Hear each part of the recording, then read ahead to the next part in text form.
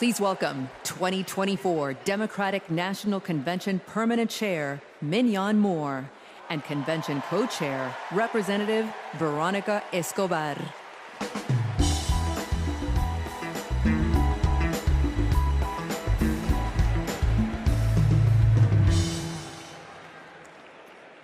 Hello, fellow Democrats. For the final season of the convention, I am more than pleased to pass the gavel to co-chair Representative Veronica Escobar.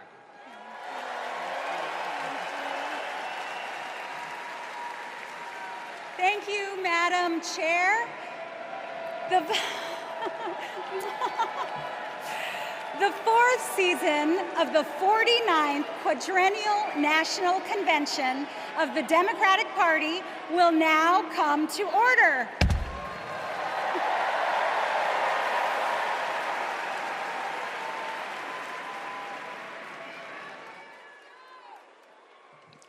Please stand if you are able for this evening's invocation, offered by American Federation of Government Employees National President, Dr. Everett Kelly, and Imam Muhammad Abdul Alim.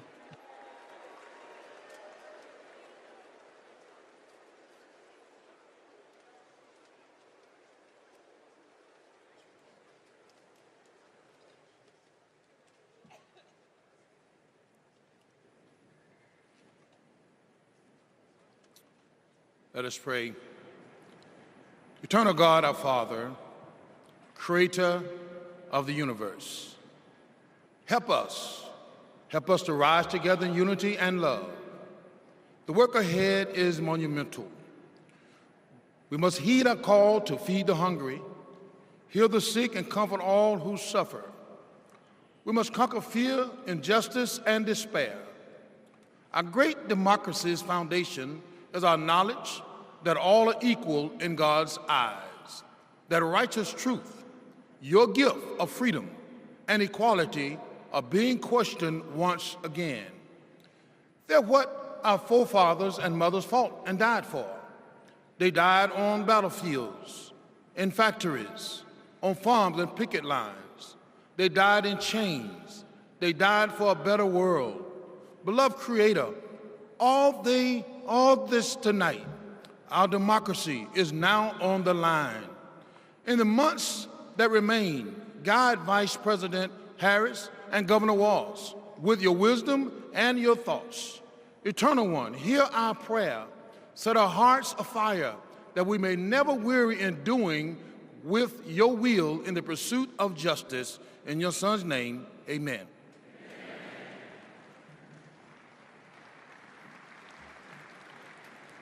Our merciful benefactor, the Creator Redeemer, who opens the way to us to have a good conscience and life. Grant that we continue as a nation out of many one, a people of faith, taking pride in caring for our common humanity. Let us pray that this great nation inspire nations to advance social and economic progress. O God, make us among those who seek justice for all. O God, help us stand with humanity against hate. O God, bless us to approach each day with a feeling of gratitude and remembrance of you. Bless our homes and our schools. Bless us to never be without hope. Bless us in every decision, endeavor, and undertaking. Bless the efforts of the presidency to secure more opportunities for all in our great society. And finally, bless Americans to cherish our freedom and noble essence. Amen. Amen.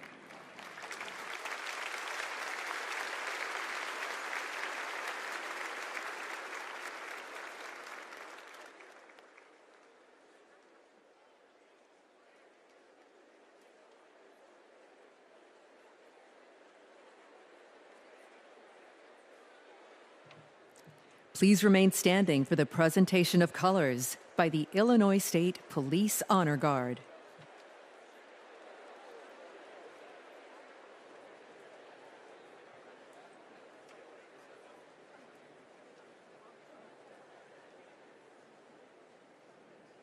Detail, attention. Carry, colors. Forward, march. Left, left,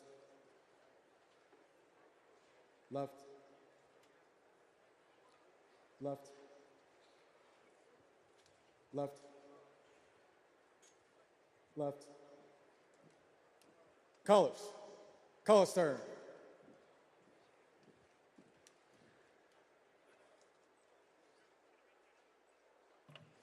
Please remain standing for the Pledge of Allegiance, led by Luna Mehring, sixth grader from Oakland, California.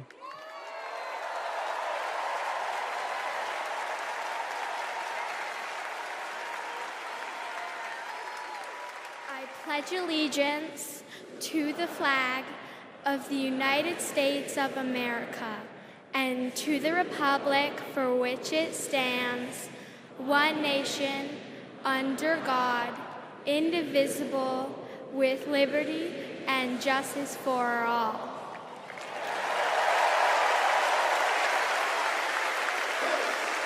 Colors.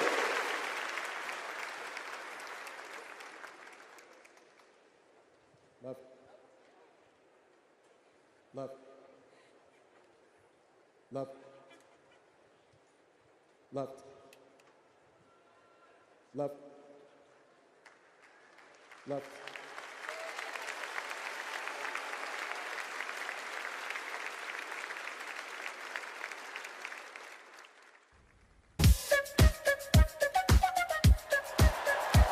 She's a fighter for the American people, committed to our values, our hopes, our dreams, bringing joy back across our nation. It's about damn time. Turn up the music. Turn down the lights. Where did this strength and passion come from in this daughter of middle-class Oakland?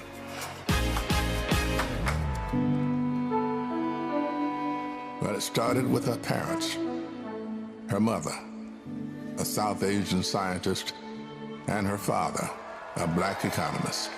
They took her to civil rights marches and inspired her to pursue her dreams. After her parents divorced, she and her sister were raised by her mother with the help of friends and neighbors, attending Sunday school at the 23rd Avenue Church. We grew up in this wonderful, loving, supportive environment. My mother was very well aware that she was raising two black girls to be two black women. Her mother saved up for 10 years to buy their first home and shared with Kamala the words and wisdom that remain her North Star to this day. Be a fighter for things that matter, and don't be limited by what has always been.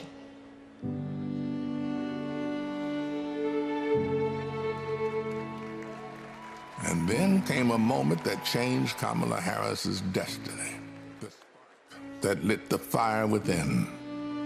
When I was in high school, I had a best friend who I learned was being molested by her father. This particular day, she was like, hey, you really, really are not yourself. There's something going on. I said to her as soon as she told me, well, you have to come stay with us. As you get older, you really, really reflect on how pivotal that intervention was at that crucial point in my life. A big part of the reason I wanted to be a prosecutor was to protect people like her. And on her first day in court, she rose from her chair at the prosecutor's desk and said, Kamala Harris for the people. As a prosecutor, she put violent criminals and sexual predators in prison, leading to the highest conviction rate for serious and violent crime in 15 years, and created Back on Track, a program for first-time low-level drug offenders that became a national model. About, yeah, you did commit a crime, accept it, own up to it, and then let's talk about what we can do to change the circumstances going forward. Lowering recidivism rates for nonviolent offenders from 54% to 10%, giving people the training they needed to find a job after their sentence. I remember being so struck by having a district attorney who cared both about justice, about safety and accountability, but figuring out how to stop that crime from happening again. As California's Attorney General, she targeted transnational gangs and drug cartels, seized 10,000 kilos of cocaine and 12,000 pounds of methamphetamine, went after drug traffickers, and took 12,000 illegal guns off the streets. The new foreclosure crisis threatens to freeze up. She took on the nation's 5 largest mortgage banks that were stealing from homeowners. Prosecutors claim they've duped desperate homeowners into paying thousands of dollars to get them out of foreclosure. She played hardball and delivered a landmark $20 billion settlement. This represents one of the largest dollar amounts to come to California. And in 2016, the people of California sent her to represent them in Washington, D.C. In the Senate, she earned a reputation for taking on the tough fights on the Judiciary and Intelligence Committees. Kamala hit the ground running. She came in with confidence. She was always respectful, but she would not let a witness off easily. I wouldn't. Yes or no? And if an argument didn't hold water, she could spot that flaw and get at it. I do want you to be honest. I'm not able to be rushed this fast. It makes me nervous. And when Joe Biden went looking for his vice president, I wanted someone who was strong and who was ready to be president on day one.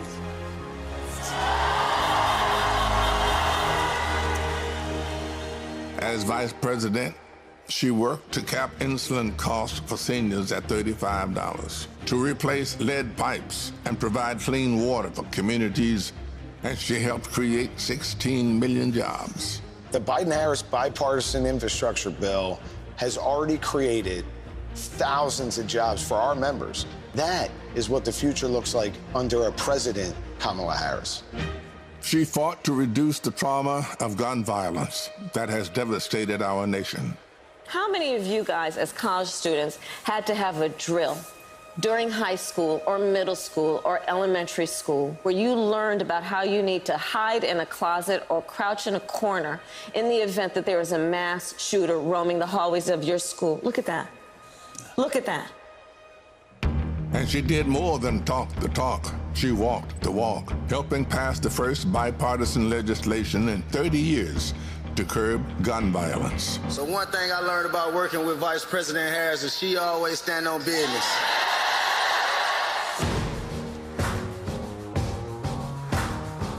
She has traveled the world to strengthen our national security and restore our global leadership, meeting with more than 150 heads of state.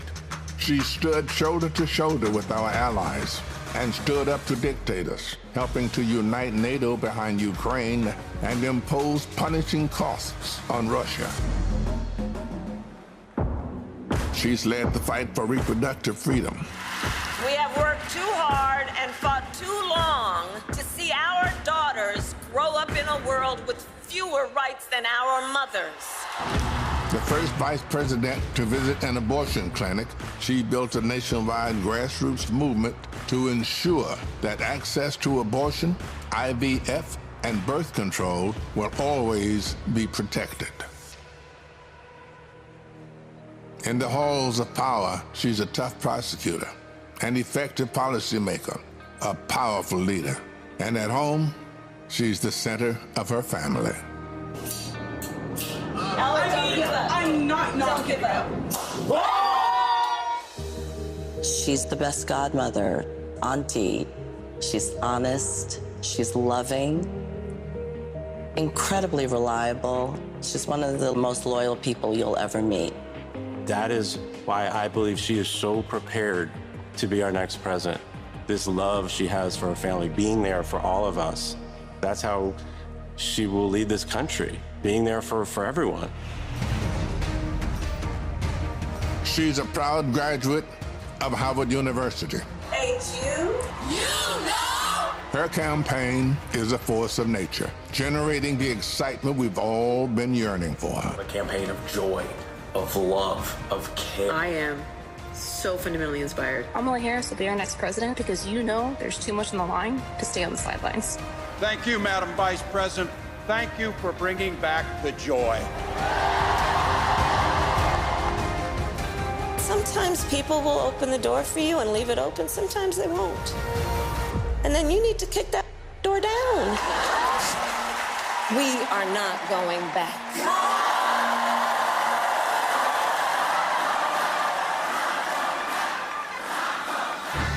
She's a protector, a strong voice for common sense, a leader for tomorrow, committed to healing our country, dedicated to doing the hard work to make us stronger. I now declare you spouses for life. Someone who truly understands the struggles of everyday Americans, forged by the challenges of the past, ready for any challenge that may arise. Now is the time, America. The joy is back, the pride is back, the hope is back. She's doing the work. She's fighting for us. She's the new way forward, our way forward. She is the next President of the United States of America, Kamala Harris.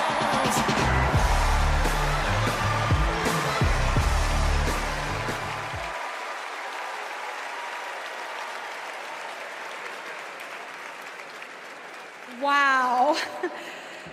Bienvenidos todos to the final night of the Democratic National Convention. We have so much in store for all of you tonight, including a special rendition of our national anthem by our favorite country music rabble-rousers, the Chicks. And I just want to say, this week, our energy, hope, and joy have inspired the nation. Meanwhile, Donald Trump has been a small man, speaking in small venues, talking about small ideas. Our ideas, our vision for America brings us together. Our vision for America embraces every community and everyone. Kamala Harris and Tim Walz are working hard because they know our country is great. They know that we can build a future for all of us, and they're earning our votes by laying out a plan that puts the American dream not just within reach, but so we can fully grasp it. By making sure going to the grocery store doesn't break the bank, that we have control over our bodies, that our kids like my own kids, Christian and Eloisa, have opportunities to lead healthy and happy lives. We'll get to know Kamala a little more, and I promise you, you will not only be more inspired, but also ready to fight for a new way forward. And to keep us pumped for this journey, Chicago's very own DJ Metro. Over to you. Chicago, how's everybody feeling out there today? Welcome to night 4 of the Democratic National Convention. I know you all are having so much fun out there, is that correct? Well, there's only one thing left to do, and that's to make sure that the fun continues right here, right now, the only way that I know how. The Chicago way, baby. Y'all ready? Let's go. Thank you. You my little boo thing, so I'll give a hoot what you do. Say, girl, I know you a little too tame. I'll be shooting that shot like too girl. No, tell him I'm next. Tell him you find a lot of something fresh. No, tell him I'm next. Tell him you find a little something fresh. I know. Put a little gold in the teeth and the fit good, so I took the doors off the deep. Okay, I see a brother holding you foot, no beef, but I'm trying to get to know you at least. Don't take my talking to your own. I can keep it chill like the Soviet blunt. I'ma keep it real when your man long gone. If you're looking for a friend, everybody hands up. fiction. I'm outside, no pictures. You want me, go figure. To the back, to the front. You a 10, baby girl, but I'm the one. Hey, to the back, one time, to the front. everybody, You a 10, hands girl, up but in the I'm air, one. let's go. You my little boo thing, so I'll give a hoot what you do. Say, girl, I know you a little too tame. I'll be shooting that shot like 2K, girl, I know. Tell 'em I'm next. Tell 'em you find a little something too fresh, I know. Tell 'em I'm next. Tell 'em you find a little. Thank you very much, ladies and gentlemen.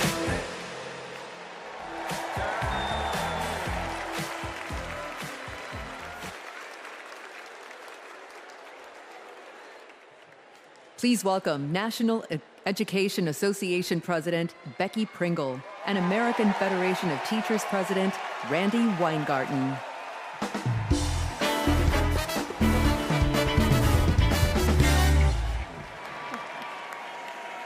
I am Becky Pringle, President of the largest labor union in this country, the National Education Association. As an 8th grade science teacher for over 30 years, I can tell you that Kamala Harris and teacher Tim Walz understand when our public schools are strong, our nation is strong.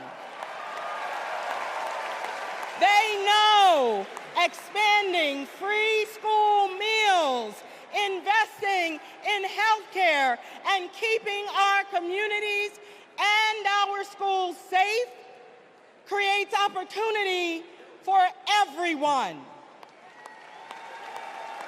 They will strengthen our schools, support our educators, and help our students live into their brilliance. Donald Trump and J.D. Vance are not just wrong, they're dangerous. It's all right there in Project 2025. They will shut down the Department of Education, end Head Start, and make educators pay a higher percentage in taxes than billionaires. But we are coming together to say, not on our watch. Not on our watch. So we will organize, and we will mobilize, and we will win all the things. So come this January, we will have a president who sees us, who believes in us, and who knows the beauty and the power of this diverse democracy. And her name is Kamala Harris.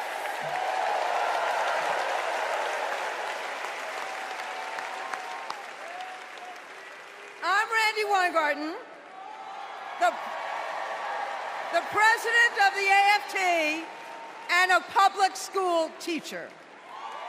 One of my first lessons I taught my students was about the social contract, how both individual freedoms and mutual responsibility are essential in our democracy.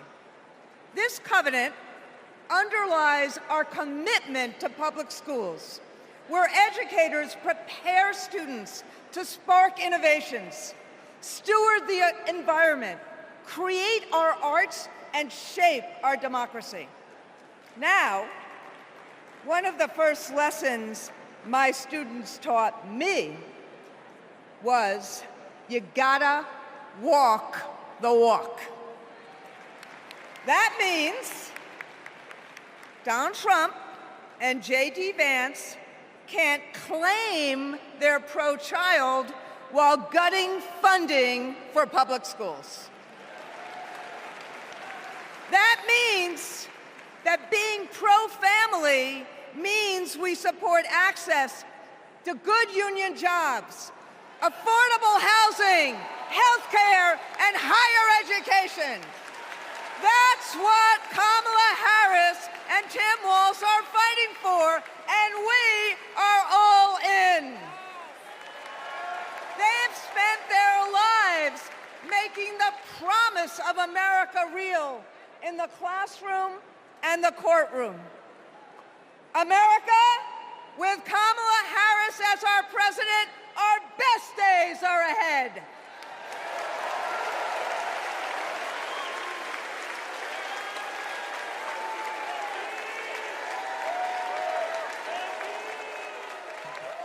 Please welcome California Senator Alex Padilla.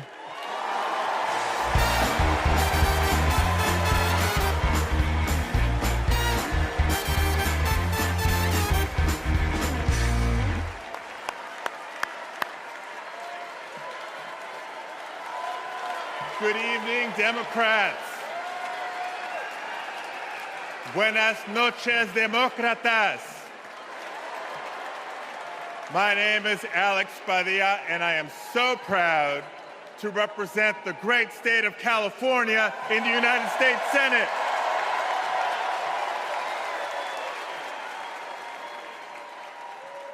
But the titles I'm most proud of are husband to my beautiful wife, Angela, and father to 3 young gentlemen. You know, as a father, when we talk about the future of our country, it's not just hypothetical. For me, it is very real. Every day I go to work in Washington, I think about my kids and the future we're building for their generation. And to show you how Kamala Harris will treat America's kids as president, I'll tell you how she treats mine.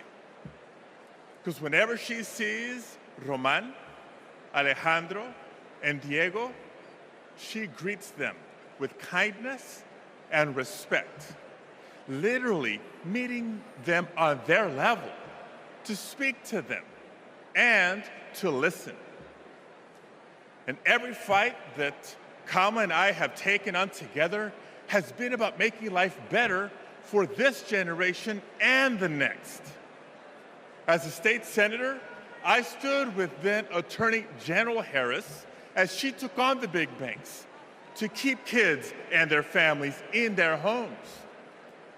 As California's Secretary of State, I knew her as a fearless United States Senator and my partner in defending our sacred right to vote.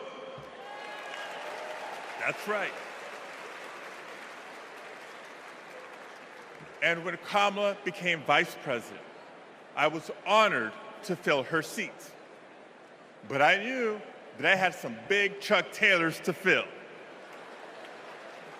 But I was proud to carry on legislation that she championed to protect workers, to safeguard public lands, to provide kids with more access to quality education. You see, Kamala and I believe that all of our kids deserve a shot at the American dream. It's the American dream, after all, that brought my parents to the United States decades ago. Es cierto. Mis padres, Santos y Guadalupe Padilla, vinieron a los Estados Unidos en busca del sueño americano. But today, we know that the dream is out of reach for far too many families. So my question for all of you tonight is this. This November, who's ready to defend the dream? ¿Quién está listo a defender el sueño americano? Tim Walz is ready to defend the dream. Kamala Harris will defend the dream. And between now and Election Day, each of us must defend the dream too, by working to elect them as Vice President and President of the United States of America.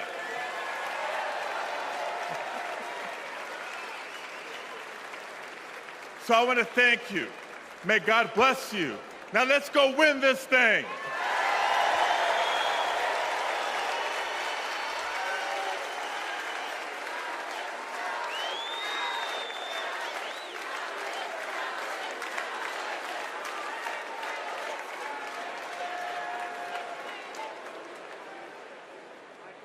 For families across our nation, the American dream starts at the same place, the place we call home. A home is more than four walls and a roof. It's the foundation of everything we hope for, the bedrock from which we build our own American dreams and write our own American stories. To share Kamala's vision to give more Americans a place to call home, please welcome former Secretary of Housing and Urban Development, Marcia Fudge.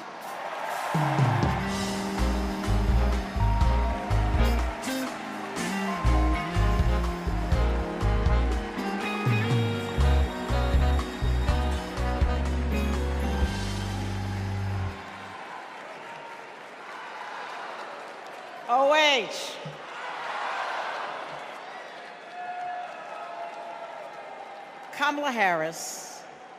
Kamala Harris has fought to protect homeowners and renters her entire career. As Attorney General, she held big banks accountable for their role in the foreclosure crisis and won billions of dollars for California homeowners. As Vice President, she and President Biden helped over 400,000 homeowners at the risk of foreclosure during the pandemic.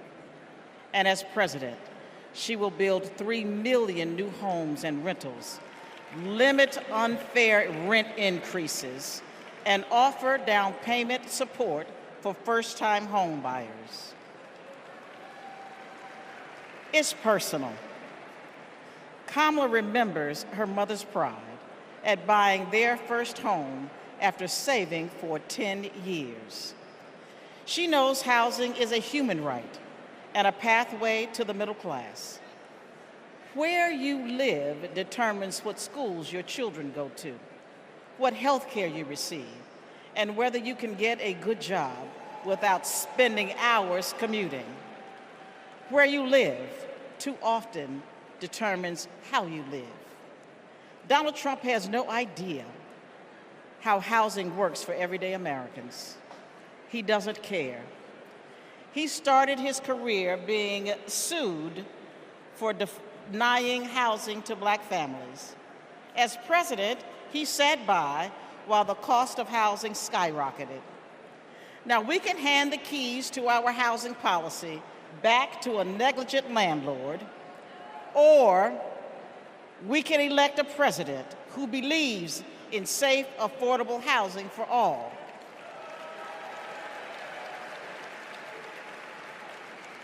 Let's ensure we have an opportunity economy by voting for Kamala Harris.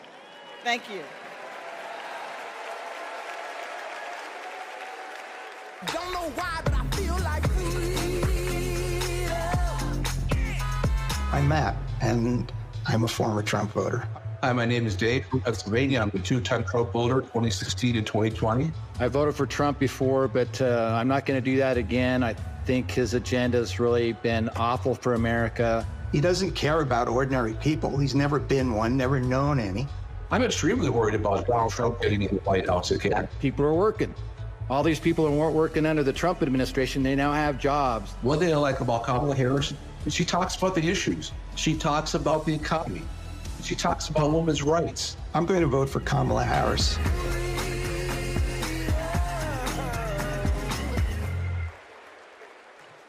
Please welcome California Representative Ted Lieu.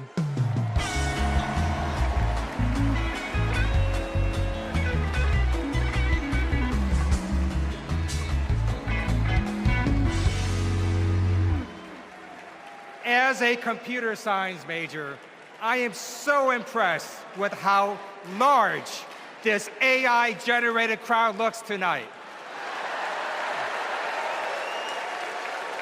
I first got to know Kamala Harris during the Great Recession when I was a California state legislator. Millions of hardworking families were facing foreclosure. My constituents told me stories about predatory and unfair loan terms and about how hard they were fighting to keep the homes that they loved.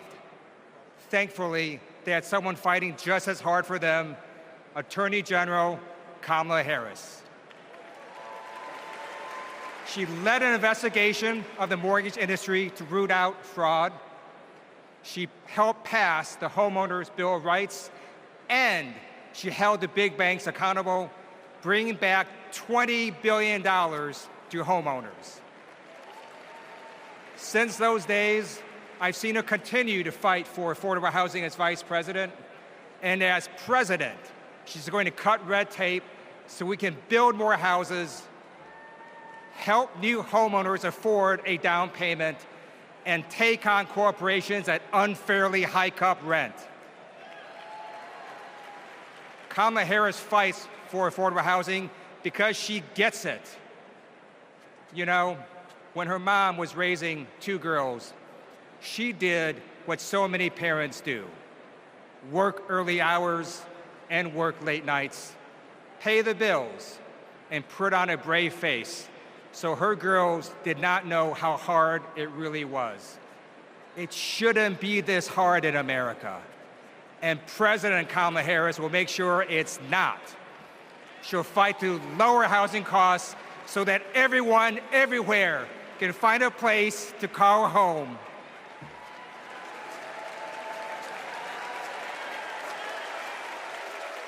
Don't know why, but I feel like I depend on Medicare and Social Security for survival. I'm a recipient of Social Security benefits. I worry about Social Security and Medicare. If we don't protect it through Kamala Harris, that Trump is going to take that money. Project 2025 is going to be disastrous for many of us. What are we supposed to do? Who's going to take care of us? Where are we going to live? I don't know, but I know I'm voting Democrat. I'm supporting Vice President Harris because she will protect my Social Security and that of all others.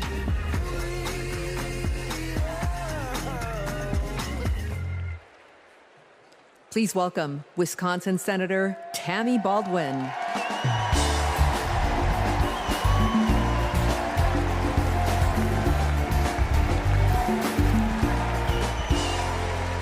Hello, Democrats. And hey, Wisconsin. Tonight, I want to talk about family. We know that all families don't look alike.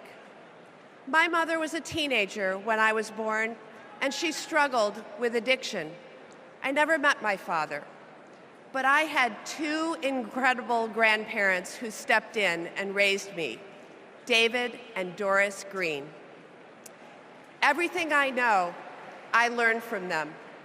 In every way a child needs, my grandparents were there for me. And as they grew older, it was my privilege to be there for them. So when I work to protect Medicare and Social Security, I do it with a personal knowledge of what those big programs meant in small but deeply meaningful ways to my grandparents. And I know what they mean for your parents and grandparents. But let's be clear, that is all at risk today. Donald Trump was asked what he would do about Social Security and Medicare, and he said, and I quote, "There's a lot you can do in terms of cutting." Cutting? He's talking about cutting Social Security and Medicare while giving a huge new tax break to billionaires and corporations? Well, Kamala Harris is not going to let that happen. And Tim Walz is not going to let that happen. We are not going to let that happen. You know, they've got it backwards. We Democrats, we honor our elders. and ask the wealthiest to pay their fair share. Wisconsin's state motto is forward, and my friends, that's where we're headed.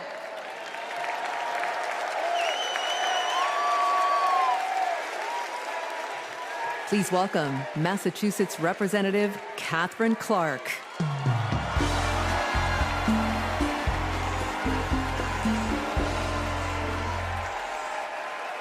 I am a proud mom of 3. And when my kids were young, I sat down with my husband to go over our bills. We realized that my entire income went to paying for childcare. We asked ourselves, how on earth will we make this work? So many parents will tell you a similar story. They'll tell you that preschool can cost as much as rent, or that they drive over an hour just to find childcare. They'll tell you that the workers who watch their children have it even worse. When parents have to choose between their kids and their jobs, businesses are hurt too. We shut out talent. We lose the prosperity parents could create. Childcare makes our economy run. And yet, Donald Trump's Project 2025 will eliminate Head Start, close classrooms, raise the cost of care. And J.D. Vance says affordable childcare is class war against normal people. You know what normal people want? A president who understands this shouldn't be so damn hard.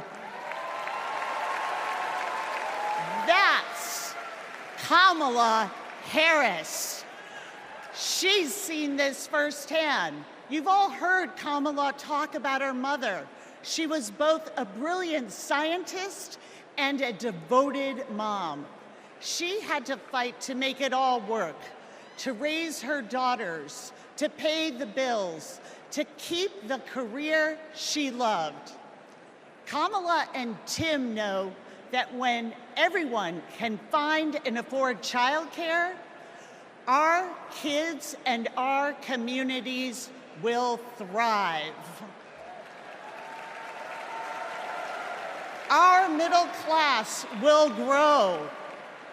So let's put childcare at the top of the agenda. Let's build a future worthy of our children. Let's elect Kamala Harris and Tim Walz.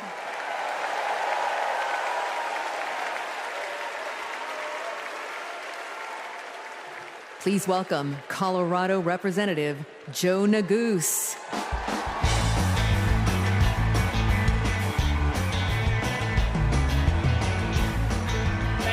Thank you. Good evening, Chicago. My name is Joe Neguse, and I represent the great state of Colorado in the U.S. Congress. My parents immigrated here from a place torn apart by war.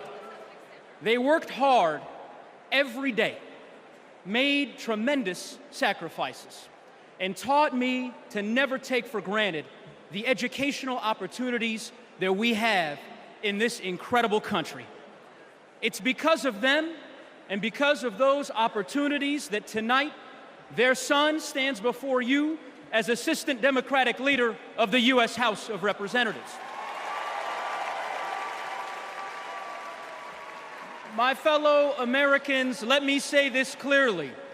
Don't let anyone tell you that the American dream is dead. It is alive and well, and it will grow even stronger with Kamala Harris as the next president of the United States.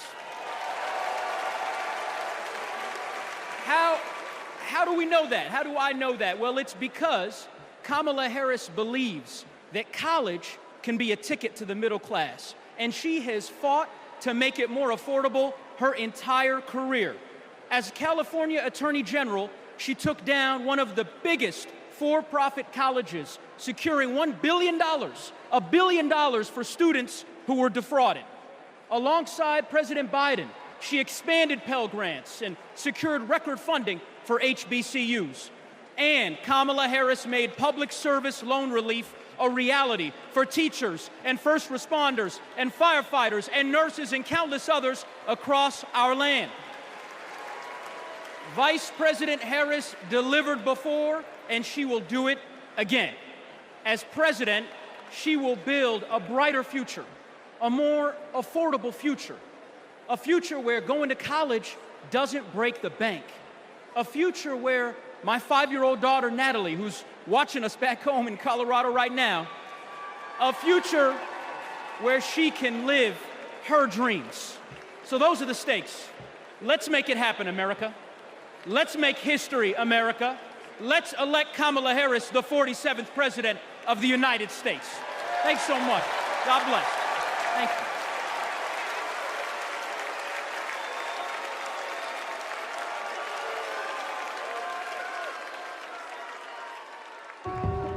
I basically worked in public service my entire adulthood, over 27 years. Seeing my mom work in the public service sector, it was actually inspiring me, and I'm like, she gives more to the community than she is for her own self.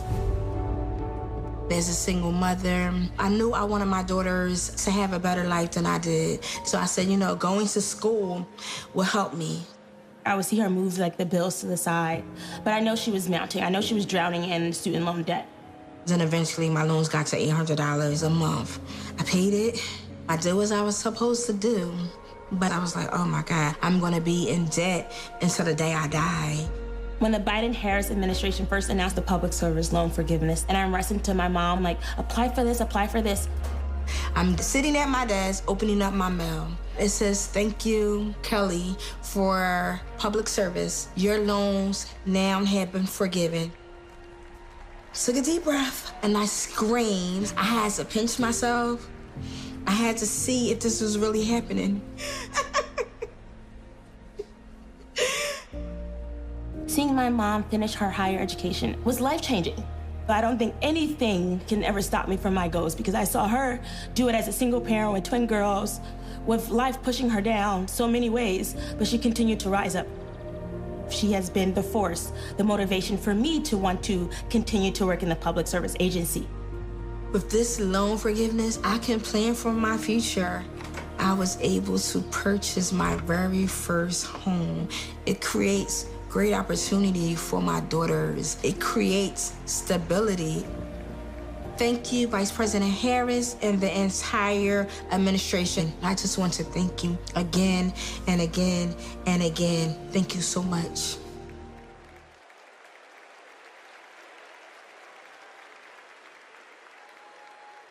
Our party's not over, Chicago! Let me see you just rock with me once. This hit that ice cold, Michelle fight for that white gold. This one for them hood girls, them good girls, straight masterpiece. Styling, wildin', living it up in the city. Got Chuck's on with Saint Laurent, gotta kiss myself, I'm so pretty. I'm too what? I'm too hot. Call the police and the fireman, I'm too hot. Make a dragon wanna retire, man, I'm too hot. Say my name, you know who I am, I'm too hot. And my band bought that. Everybody just clap. Girls hit you, hallelujah. Girls hit you, hallelujah. Girls hit you, hallelujah. Cause Uptown Funk don't give it to you. Cause Uptown Funk don't give it to you. Cause Uptown All right, Chicago, let me see you just, let me see you just. Don't believe me, just rock, come on.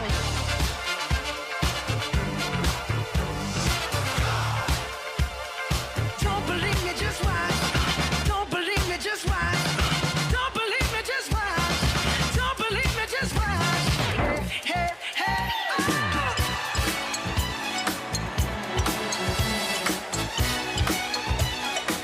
Anybody here ready to have a great time with me tonight? Let me hear you make some noise. I'm DJ Metro from Chicago, let's go.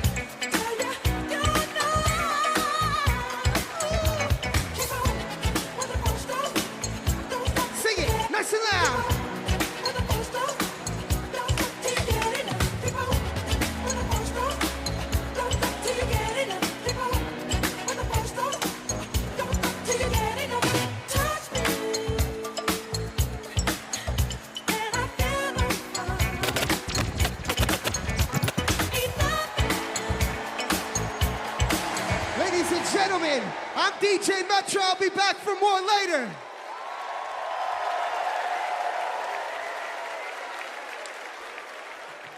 Please welcome Durham, North Carolina Mayor Leonardo Williams.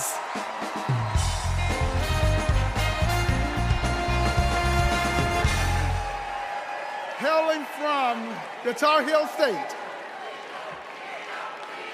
home of Duke University and North Carolina Central University, I am Mayor Leonardo Williams from Durham, North Carolina.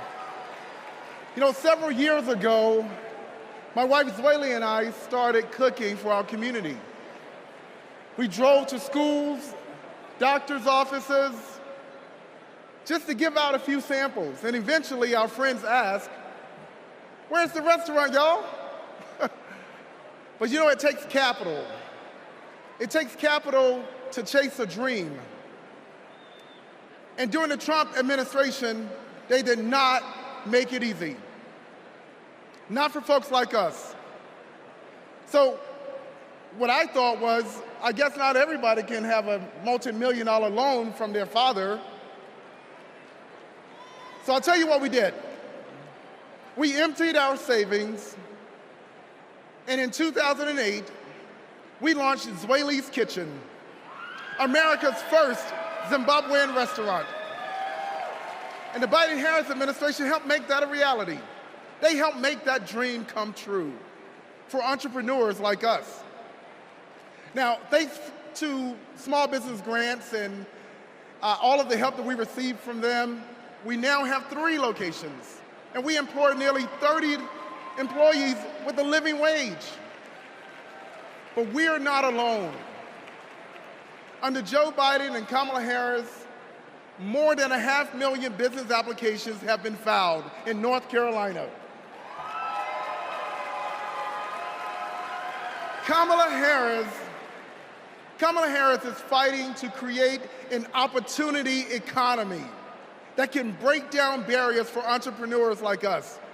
And as president, she will support risk takers and problem solvers who want to just do their part and claim their piece of the American dream. And also, I want to thank Maya from Nevada, who has served her famous dumplings for the past 3 years and opened new locations thanks to the historic support for small businesses. And Robert, I want to thank you from Minnesota. Robert owns a solar business, heated up once by Joe Biden and Kamala Harris. They passed the Inflation Reduction Act. And Paul from Arizona, Paul, who's a commercial cleaning company, landed huge contracts thanks to the Biden-Harris manufacturing boom. So Kamala Harris knows. She knows entrepreneurs like these. She knows that we are the backbone of our community. And when they succeed, we all succeed. Let's win this. Thank you.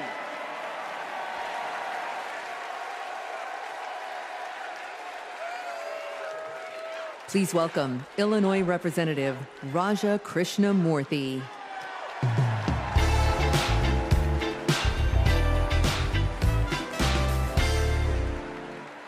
America Against America. It's the title of a book by one of China's highest-ranking leaders, and it's how they think they'll win. They know the only way they'll beat America is if we beat ourselves. In Congress, my job is to study China's economy. And mark my words, they want to see Donald Trump across the bargaining table, because he'll start endless trade wars that raise prices for Americans, because he'll cut programs that train workers in America. But most of all, Trump will pit American against American. And that's what China wants, for us to fight amongst ourselves, because that's how we lose. But we're not going back. What does Kamala Harris tell us? When we fight, we win. because Kamala Harris knows how we fight best, not American against American. She knows that when we fight as one country, we win. When we fight as one team, we win. Which is why when Kamala Harris wins in November, we win. Thank you so much.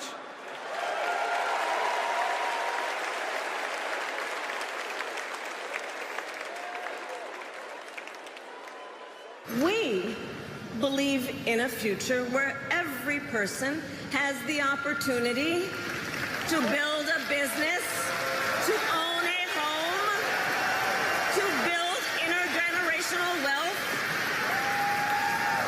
a future with affordable health care, affordable child care, paid leave,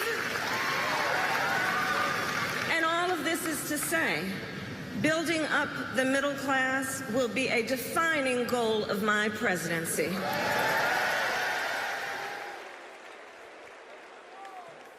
Please welcome Pennsylvania Senator Bob Casey.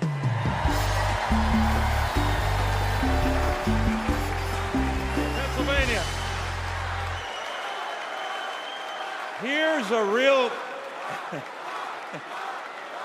real question. Moms asked me in Pennsylvania, what am I supposed to do if I can't afford diapers? In just 6 months, a box of diapers went up $15. The corporations say your prices are up only because their costs are up. They're selling you a lie. It's in the bag with the diapers. Prices are up because these corporations are scheming to drive them up. Most companies are good companies.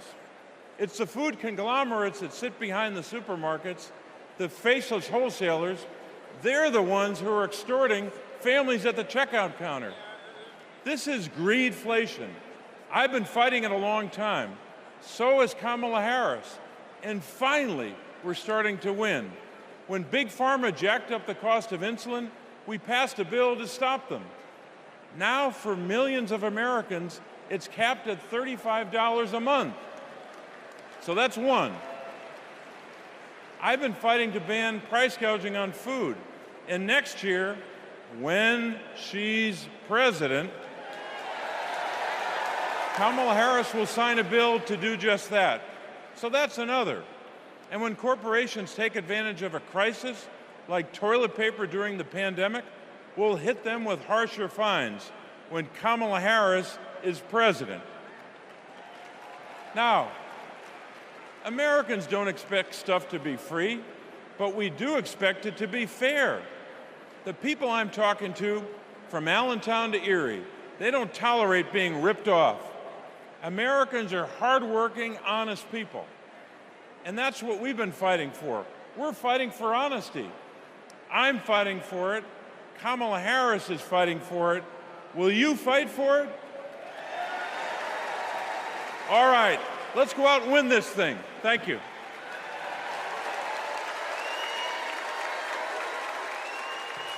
Please welcome Massachusetts Senator Elizabeth Warren.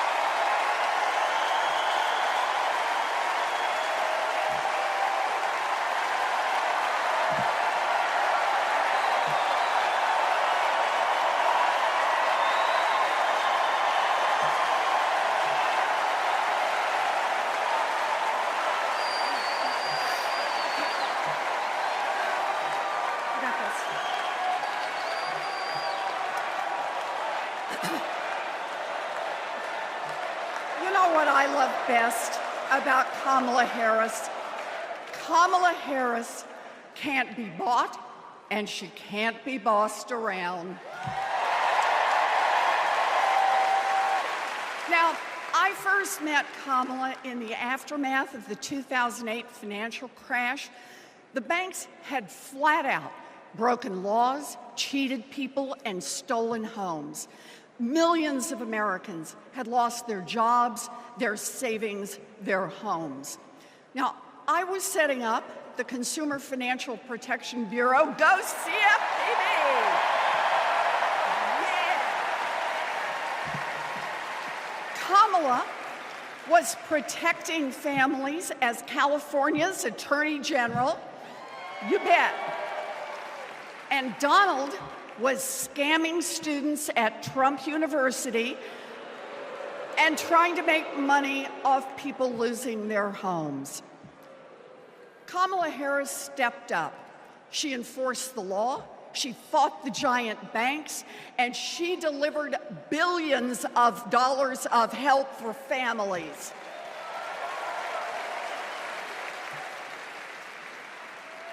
And that is the difference between a criminal and a prosecutor.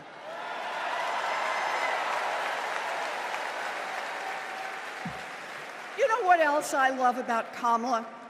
She gets it. We need to make life more affordable for working people. Yeah.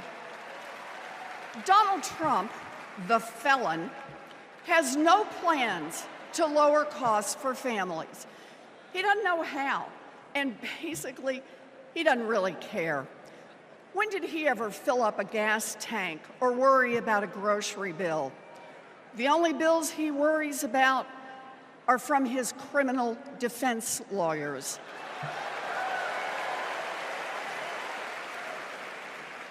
But Kamala, she cares deep down, and she will take on the giant corporations that are squeezing American families. In fact, it's something she's done before. During the California wildfires, she went after the price gougers. During the pandemic, we worked together in the Senate to stop price gouging. And as president, she will lower costs for your family. She'll take on the Wall Street firms that buy up millions of houses and apartments and then jack up the rent.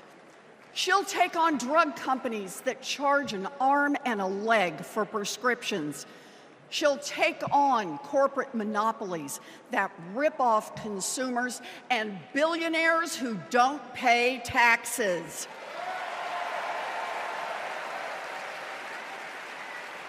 And she'll take on right-wing extremists who think they should decide who has access to abortion or IVF.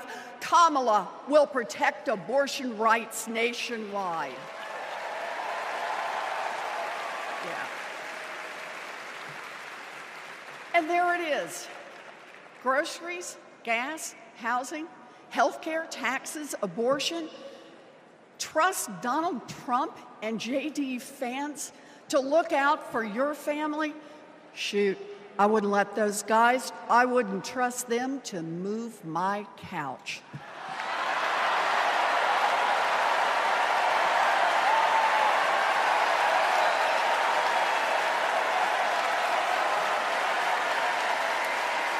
We need Kamala Harris. This election is about your family and your future. I've seen Kamala Harris fight. I've seen her win. And when it comes to our families and our futures, Kamala Harris is someone we can trust. So here it is, with joy in our hearts. Let's elect Kamala Harris, the next president of the United States.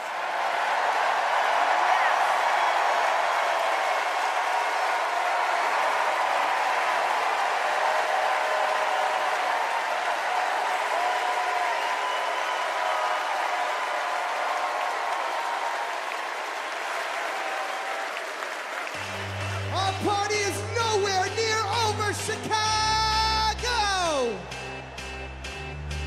We're gonna do this real big because we got a good feeling about this presidency. Now let me see your hands up one time. I got a feeling that tonight's gonna be a good night. That tonight's gonna be a good night. That tonight's gonna be a good night. I feel it. That tonight's gonna be a good night. That tonight's gonna be. I want to see everybody losing their minds. 1, 2, now everybody party. Tonight's the night. Let's live it up. I got my money. Let's spin it up. Go out and smash it. Like, oh my God. Jump out that sofa. Let's kick it off. I know that we'll have a ball if we get down and go out and just lose it all. I feel stressed out, I wanna let it go. Let's go way out, spaced out, and losing all control. Fill up my cup, marble top. Look at her dancing. Just take it up, up, up, up, up, up, up, up, up, up. Let me hear you shout time. Come on. Because in this nation, we're all one big family. Let me see. Celebrate good times, come on. Celebrate. Celebrate good times, come on. Let's celebrate. There's a party going on right here. A celebration to last throughout the years. So bring your good times and your laughter too. We gon' celebrate your party with you. Come on now. Celebration. Let's all celebrate and have a good time. Celebration. We gon' celebrate and have a good time. It's time to come together. It's up to you. What's your pleasure? Everyone around the world. Come on. Ladies and gentlemen, I'll see you guys in just a little while. Thank you.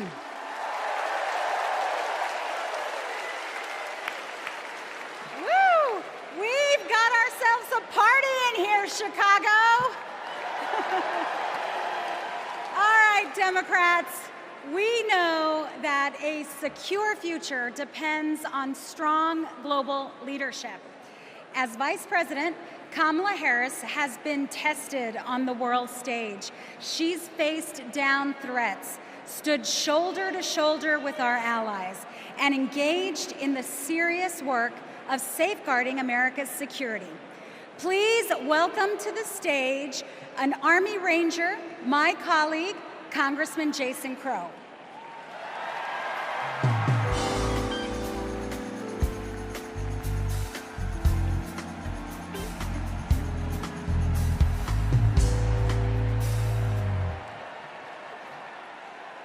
Before serving in Congress, I was a paratrooper and an Army Ranger.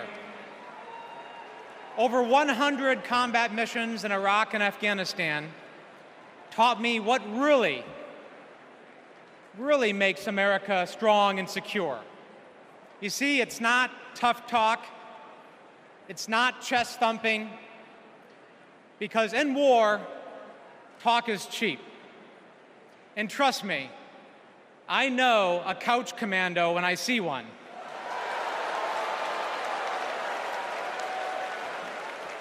Real strength and security come from our people, from our allies.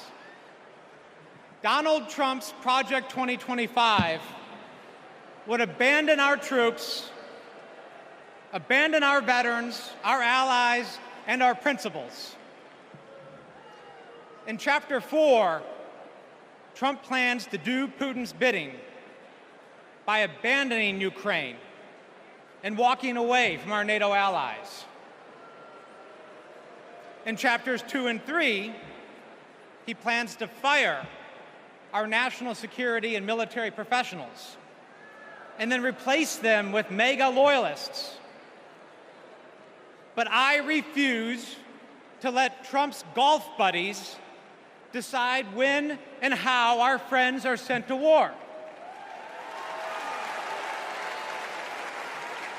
When we join the military, we raise our right hand and we take the oath. We know that it comes with sacrifice, but we also know that it comes with a promise that America will have our back. Trump will break that promise.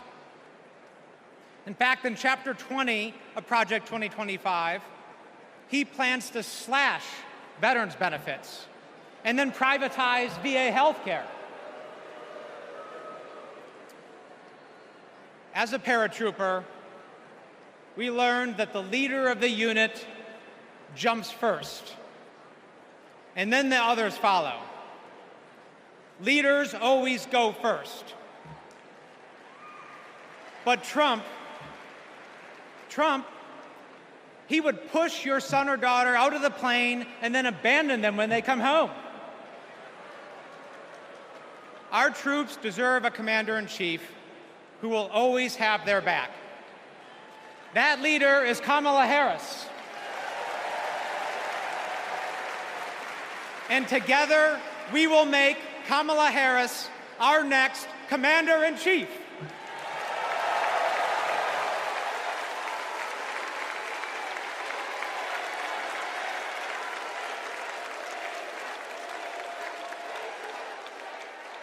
President Joe Biden and I, along with our entire country, are grateful, deeply grateful to each and every one of you for your service and for your excellence. The United States military, without any question, is the strongest and best fighting force the world has ever seen. And that is because of you, each one of you. Please welcome Michigan Representative Alyssa Slotkin.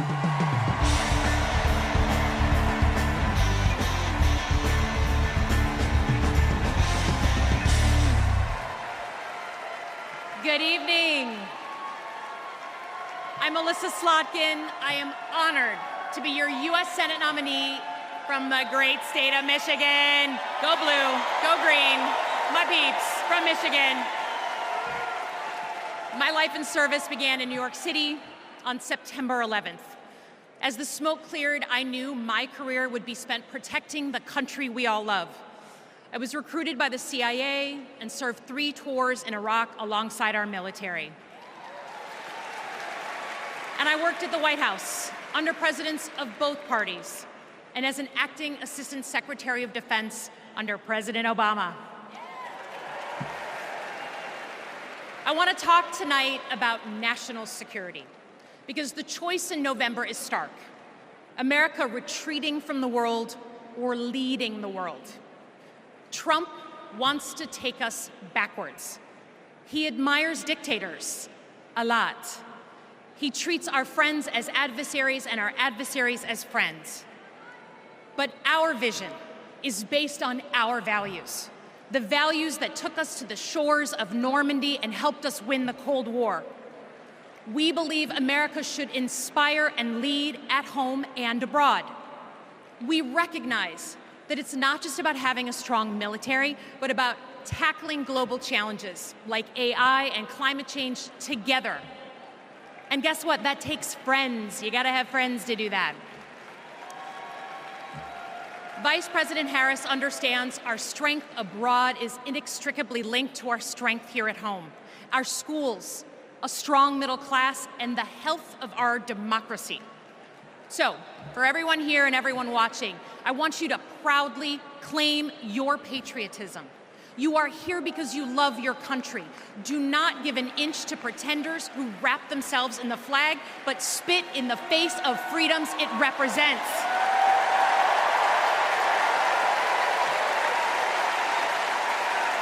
This November, let's elect a president who will lean forward to embrace the future. Because America doesn't follow. We do not retreat. We are the damn United States of America. We lead.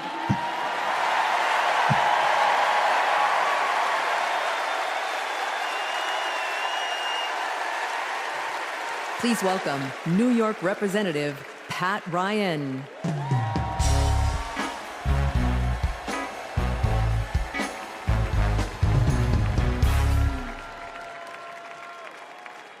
Among the Americans I proudly represent in Congress are the 4,400 cadets at West Point, my alma mater.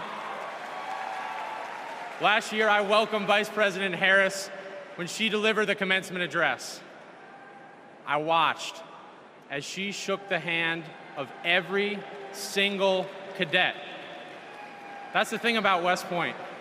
The day you take the oath to defend our country, you get to look the person in the eye who may one day, God forbid, send you to war and take their measure. And every time, Kamala Harris looked back with respect, with reverence. That day, I saw our next commander-in-chief. At West Point, you learn the honor code. A cadet will not lie, cheat, steal, or tolerate those who do. Well, there's a candidate who has violated every word in that code. A serial liar, cheater, thief, who looked soldiers in the eye, then turned around and called fallen heroes suckers and losers, who insulted Medal of Honor recipients just last week. I tell you what I think of Donald Trump. They told me I can't say that word on TV. I'm going to use an Army term, FUBAR. If you don't know FUBAR, Google it. These last few weeks have felt like a new day in America, when we are waking up, rising up as patriots to demand our next president be someone who not only treats our veterans with respect, but everyone with respect, with dignity, with decency, with the truth. Someone like Kamala Harris, our next commander-in-chief.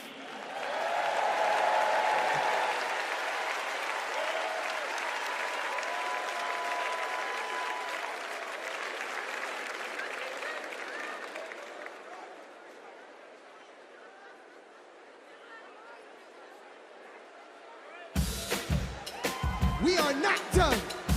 I'm trying to tell you guys that I want to see you up off your seats, dancing and moving around.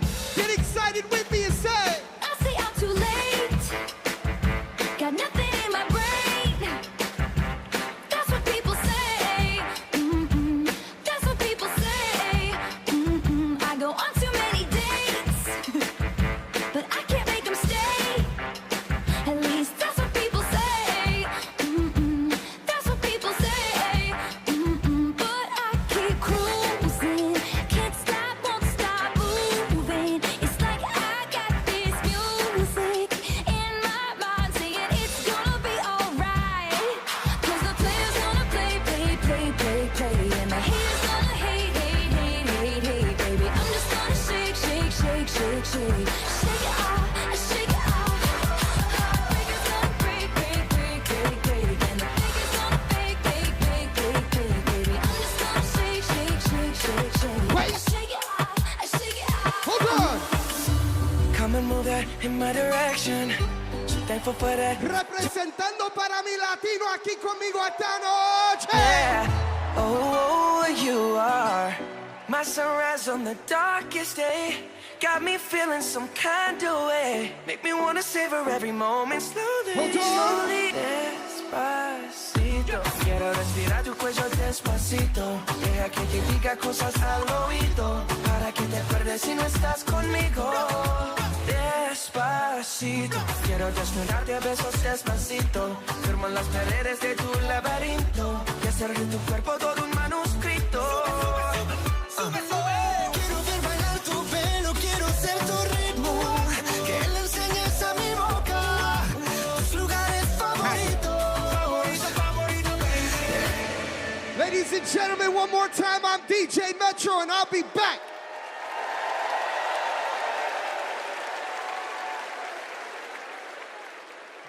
Please welcome the president of the National Action Network, Reverend Al Sharpton.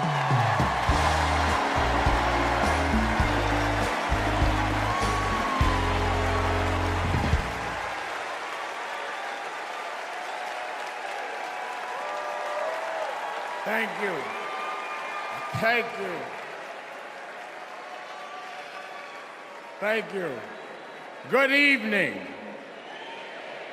I stand before you as the president of National Action Network. We do not endorse candidates, but we report where candidates stand on criminal justice, economic empowerment, health equity, and other issues. On one side of this race is Donald Trump, a fellow New Yorker I've known for 40 years. Only once in that time, did he take a position on racial issues. He spent a small fortune on full-page ads calling for the execution of 5 innocent young teenagers. Well, I'm gonna bring them out in a minute, and you'll hear from them tonight. Because they were not executed, they're here to continue to fight.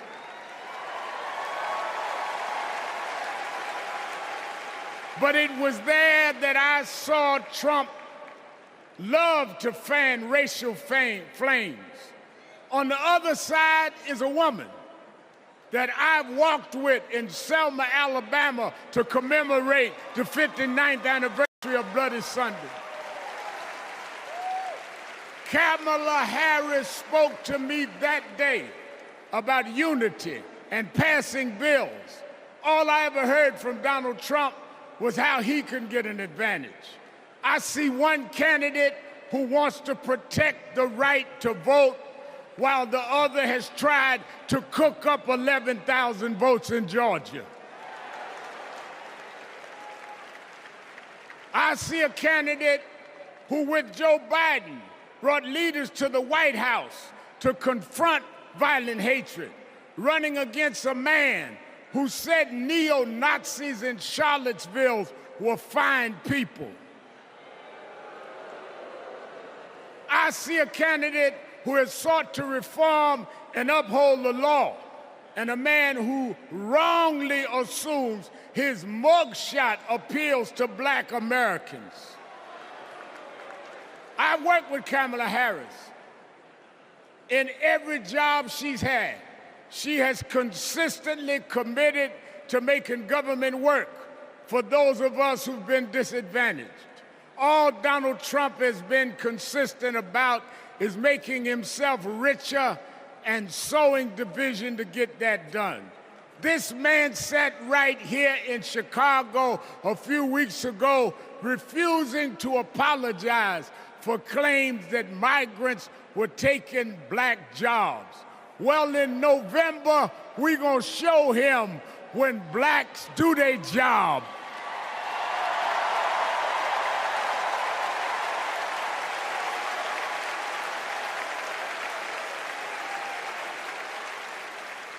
And we are going to join with whites and browns and Asians, and we're going to do a job on those that have done a job on us.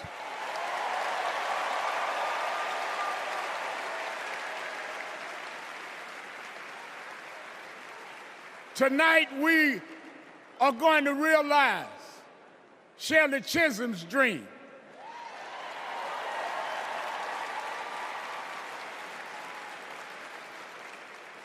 52 years ago, I was one of the youth directors in her campaign for president. And 52 years after she was told to sit down, I know she's watching us tonight as a black woman stands up to accept the nomination for President of the United States.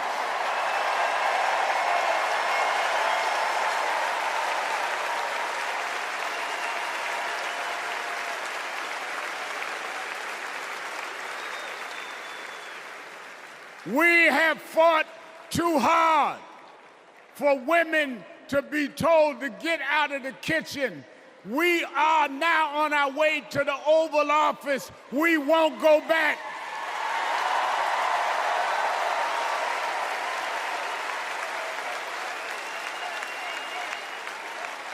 We fought hard. We fought hard for LGBTQ loved ones to get out the closet. We won't go back.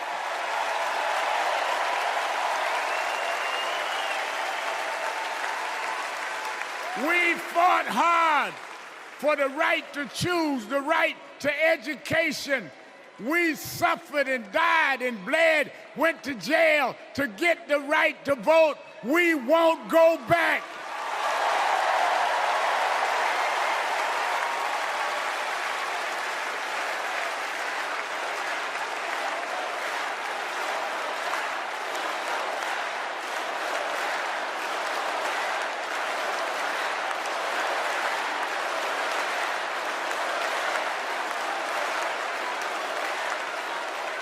So we must be committed, no matter how the Supreme Court tries to roll back on civil rights, no matter what the amount of money they have.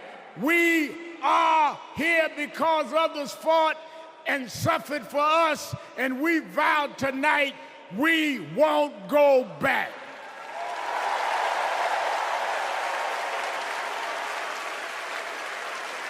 This November, we will go forward to fulfill the promise of a just and fair nation. And let me say, as we transition, I'm a preacher. And in Psalms it says, weeping may endure for a night, but joy comes in the morning. We've endured January 6th. We've endured conspiracy theories. We've endured lies and areas of darkness, but if we stay together, black, white, Latina, Asian, Indian American, if we stay together, joy, joy, joy, joy coming in the morning.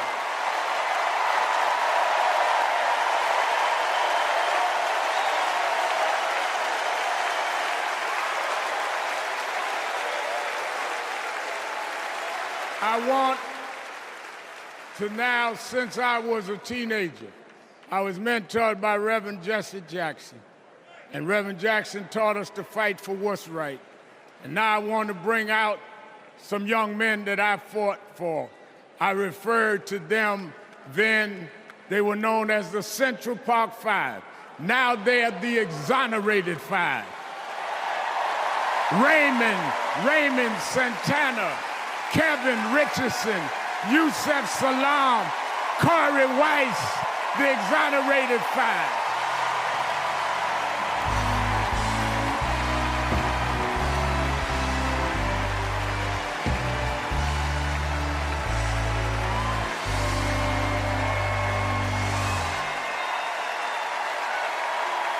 We won't go back.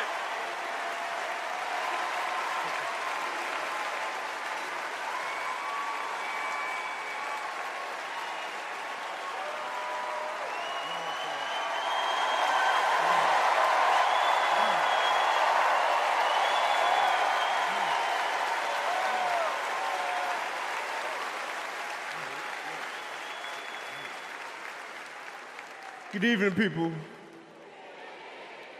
My name is Corey Wise. 35 years ago, my friends and I were in prison for a crime we did not commit. Our youth was stolen from us. Every day, as we walked into courtroom, people screamed at us, threatened us, because of Donald Trump. He spent $85,000 on a full-page ad in the New York Times, calling for our execution.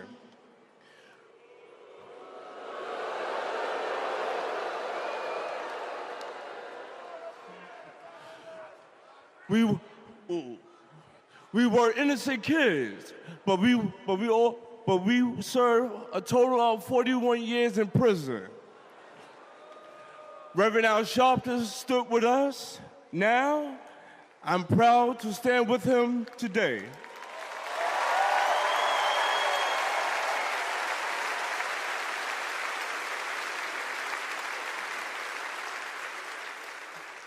Vice President Kamala Harris has also worked to make things fairer. I know she will do the same as president. Now, approve that message.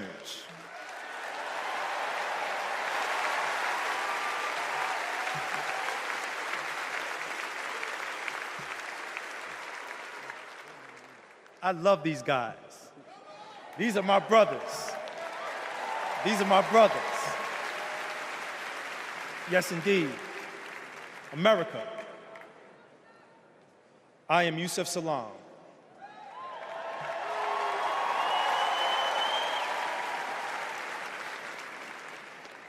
A New York City councilman representing my hometown of Harlem. That's right.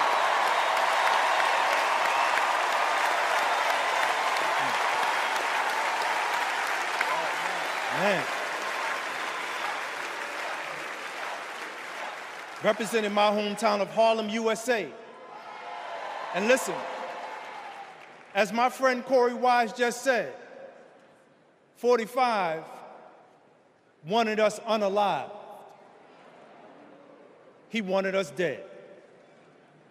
Today, we are exonerated because the actual perpetrator confessed, and DNA proved it. That guy says he still stands by the original guilty verdict. He dismisses the scientific evidence rather than admit he was wrong. He has never changed, and he never will.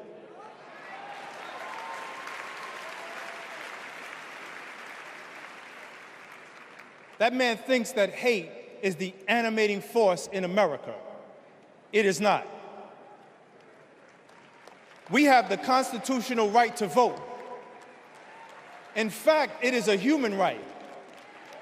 So let us use it. I want you to walk with us. I want you to march with us.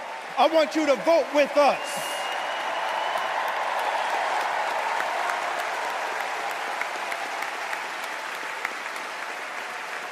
And together, and let me tell you, this is going to be so beautiful. And together, on November 5th, we will usher in Kamala Harris and Tim Walz into the White House.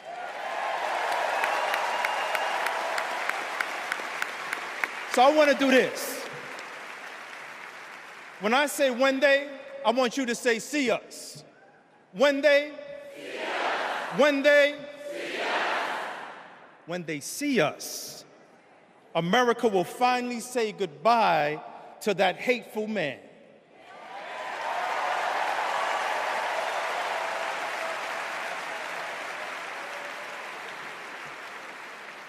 We will say what I have said after 7 long years of wrongful incarceration.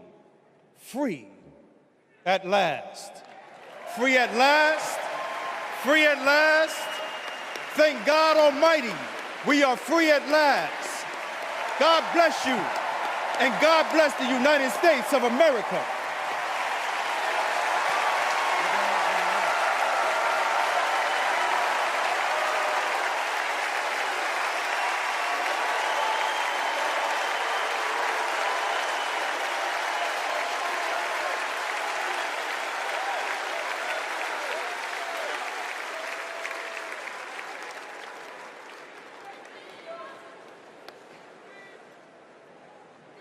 Wow.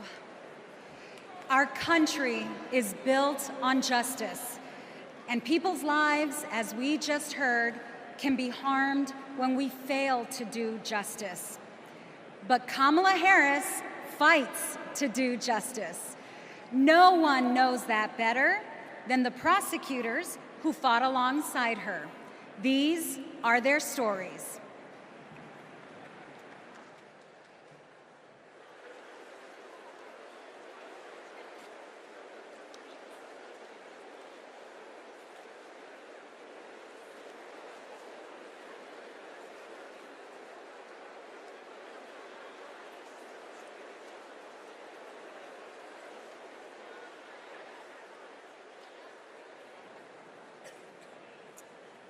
I'm Amy Resner.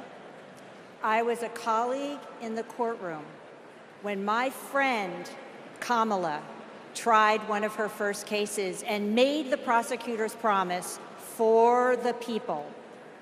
For Kamala, practicing law was always about protecting the vulnerable and giving the victims a voice. Women who were sexually assaulted, children who were mistreated and sexually abused. She helped them navigate their nightmares and demand justice for their injuries. And she did it all with grit and grace, intelligence and heart. She was a remarkable prosecutor, and she will be a remarkable president. Survivors of sexual assault struggle to be heard over the cacophony of voices demeaning, discrediting, and vilifying them. When powerful offenders are allowed to manipulate public opinion by attacking their victims' credibility, all victims suffer. Those words are from the 2021 amicus brief filed by RAINN, the nation's largest anti-sexual violence organization, in the case of E. Jean Carroll versus Donald J. Trump. As a legislator and lifelong advocate against sexual violence, I urge all of us to stand together to support survivors, believe them, and hold perpetrators accountable.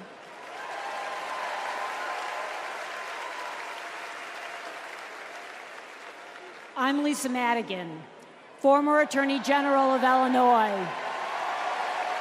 I worked with Kamala Harris during the Great Recession to protect homeowners from foreclosure.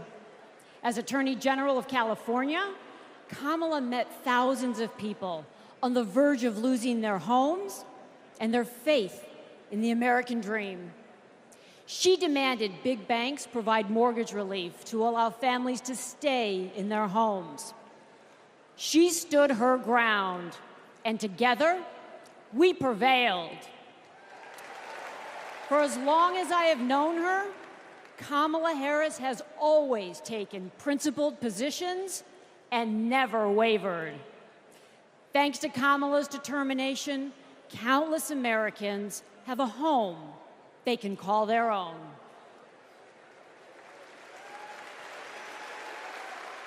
And I'm Mark Morial, civil rights leader and former mayor of New Orleans.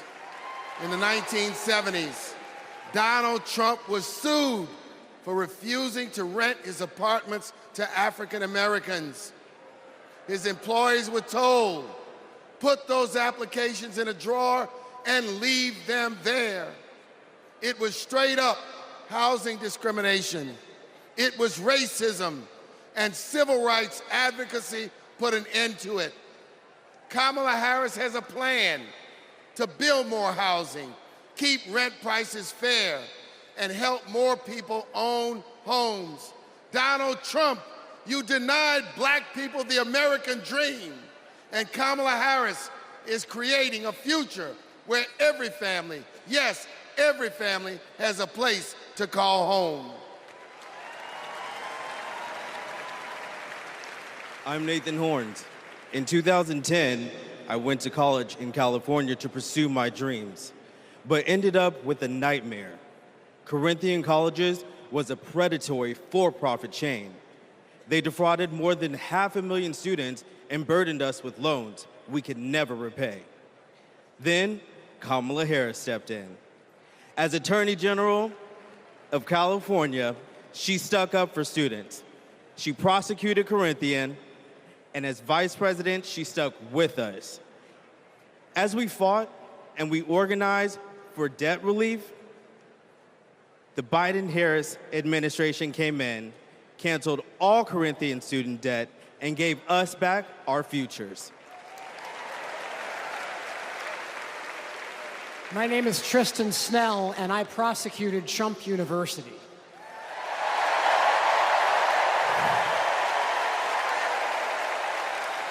I interviewed over 100 victims of Trump's fraud, a retired police sergeant, an Iraq veteran with PTSD, a mother caring for her son with special needs. They trusted Trump. They believed that he would teach them his secrets and make their American dreams come true. But all they got was credit card debt and a fake diploma. Some lost their life savings, some lost their homes. Donald Trump ripped off his biggest fans and made $5 million in profit. Kamala Harris fought scammers like him, and as president, she will continue to fight for you, for us, for the people.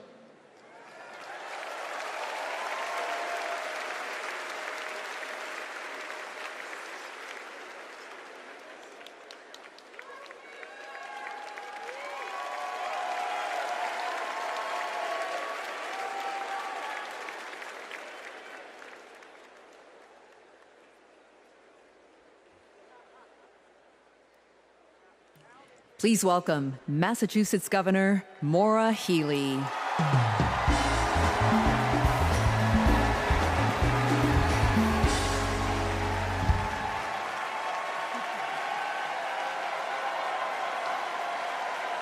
For the people. Those three words define the role of a prosecutor. To serve not only our clients in the courtroom, but our community and our country. To give people a sense of security and safeguard the principles that hold our nation together. To stand up to abusers and bullies, and stand up for the voiceless and the vulnerable. In other words, exactly what Kamala Harris has done her whole life. When she was DA, mothers of children who'd been murdered, whose cases had gone cold, would come to her office saying, "I'll only speak to Kamala," because they knew she would listen, because they knew she would help them find justice. And she did. That's the Kamala Harris I know. A few weeks ago in Massachusetts, I watched a little girl meet the vice president. Her eyes were so wide, as open as the future. Kamala asked her about the summer, her basketball camp, and what position she likes to play. The little girl said to her, "Anything but defense." Kamala put her hand on her shoulder and replied, "Me too. I love offense." That's what it means to be for the people. Kamala Harris fights for all Americans. She stays on offense and she wins. And I know that she'll fight with the same passion, the same determination as President of the United States. I can't wait to see her prosecute the case against Donald Trump on the debate stage in September. We face a stark choice in this election: a felon and con man or a dedicated prosecutor. The contrast between Donald Trump and Kamala Harris is clear. He obstructs justice. She upholds it. He swindles people. She serves them. He thinks he's above the law. She actually understands the law.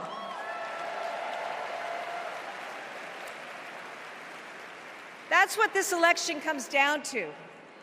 One candidate who's out for himself, or Kamala Harris for the people.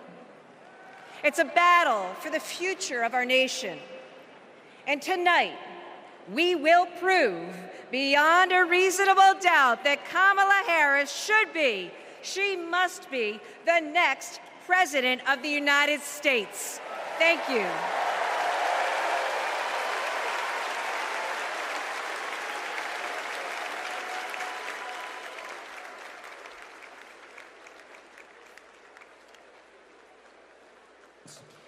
Please welcome survivor and advocate Courtney Baldwin.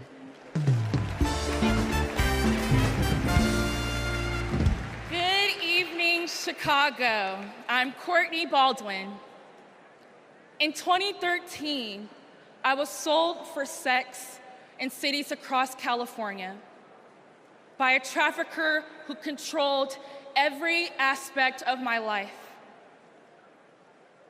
During those dark moments, I held on to hope that one day I'd be seen as more than a victim, that I could pursue my dreams, and that my trafficker will be held justice.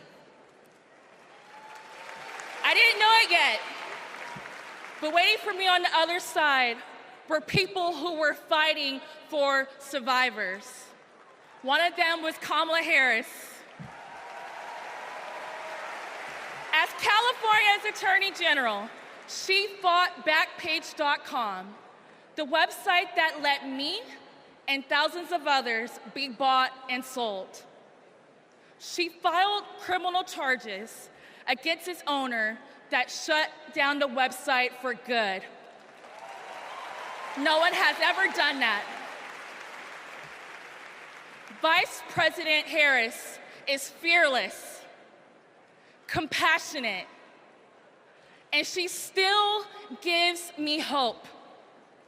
She's protected people like me her whole life, and I know she'll fight for us all as president. Thank you.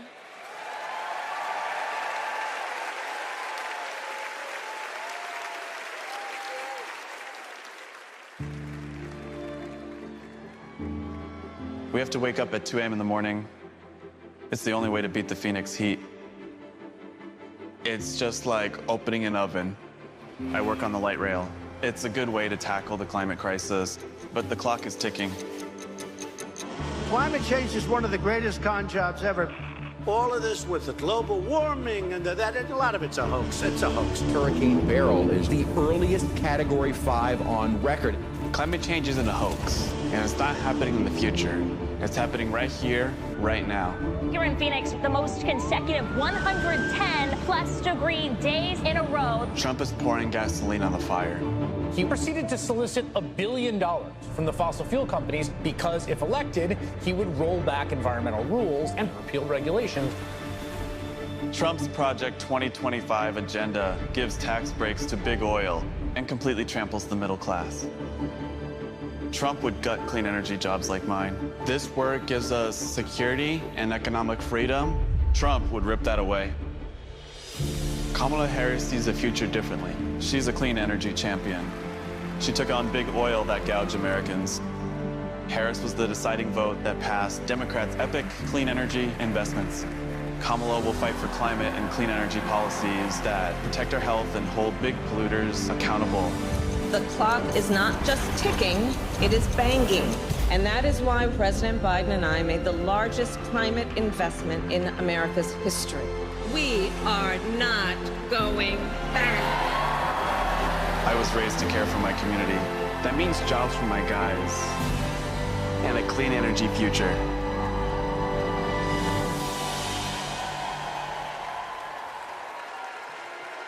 Please welcome former New Mexico Representative Deb Haaland.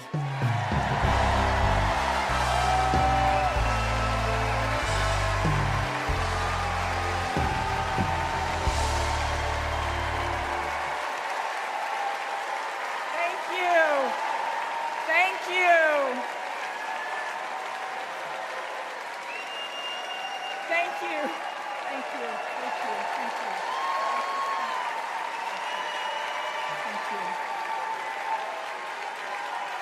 Guwatsi Halpa, Duhinamet Etzakwitsa Shuimi Hanu. In my Quieres language, greetings, friends and family. My name is Kresh Turquoise, and I'm from the Turquoise clan. 35 generations ago, my ancestors built lives in the high desert of New Mexico. I am on this stage tonight because of them. While fishing with my dad and running through the desert with my cousins, I learned that we have a responsibility to take care of our planet. Donald Trump never learned that lesson. He called the climate crisis a hoax. He made it easier for big companies to poison our air and water. An American president must lead the world in tackling climate change. We need a president who understands that assignment. That's Kamala Harris.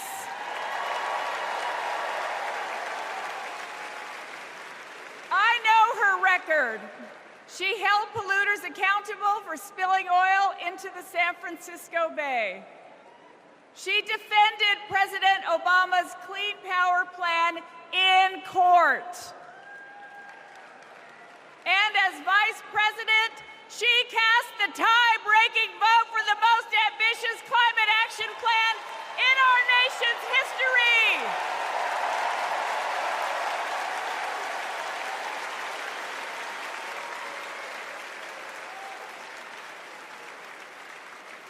Kamala Harris and Tim Walz will fight for a future where we all have clean air, clean water, and healthy communities.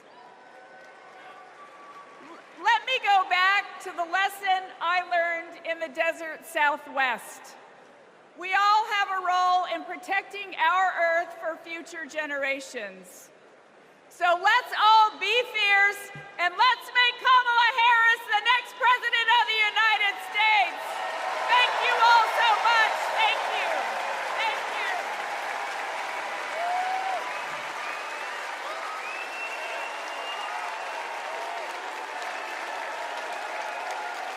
you. It's an election year, and both parties are battling to prove that they stand with workers. But sometimes, workers don't get the invite. Do you know where the auto workers are? I haven't seen anybody from the UAW. Nobody from the UAW? After we struggled to find any auto workers at Trump's rally for auto workers, we hit the road to find out what Democrats have been up to. The Inflation Reduction Act is helping to fuel a boom in clean energy, creating 9 million new clean energy jobs over the next 10 years, once-in-a-generation investment. I thought that American manufacturing was supposed to be dead. Here I am looking at one of the biggest auto mega plants being built. We talked to workers in rural Tennessee who joined a union for the first time to build one of the largest battery plants in the country. We have 20-year-old people thinking about their future. We never did that. I got things now that I never thought I could have. Generational wealth, I'm working on that. Medical, dental, vision, pension, something to fall back on when it's all over with. We went to Vegas, where union workers are building America's first high-speed rail. To Lordstown, Ohio, where auto workers who lost their jobs under Trump returned to work at a new battery plant. This could be the future. This could bring industry back to Lordstown. We saw it in its heyday, and here we are. We have the opportunity to make the battery. And Milwaukee, where workers are replacing every lead pipe in the city. It helps with the struggle. You don't have to struggle with 2 or 3 jobs. You know, you can maintain with 1 job. This is my own neighborhood. This is your own neighborhood? Yes. Makes me feel good because I'm giving back something. It's easy for stories like these to get drowned out by fake worker rallies at non-union plants. Does anybody know that there's a Donald Trump event just an hour away from here? Yes, no? No. Was anybody invited to it? But over the last 4 years, only one party has invested trillions in clean energy, bringing back manufacturing and rebuilding infrastructure, putting workers at the center of it all. And this is just the start. Please welcome John Russell.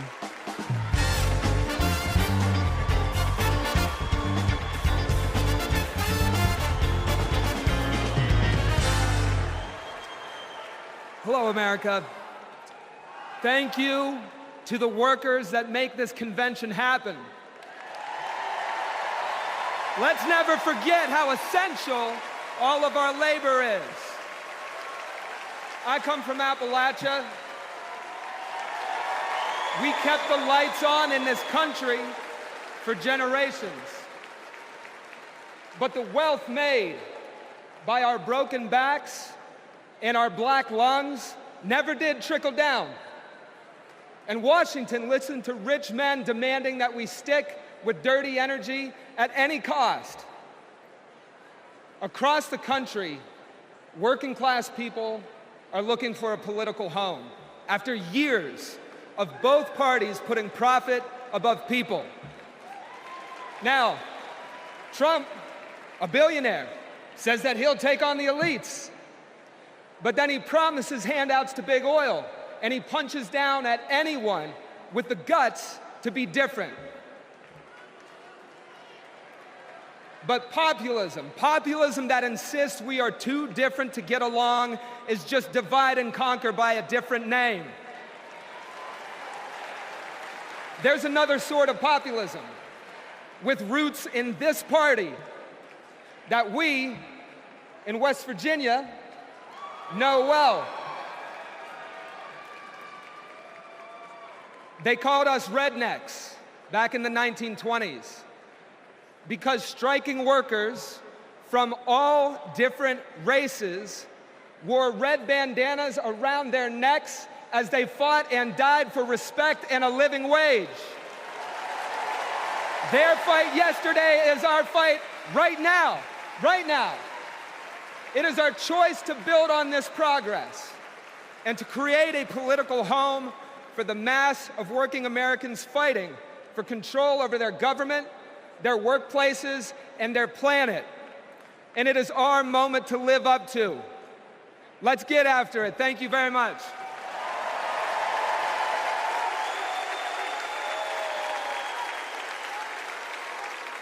Don't know why, but I feel like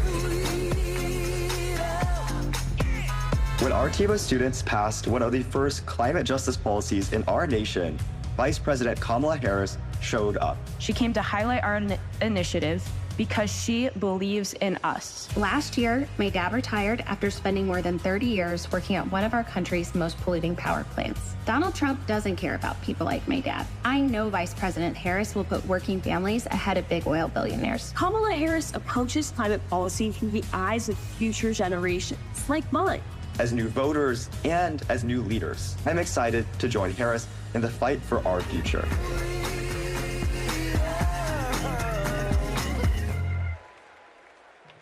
Please welcome Florida Representative Maxwell Frost.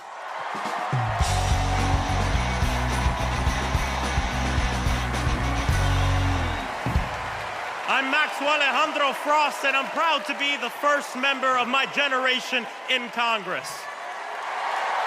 I'm also proud to represent Central Florida. You might expect me to talk about how climate change will impact our future.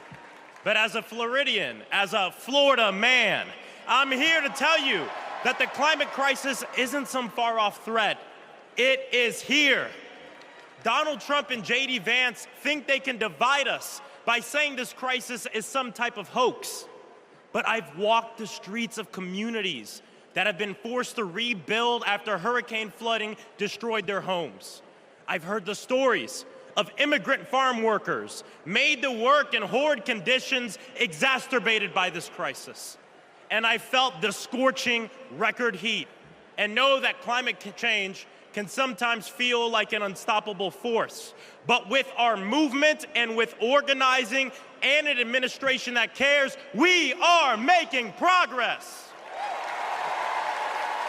Kamala Harris and Joe Biden have proven that tackling this crisis creates jobs, that investing in clean energy protects our health, and that investing in mass public transit builds strong communities.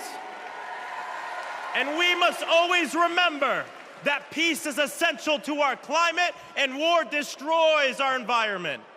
This election is about every drop of water that we consume and every breath we breathe. Fighting the climate crisis is patriotic. And unlike Donald Trump, our patriotism is more than some damn slogan on a hat. It's about actually giving a damn about the people who live in this country. Because when you love somebody, you want them to have clean air. When you love somebody, you want them to have safe drinking water. And when you love somebody, you want them to have a dignified job. And so, America, it's simple. Let's get to work and elect Kamala Harris and Tim Walz for our planet, for our future, for our present, and for our people. God bless.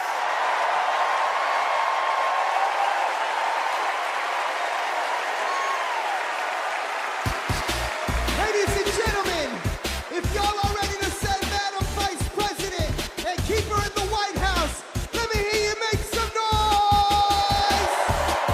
All I do is win, no matter what. Got money in my mind, I can never give it up. And every time I step up in the building, everybody's hands go.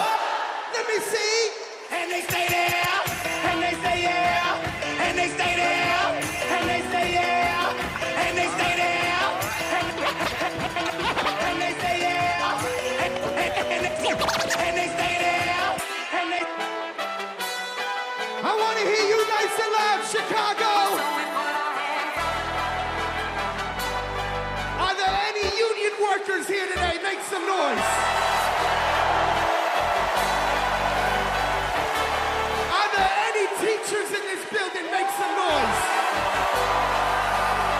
Now everybody hands up.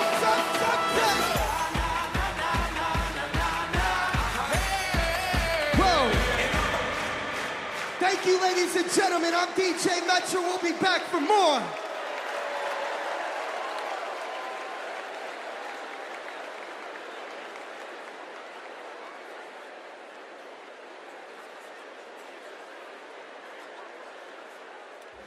What's up, everybody? Stephen Curry here.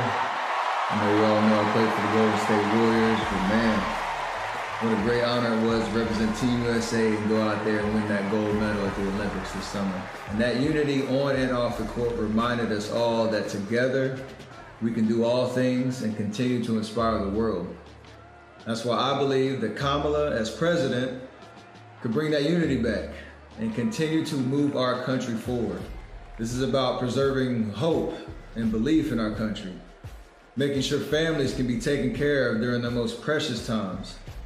I got to visit Kamala with my team in the White House last year, and I can tell you one thing I knew then and I definitely know now. The Oval Office suits her well. So in the words of Michelle Obama, do something. Go vote. Be active.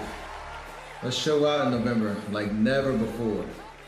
It's been an honor for me to represent our country. It's an honor to support Kamala. So let's all do our part. God bless.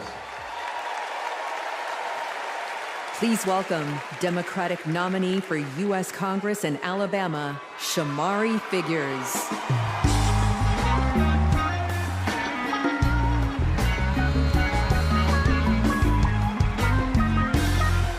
Good evening, America. And hello, sweet home, Alabama. I am running for Alabama's 2nd Congressional District. This is the district that gave America the Tuskegee Airmen, Rosa Parks, Fred Gray, and it is the birthplace of the civil rights movement in Montgomery, Alabama. And of course, this district is home to Mr. Good Trouble himself, Congressman John Lewis. Look, my pathway to this stage was paved by a legacy of fighters. Fighters that include my mother, Alabama State Senator Vivian Davis Figures, who is here at her 11th DNC. And it also includes my father, my late father, Michael Figures, who was also a state senator and civil rights lawyer who sued the Klan into bankruptcy. Listen, all of America, all of us owe a debt to courageous freedom fighters, both known and unknown, a debt that can never be repaid. But what we can do is ensure that the work of those fighters who came before us continues, and that our sacred right to vote is always protected. Kamala Harris gets this. She's working to protect our freedoms every single day. And that's why she will sign into law the John Robert Lewis Voting Rights Act once it is introduced again by Congresswoman Terry Sewell.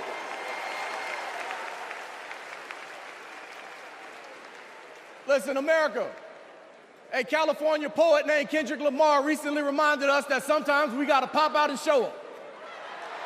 Well, America, it's time we pop out and vote.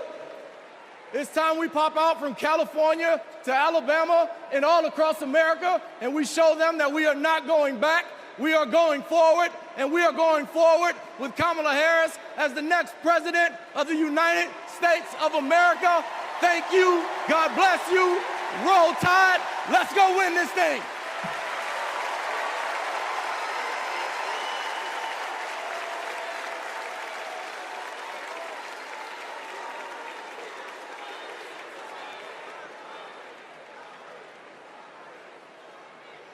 As I close out my segment tonight, I got to send a quick message.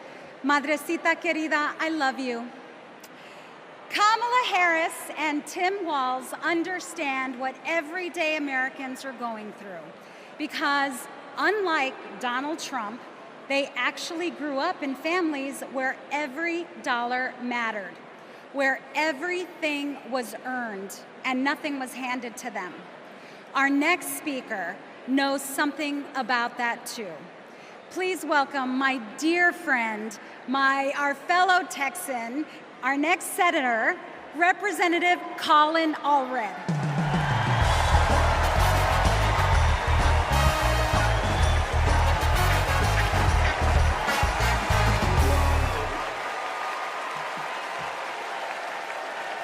All right.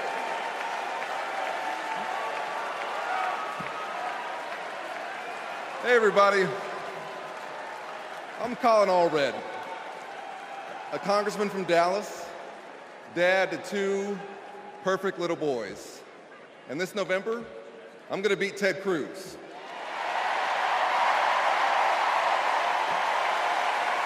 And I'm so proud to be here to support our next president, Kamala Harris.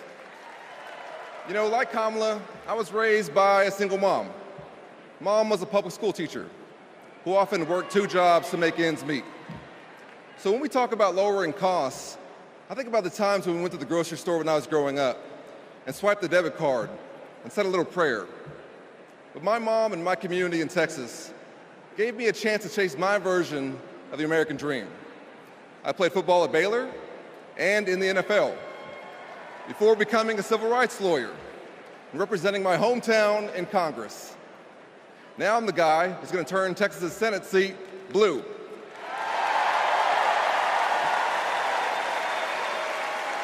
You know, in the NFL, we had a term for guys like Donald Trump and my opponent Ted Cruz. Me guys. You know the type. Talk a big game, only care about themselves, but you don't want to be stuck with them at a barbecue. The truth is, America has never been about me. As President Obama said, the single most powerful word in our democracy is the word we. We the people. We shall overcome. Yes, we can. And we've got a message for the me guys. We is more powerful than me. We will protect and restore reproductive freedom. We will secure the border. We'll protect Medicare and Social Security. And we'll turn the page and write a new chapter for this country and elect Kamala Harris to be the next president and beat Ted Cruz. Thank you all so much. God bless you, and may God bless Texas.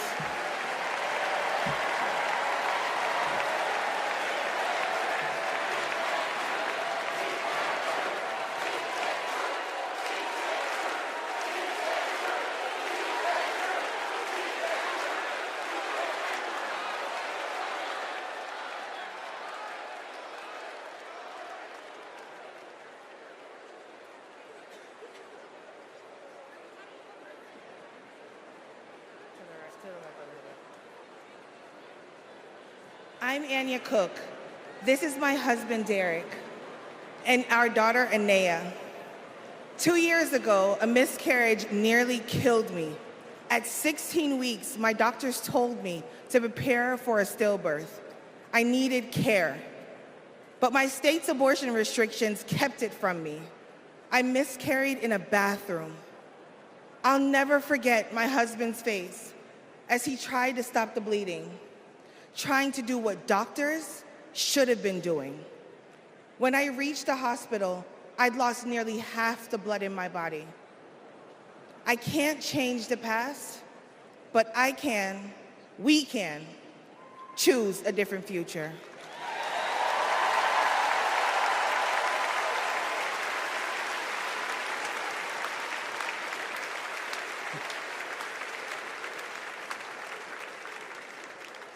I'm Craig Sicknick, and this is my mother, Gladys. My brother was a U.S. Capitol Police officer, Brian Sicknick, a hero who died after defending our country on January 6th.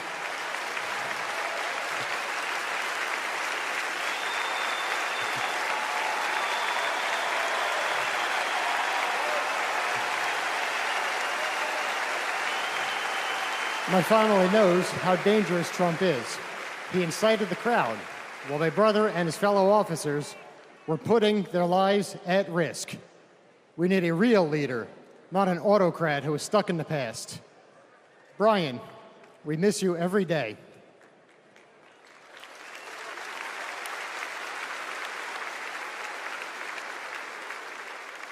I'm Gail DeVore. I've had type 1 diabetes since I was 11. Stressing about insulin cost has been a constant in my life. President Biden and Vice President Harris have moved mountains to help.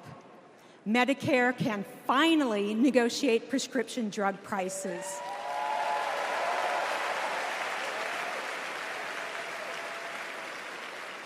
Insulin is capped at $35 for Medicare recipients.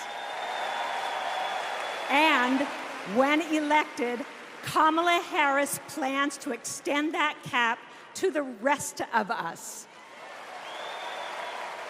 That's the future I want. That's the future I am voting for.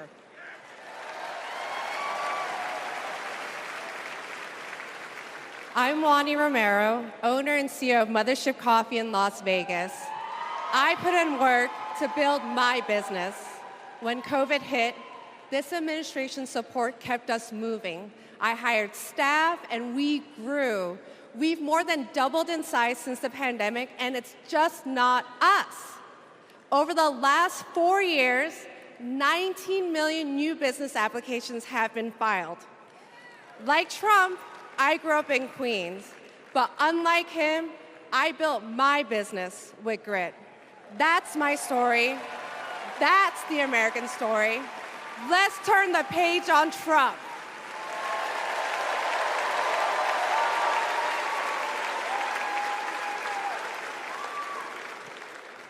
I'm Eric Fitz, and these are my sons, Christian and Carter.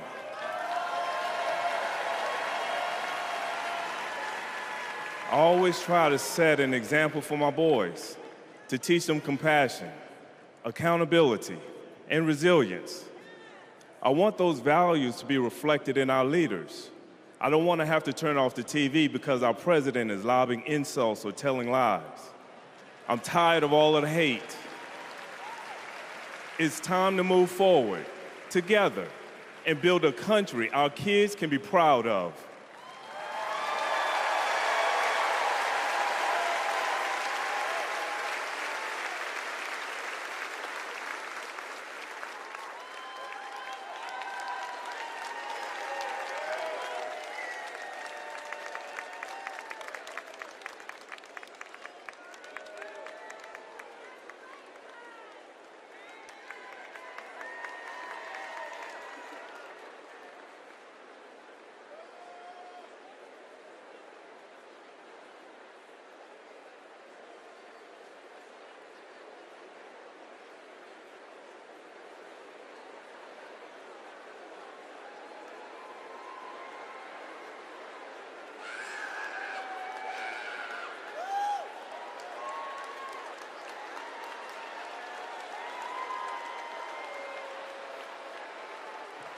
Please welcome the Bulls' official drumline, Chicago's own Pack Drumline.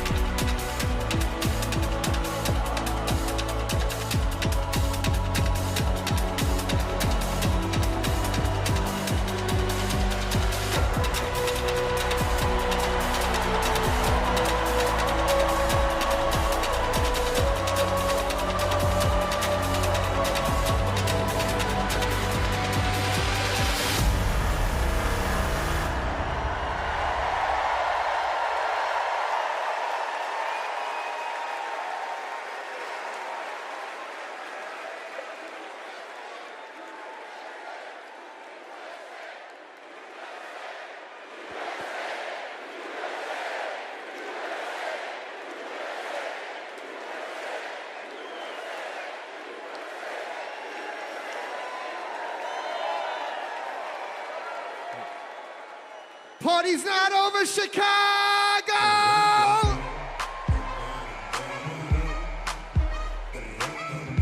What I want to see is those flags and those hands up in the air. Help me sing it out nice and loud. Y'all ready to get down and party with me one time? DNC say. 369, damn, that's fine. Say it to me one more time and go. Get low, get low, get low, get low, get low, get low. To the window, to the wall, to the wall. To the sweat drop down my body. Wow. Okay. I got Pop, pop, it's showtime, showtime, showtime, showtime. Guess who's back again?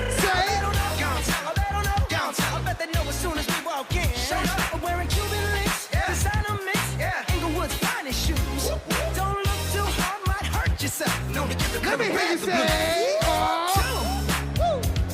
I'm a dangerous man with some money in my pocket. Keep up. So many pretty girls around me and they're waking up the rocket. Keep up. Why you mad? Fix your face. Ain't my fault they all be jacking. Keep up. Players only. Come on, Joe. Brings up to the moon. Girls, what y'all trying to do? 24 karat magic in the air. Head to toe, so bad. Look out. This ain't Texas. Ain't no hold'em. So lay your cards down. Say! Lock your Lexus. Throw your keys up. Stick around, round. Nice and loud! And I'll be damned if I can't slow dance with you. Come pour some sugar on me, honey, too. It's a real live boogie and a real live hold down. Don't be a come take it to the floor now. Woo! There's a tornado in my city. In the basement. That ain't pretty. Rugged whiskey. We're surviving. A red cup kisses, sweet redemption, passing time, yeah. Ooh, one step to the right. We headed to the dive bar we always thought was nice. Ooh, run me to the left. Spin me in the middle, boy, I can't read your mind. This ain't Texas, ain't no hold'em. Lay your cards down. So pop your Lexus, throw your keys up. Stick around, round. One more time, nice and loud. And I'll be damned if I can't slow dance with you. Come pour some sugar on me, honey, too. It's a real live boogie and a real live hold down. Don't be a take it to the right.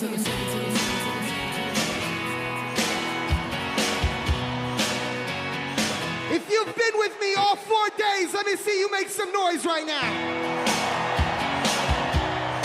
And if this is your first convention, let me hear you make some noise. I was born in a small town, and I live in a small town. I've been down in a small town, small communities. All my friends are from small town. My parents live in the same small town. My job is a small town. Provides a little opportunity. Hey!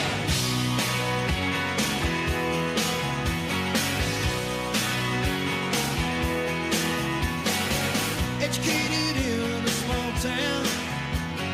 Taught to feel Jesus in a small town. Used to daydream in that small town. Another boring romantic, that's me. But I've seen it all in a small town. Had myself a ball in a small town. Met an LA dollar, brought him to this small town. That small town, just like me. Hold on a sec. No, I cannot forget from where it is that I come from. I cannot forget the people who love me.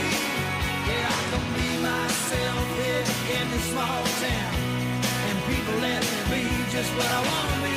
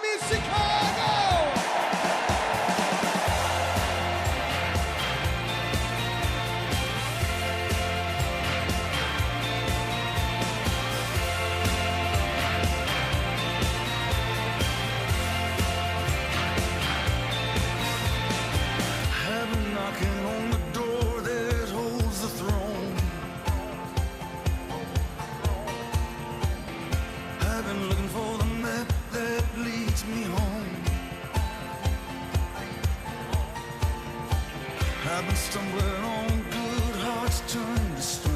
Those good intentions is gonna dry as a bone.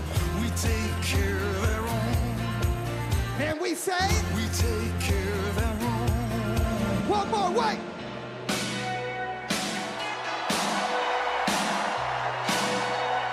Cause if you're proud of your country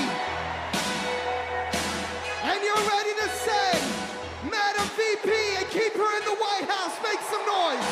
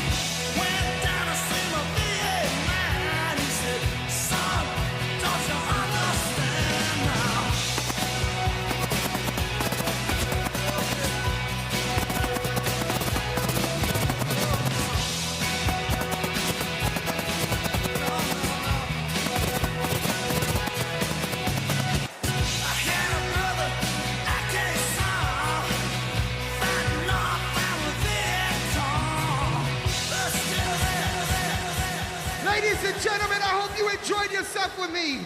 My name is DJ Metro from Chicago. Thank you for having me.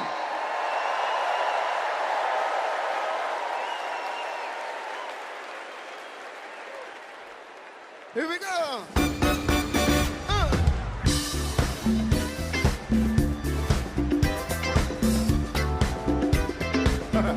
Knock me out.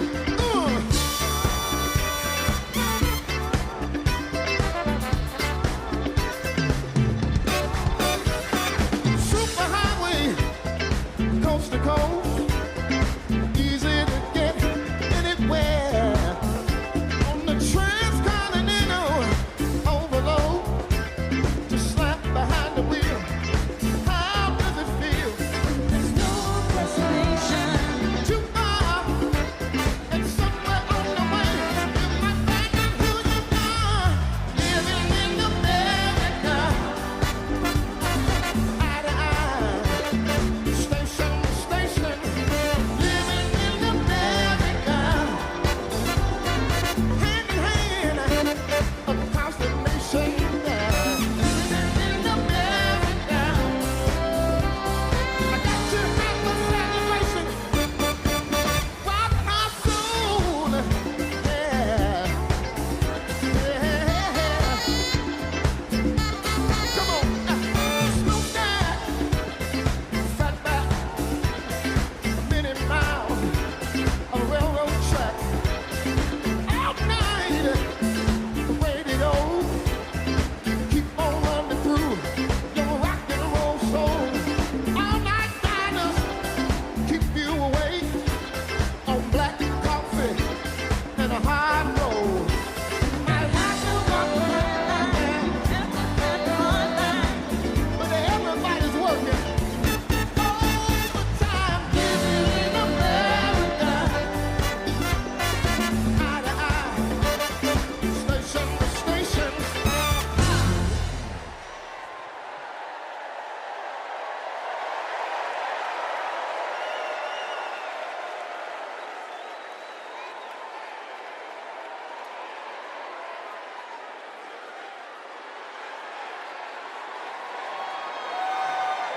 Please stand if you are able and welcome winners of 13 Grammy Awards and the biggest selling U.S. female group of all time, the Chicks.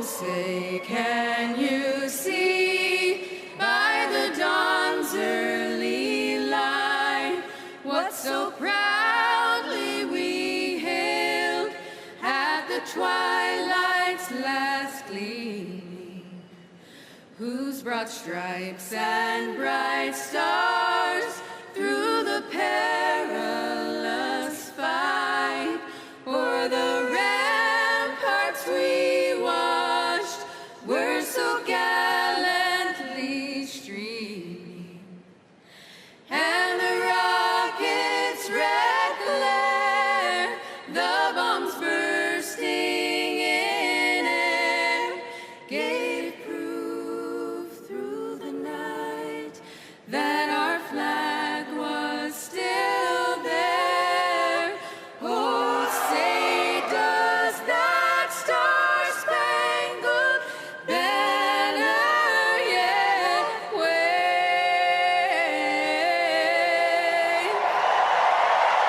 o'er the land of the free and the home of the brave?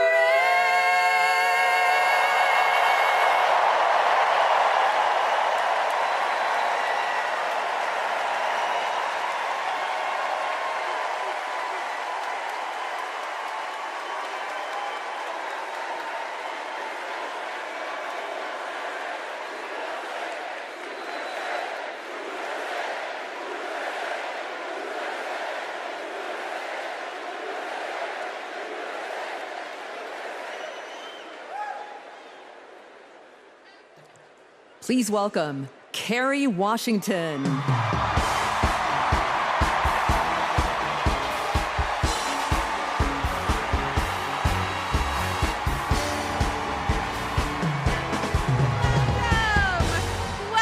to the final night of the Democratic National Convention.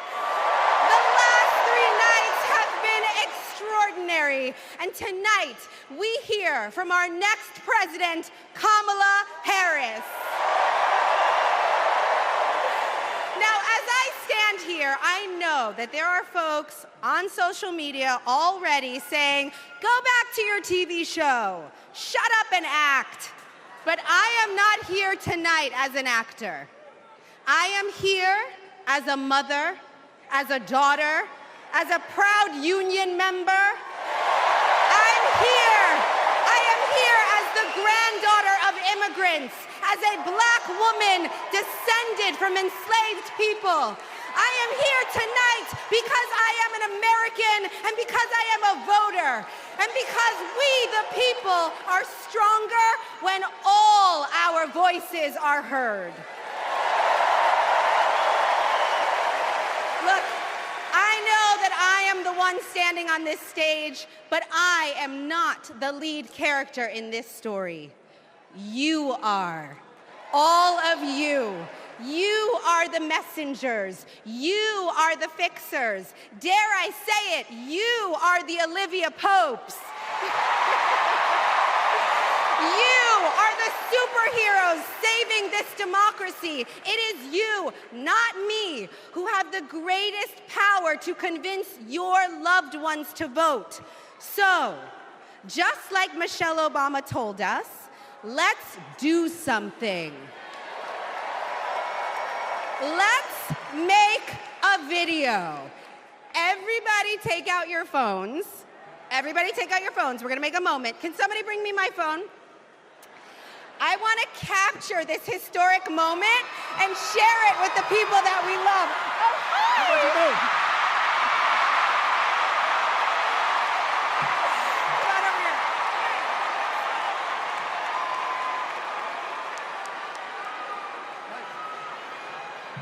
Okay, here's what we're gonna do. You're gonna take this video, guys. We're all gonna take it together. We're gonna post it to social media, text your friends, send this message out into the world. When I say when we fight, you're gonna say? Are you ready? Okay, let's record. We're recording. You ready, Tony? Yep, I'm ready. Okay, ready? When we fight, when we fight, when we fight,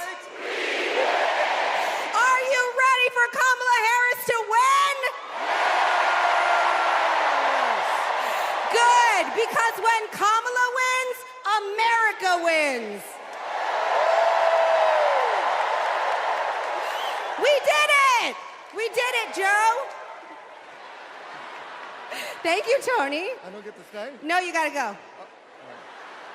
Bye, everybody. Tony Goldwyn, ladies and gentlemen. Okay, so listen. It's come to my attention that there are some folks who struggle or pretend to struggle with the proper pronunciation of our future president's name. So, hear me out. Confusion is understandable. Disrespect is not. So tonight, we are going to help everyone get it right. Here to help me are some very special guests.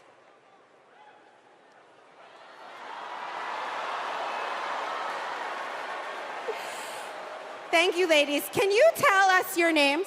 Hello, everybody. My name's Amara. And my name is Leela, her little sister. And what are you here to do? To teach you how to say your auntie's name. Okay, so how do you pronounce it? First you say comma like a comma in a sentence. Then you say la like la la la la la. Put it together and it's 1, 2, 3, Kamala. All right, so let's practice,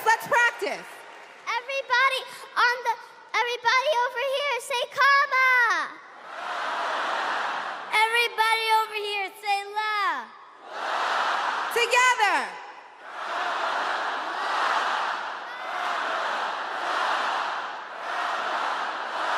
For president!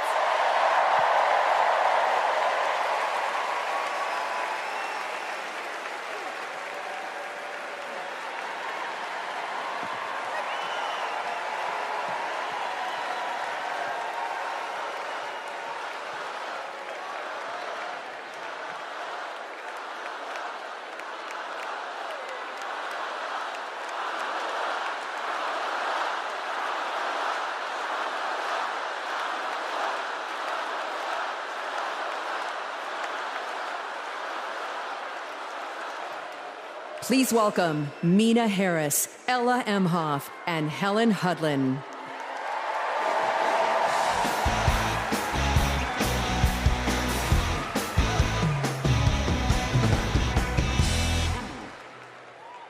Hi, I'm Mina. I'm Ella. And I'm Helena. I grew up in Oakland, California, in a house full of extraordinary women. My mom, my grandma, and my auntie, who showed me the meaning of service, helping her sister, a 17-year-old single mom, fighting for justice for the American people, and still cooking Sunday family dinner. She guided me, now she's guiding my own children, and I know she'll guide our country forward.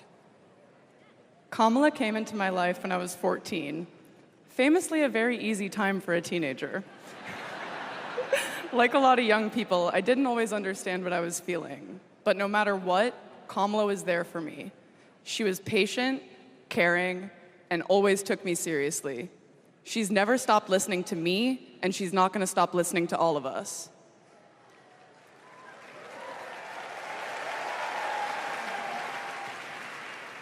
Kamala Harris is my godmother. To me, her advice means everything.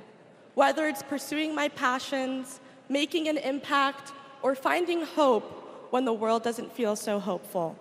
She taught me that making a difference means giving your whole heart and taking action. She's fighting for economic opportunity, LGBTQ+ equality, and reproductive freedom, because we are not going back.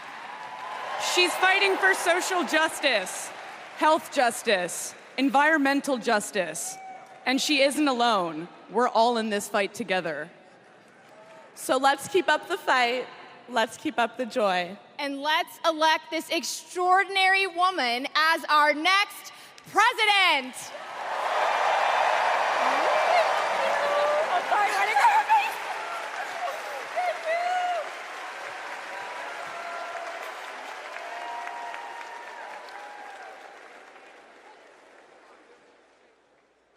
Please welcome actor and comedian D.L. Hughley.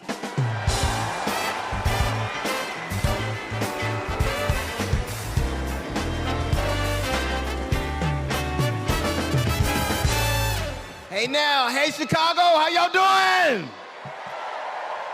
What's happening in California? Now, wait, where those AKAs at? Where they at? You know what? In 3 months, ain't gonna be no living with y'all. I can tell you this, I don't blame Donald Trump for not wanting to debate Kamala. I've been married to a black woman for 40 years and I ain't won one debate. I'm owing $93,000. Now, of course, Trump is saying that Kamala isn't black. I guarantee you this, Kamala's been black a lot longer than Trump's been a Republican.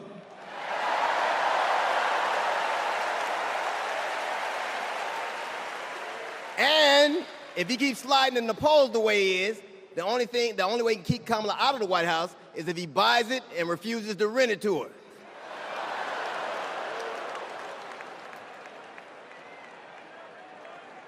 Of course, Kamala's getting broad support. They got black men for Kamala, white men for Kamala, Latinos and Asians for Kamala. They even have Republicans for Kamala. Republicans for Kamala. I guess Donald Trump will finally know what it's like when you get left for a younger woman.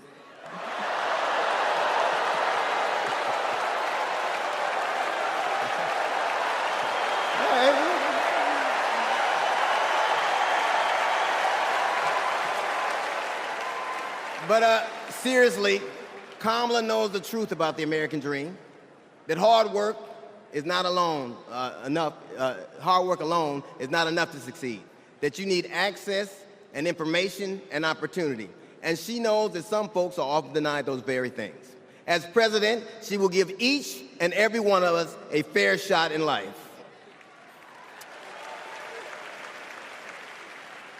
But I have to admit, I didn't always believe that. I mean, if you told me the 15-year-old me would be on stage supporting a prosecutor and a teacher,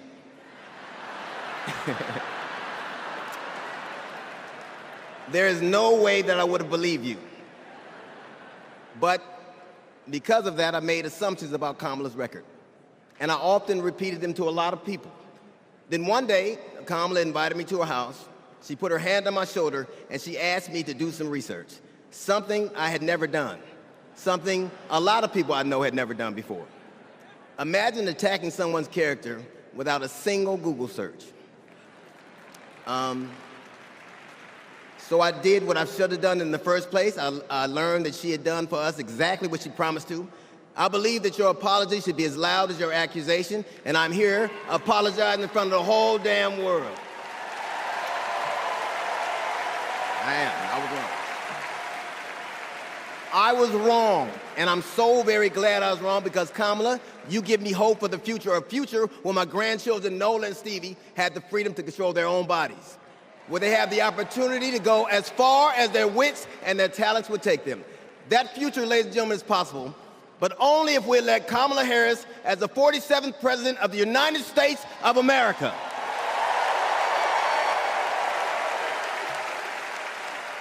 I will say this to you.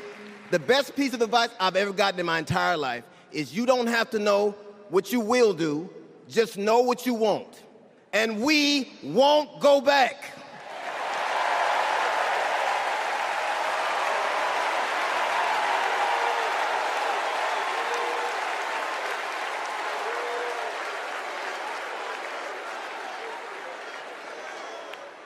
The energy in this room is electric.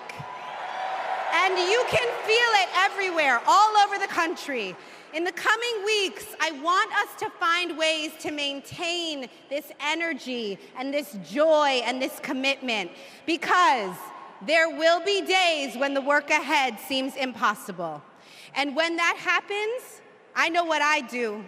I get involved, I get engaged, I ask myself, how can I be of service to my community? Because community is why we do this, am I right? Yes, we do this for our children, for our parents, for our teachers and care workers who treat our loved ones like their own. We do this for working families who make this country thrive. We do this for the planet and for each other. We do this for justice and for peace and for democracy. And as we are about to hear, we do this for the safety of our communities.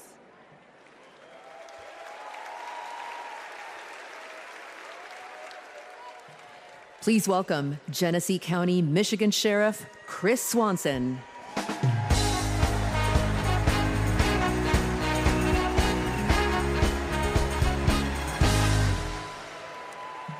My job is to protect people, all people.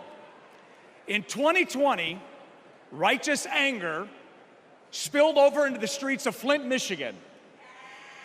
One bad decision from either side, and there would have been bloodshed. But that didn't happen. We laid down our riot gear, and we embraced the community, and instead of hate, we chose hope.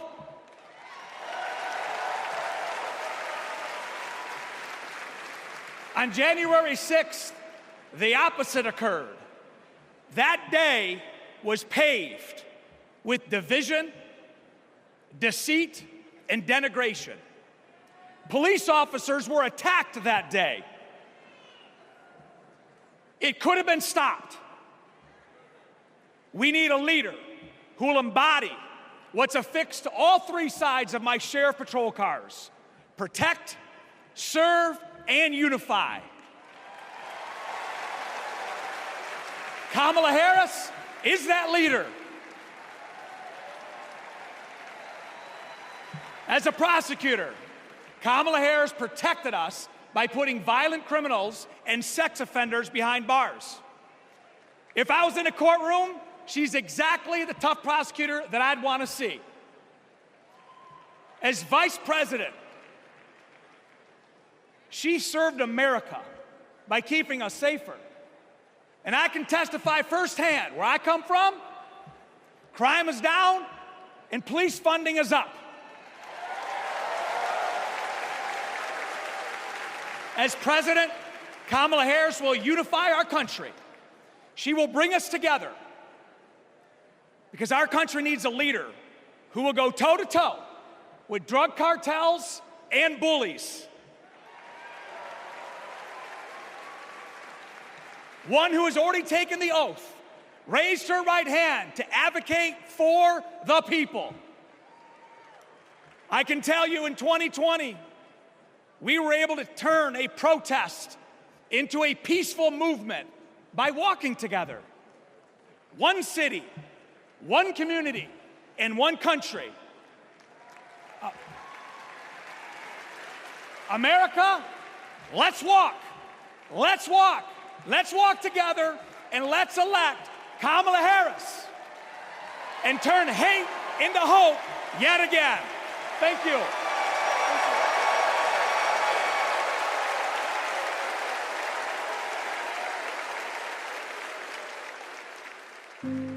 We were contemplating adopting, and then out of nowhere, I got pregnant. Jordan was so much fun as a child. When all of a sudden, 3 of those rounds he aimed at Jordan. Jordan didn't deserve to die that way. Reports of an active shooter at a high school. These students have now lived through so many of these shootings since they were born almost. We were praying and crying. I don't know how we're alive. An active shooter at an elementary school in Uvalde, Texas. Multiple children have been killed. Most of the body so mutilated that only DNA tests or green Converse could identify. Trump did nothing on guns and was proud of it. There was great pressure on me. We did nothing. After a mass shooting in Iowa, Trump said, I have to get over it. "You never get over it." Kamala Harris and Joe Biden refused to get over it. As district attorney, she got illegal guns off the street. As Attorney General, she took on transnational crime rings and stopped gun trafficking. As Vice President, she helped pass the most sweeping gun violence legislation in 3 decades, keeping guns out of the hands of criminals, expanding background checks, closing loopholes. We'll finally pass red flag laws, universal background checks, and an assault weapons ban. Kamala understands the fight we're in. The power is with the people. And gives people like me, survivors like me, hope.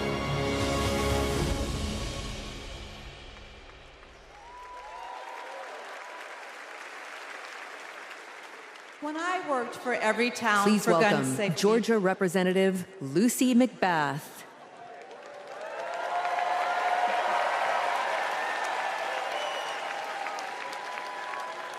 When I worked for every town for gun safety and moms demand action for gun sense in America,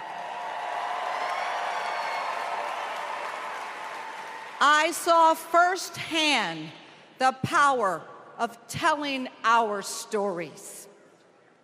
You've just heard mine, but there are many more to tell.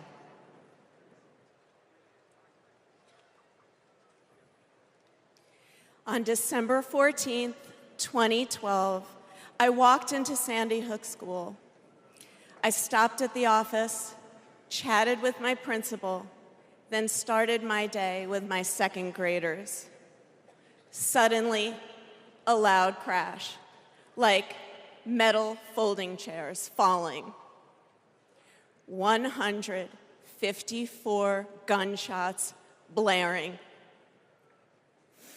Hiding in the coats, trying to sing with my students, trying to read to them, trying to drown out the sounds. Terror, crying, running. I carry that horrific day with me. 20 beautiful first grade children and 6 of my beautiful colleagues were killed. They should still be here.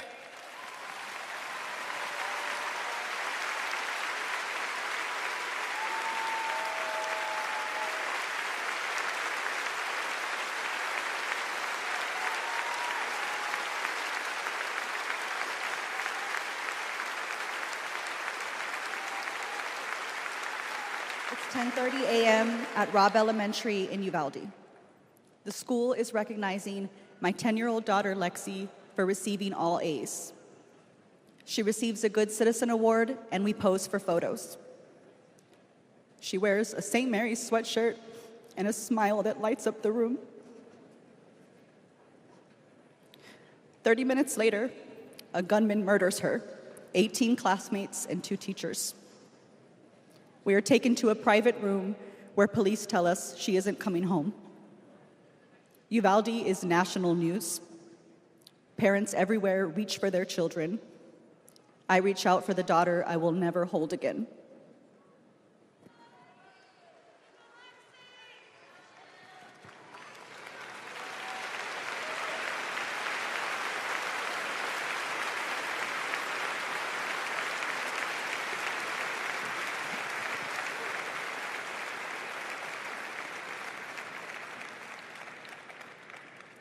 My niece, Sandy Patrice, was 22. She drove to Myrtle Beach for sun and fun and motorcycle parades. Hours later, my phone rang. Shooting on the beach. No one can find Sandy. I stayed calm. You see, my mother, Patricia Ann, had been shot and killed by an abusive partner. I was calm then, too. I got to handling business. I called relatives, the police, hospitals, and I kept calling, voice steady, heartbeat pulsing. Then I was connected to the coroner. 10 years of waiting, and Sandy's murder is still unsolved.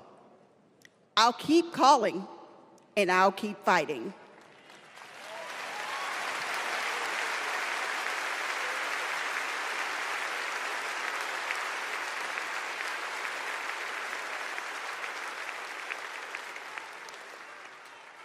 I was in high school when my classmate got shot. It changed my story. Instead of worrying about taking a test, I started worrying about living to take another test. They say schools are for learning, and I did learn a lot that day. I learned how to run, how to hide and drop, that what happens in the news can happen to me.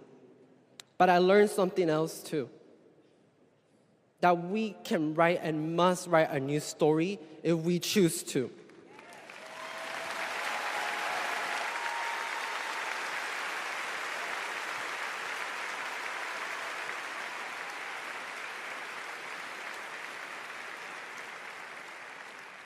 Our are stories of loss. But make no mistake, our losses do not weaken us. They strengthen our resolve.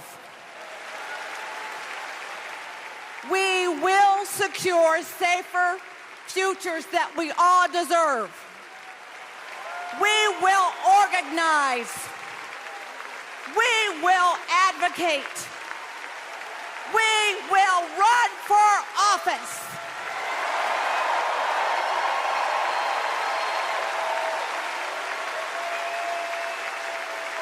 And we will join with Americans from small towns and big cities to keep our communities safe.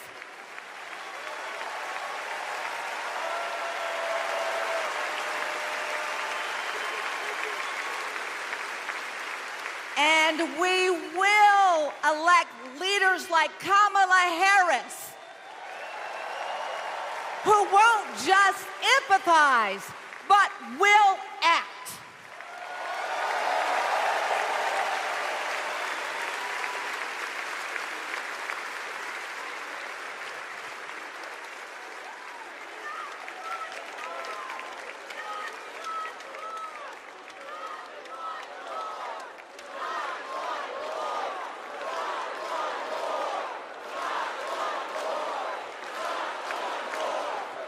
Please welcome former Arizona Representative Gabby Giffords.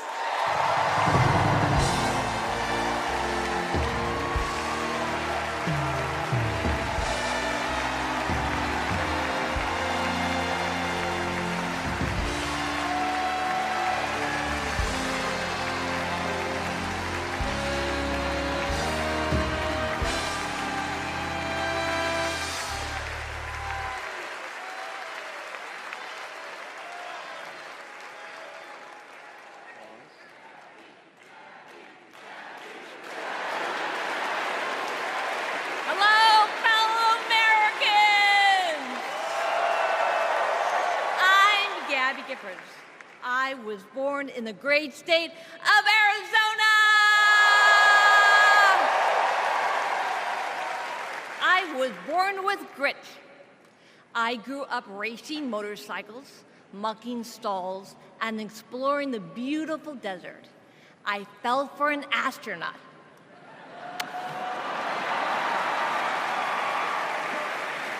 For 5 years, I served in Congress from a swing district. Everybody called me a rising star. Then on January 8th, 2011, a man tried to assassinate me. He shot 19 people. He killed 6. Terrible, terrible day. I almost died, but I fought for my life and I survived.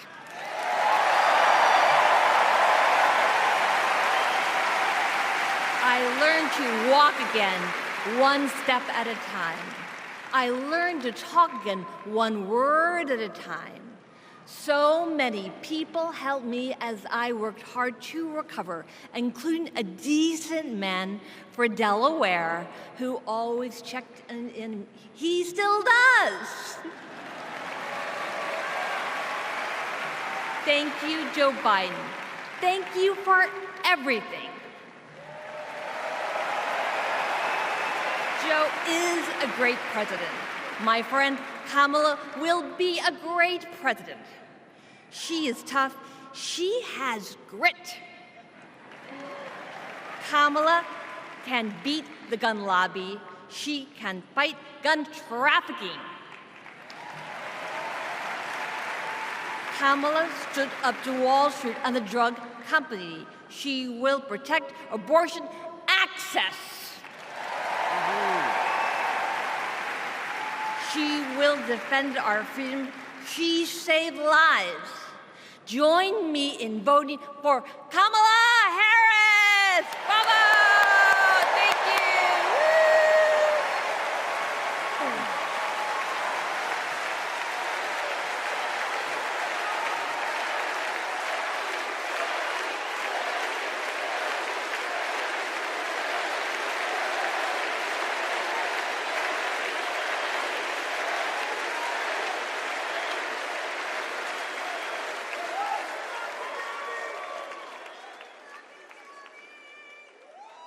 Don't know why, but I feel like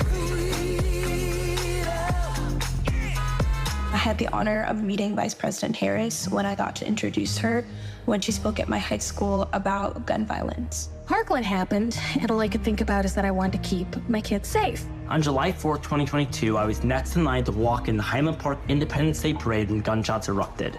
7 people were shot and killed, and 48 more were injured. Vice President Harris has been a gun sense champion since she was our California AG. We have 2 options in November. We have Kamala Harris, who has already proven her leadership in the Biden-Harris administration. They passed the first ever comprehensive gun reform in 30 years. Meanwhile, Donald Trump has cozied up to the NRA and the gun lobby. I have full confidence in Vice President Harris that she's dedicated to and committed to finding a solution to end gun violence.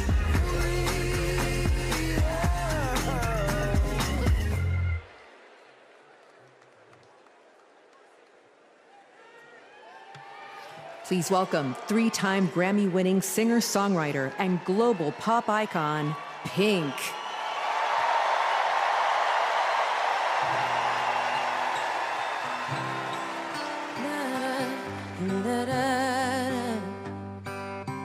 We're searchlights we can see in the dark. We are rockets pointed up at the stars. We are billions of beautiful hearts. You sold us down the river too far. What about us? What about all the times you said you had the answer? What about us? What about all the broken happy ever afters? Oh, what about us? What about all the plans that ended in disaster? What about love? What about trust? What about us? We are problems that want to be solved. We are children that need to be loved. We were willing, we came when you called. But man, you fooled us. Enough is enough. Oh, what about us? What about all the times you said you had the answer? What about us? What about all the broken happy ever afters? What about us? What about all the plans that ended in disaster? What about love? What about trust? What about us? Sticks and stones, they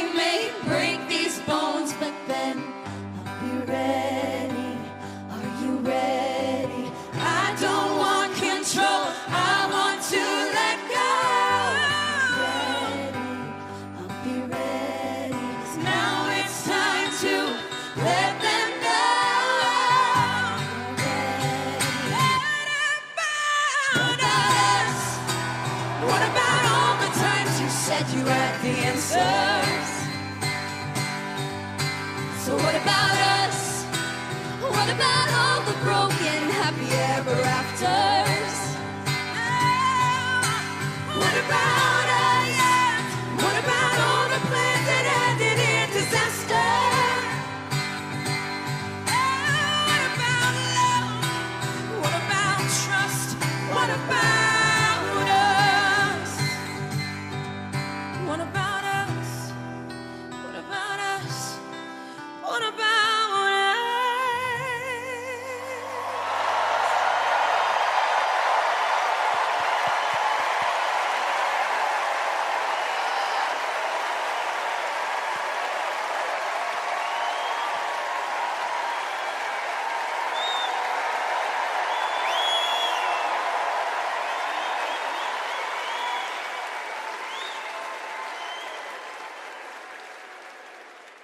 Global security and global prosperity depend on the leadership of the United States of America. And a strong America remains indispensable to the world. Our democratic ideals of freedom and liberty inspire billions, and our military is the strongest in the world. Our military is a force that underwrites global stability and our national security.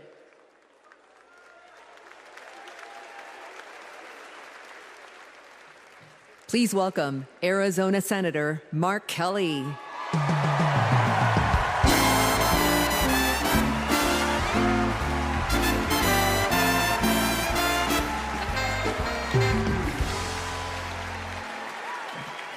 Hello, Chicago.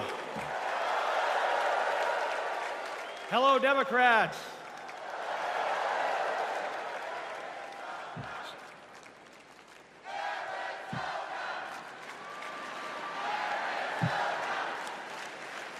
So, President Obama had to follow Michelle.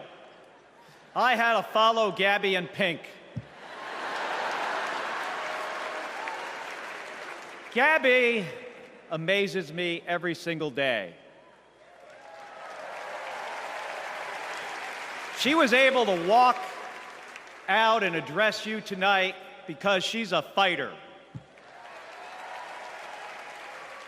And thanks to a team of doctors, nurses, and especially her speech therapist.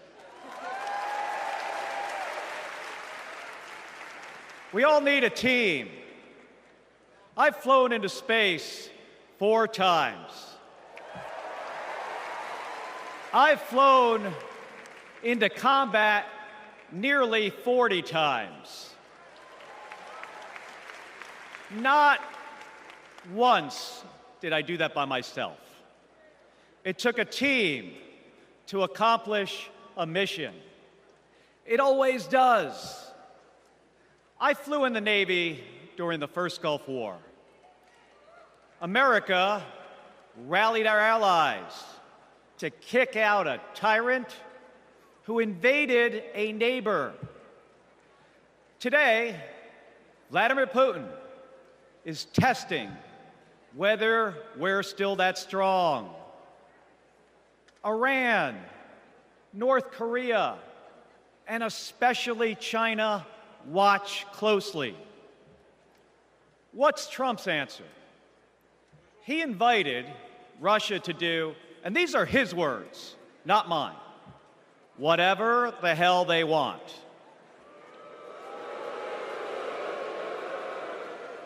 Vice President Harris has always championed America's support for NATO, for Ukraine, and for the Ukrainian people. On the Senate Intelligence Committee, she investigated Russian interference in our election. She defends free and fair elections everywhere. You already know how Trump feels about those. Donald Trump skipped his intelligence briefings. He was too busy sucking up to dictators and dreaming of becoming one himself. Trump thinks that Americans who have made the ultimate sacrifice are suckers and losers. If we fall for that again and make him the commander-in-chief, the only suckers would be us. Kamala Harris knows that standing with our allies means standing up for Americans. She'll keep modernizing our military to support our troops and to support our veterans like our next Vice President, Tim Walz.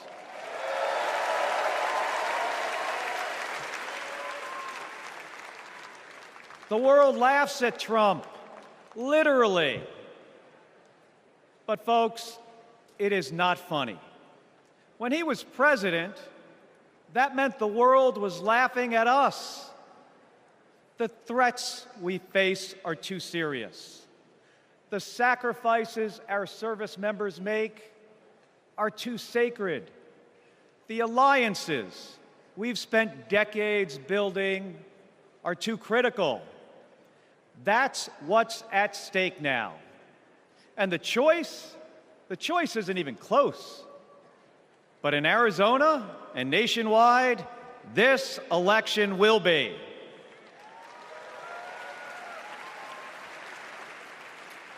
We'll win in the same way we launch rockets into space and land fighter jets on an aircraft carrier as one team on one mission.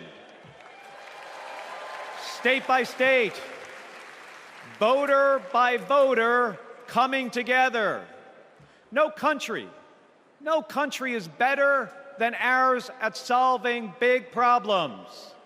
So, on November 5th, let's prove that America is still the leader the world needs today by electing the leader we need right now, Kamala Harris. Thank you, everybody. Thank you.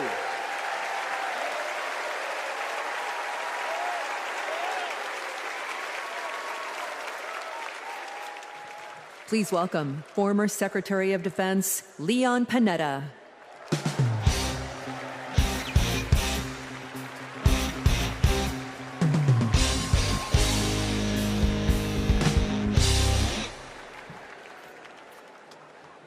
My fellow Americans, I'm proud to have served in the Army, the Congress, the White House, Chief of Staff, CIA Director, and Secretary of Defense.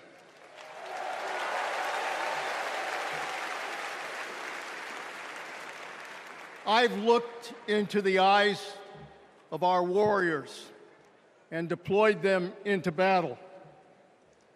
I gave the order directing our Special Operations Forces to fly 2 helicopters 150 miles into Abbottabad at night. And by the time the sun rose, Osama bin Laden was dead.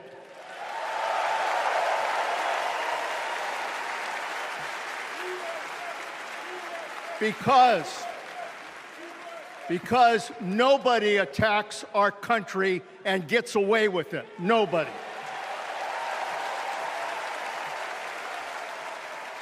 That's what our warriors do. That's what our warriors do. Our warriors need a tough, cool-headed commander-in-chief to defend our democracy from tyrants and terrorists. We need Kamala Harris behind the resolute desk. She knows a tyrant when she sees one. and our allies know a leader when they see one.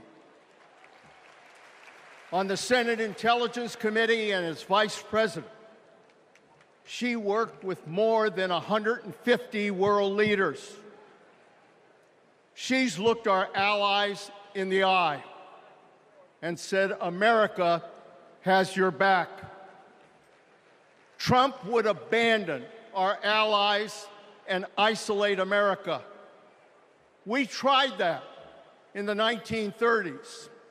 It was foolish and dangerous then, and it's foolish and dangerous now.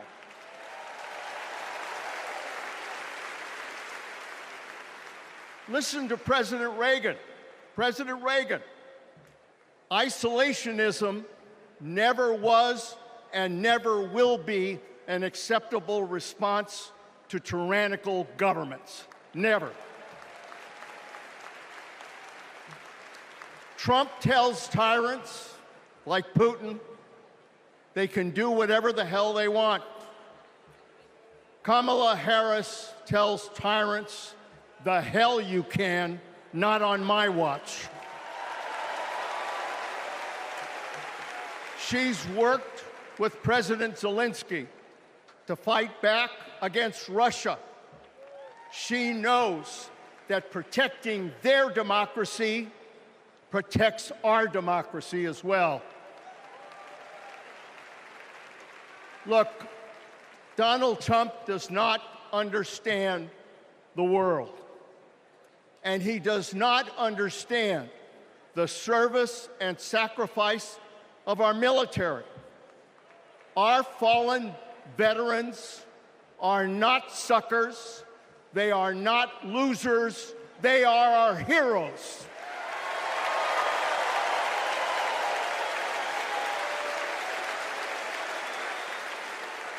Kamala Harris will honor our veterans.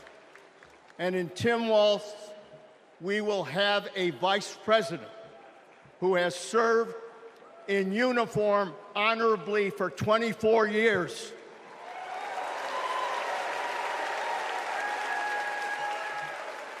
Kamala Harris understands this moment.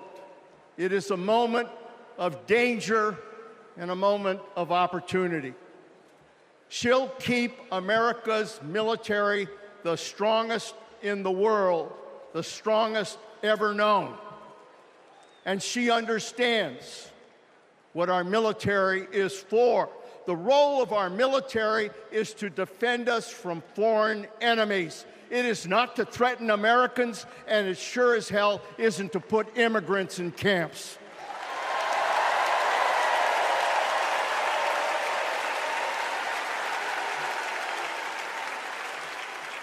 Every president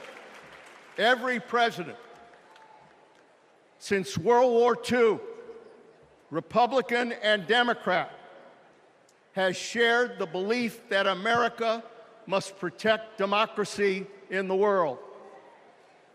Every president has honored our veterans and their sacrifices. Every president, but one. So we face a critical choice: to vote for someone who stands with our military and stands up for democracy, or someone who will disrespect our heroes and undermine our democracy. My fellow Americans, there is only one choice. One choice. And let me tell you something. When she takes her oath of office, as she will this January,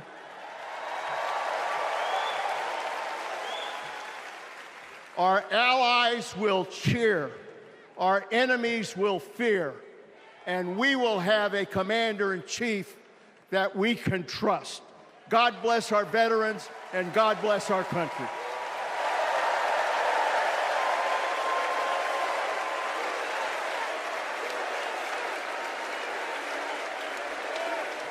Please welcome Arizona Representative Ruben Gallego.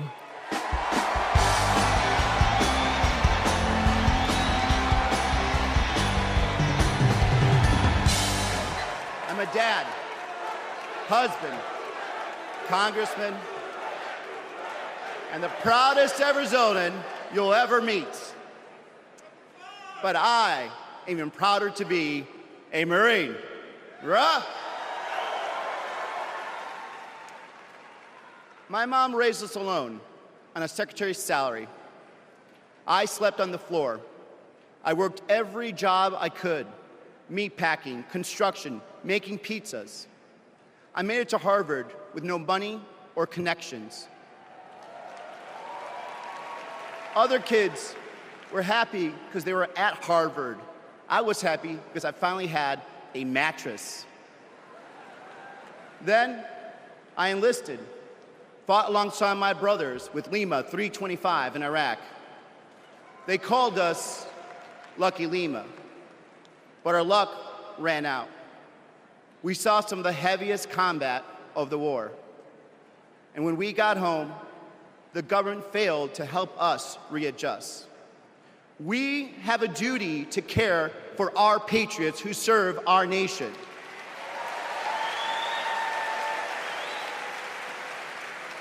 For the Vietnam veteran in Buckeye who relies on the VA for his medication. For the Afghan veteran in Pittsburgh who finally got treatment for his PTSD. For the Marine in Milwaukee who relies on the benefits she earned. For my Navajo brothers and sisters who serve the Marines with me, I remember you too. Kamala Harris and Tim Walz are fighting for them.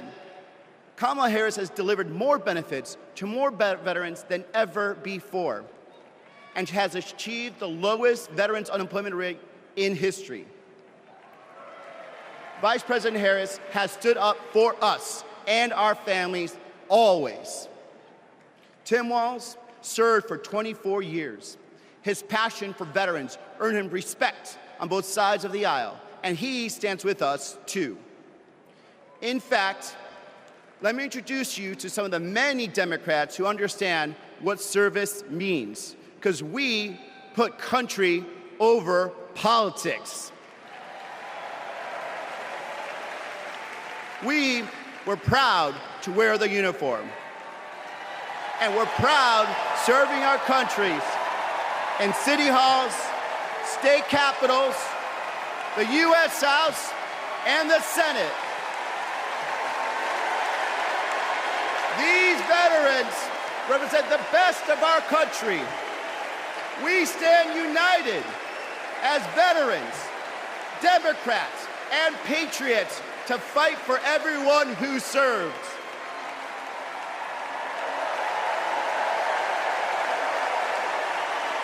But politicians like Donald Trump, they don't stand with us. They call patriots like Senator McCain losers. John McCain was an American hero. Show some respect. Trump's Project 2025 will slash veteran benefits and force VA hospitals to close across the nation. Show some respect.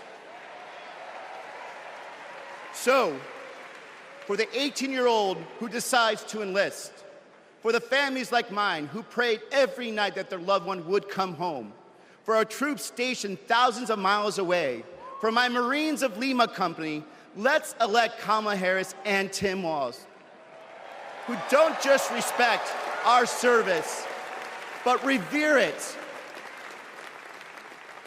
Because the veterans who defended this country aren't just the reason we can sleep at night. They're the reason we can dream. And together, we'll fight for our veterans and everyone who served our country. Thank you.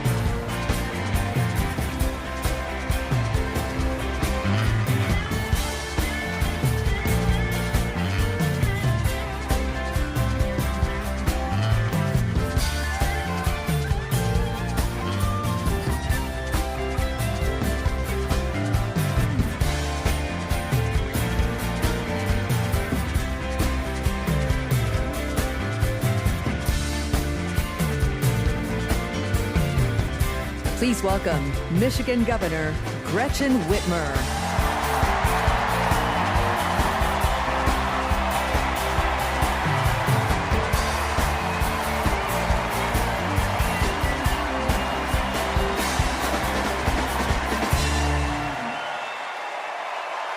I'm Governor Gretchen Whitmer. In Lansing, they call me Governor. But in Detroit, they call me Big Gretch.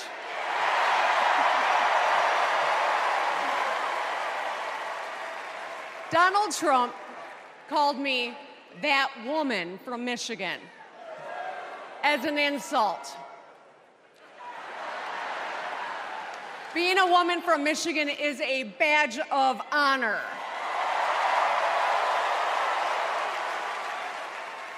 Like women across America, we just GSD. Get stuff done. At 29, I joined the sandwich generation. Sandwiched between working and raising my newborn and caring for my mom, who was dying from brain cancer. It was hard, but not extraordinary. It's life. Those nights reminded me who I was fighting for. People just trying to make it. Kamala Harris knows who she's fighting for, too. She took care of her mom, who also battled cancer. As president, she'll fight to lower the cost of health care and elder care for every family. She's lived a life like ours. She knows us. Donald Trump doesn't know you at all. You think he understands that when your car breaks down, you can't get to work? No. His first word was probably chauffeur. You think he's ever had to take items out of the cart before checking out? Hell, you think he's ever been to a grocery store? That's what the chauffeur is for. But Kamala Harris, she gets us. She sees us. She is us.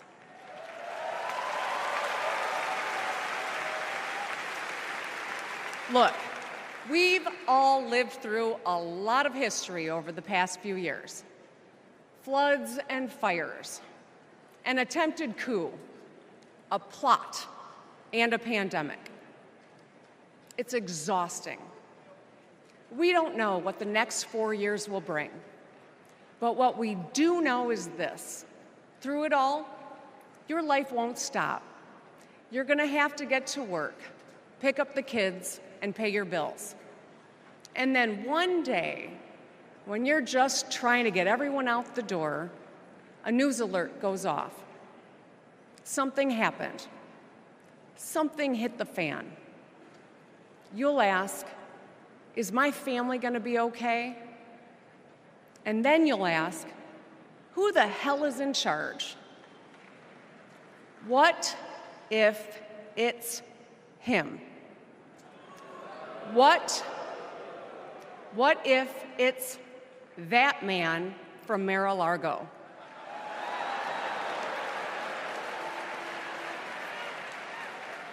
I know, in a crisis, we need someone strong enough to come up with a plan, to tell the truth, and to bring people together. Right now, before the crisis, is when we get to choose. Why wouldn't we choose the leader who's tough, tested, and a total badass?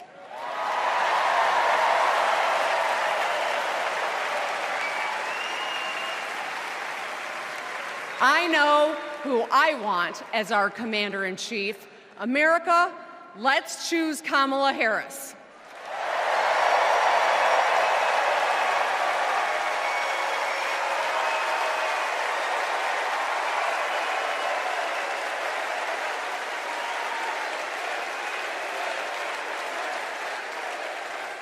Please welcome actress, director, and philanthropist, Eva Longoria.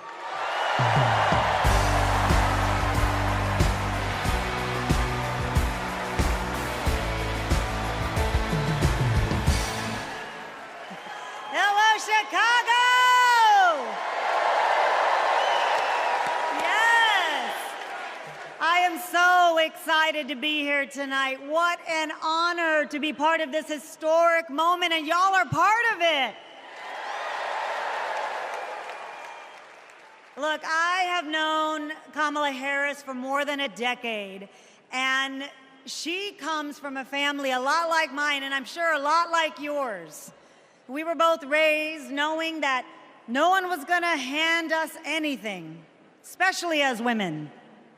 That we were going to have to touch every rung of the ladder to get ahead. We were going to have to work really hard.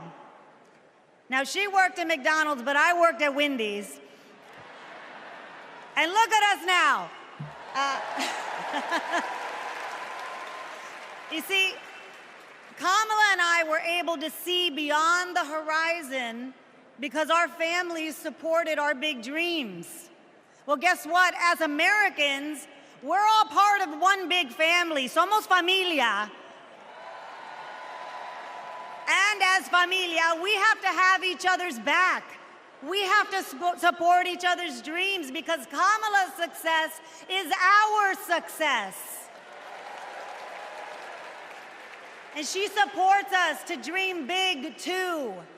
So let me tell you, in the Latino community, in our community, we have a saying, sí se puede, which means yes. It means yes, we can. But tonight, I'm here to tell you, yes, she can. So we're going to say, sí se puede. So when someone asks you, is she ready to lead this country forward, we're going to say, sí se puede. When somebody says, is she qualified for the job, we're going to say, sí se puede. When somebody asks, is she going to be the first female president of the United States, we're going to say, sí se puede. Our voices, our vote, we're going to decide this election. And let me tell you, the energy tonight isn't just here in Chicago, it's all across the country. People are gathered at watch parties everywhere to celebrate Kamala Harris.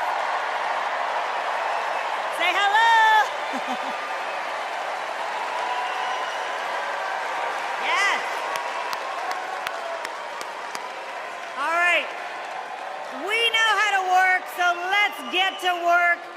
Let's turn all of this enthusiasm and joy into action between now and November 5th. Let's go. Sí se puede. Sí se puede.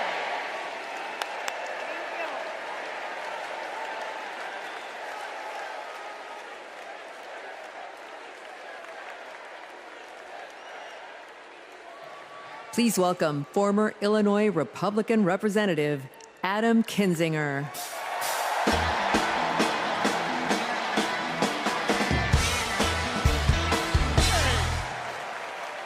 Hey, good evening. Good evening. Thank you, thank you, thank you. I'm Adam Kinzinger, and I am proud to be in the trenches with you as part of this sometimes awkward alliance that we have to defend truth, defend democracy, and decency. I was just a kid when I was drawn to the party of Ronald Reagan, to his vision of a strong America, the shining city on a hill. I was a Republican for 12 years in Congress, and I still hold on to the label. I never thought I'd be here, but listen, you never thought you'd see me here, did you? But I've learned something about the Democratic Party, and I want to let my fellow Republicans in on the secret. The Democrats are as patriotic as us.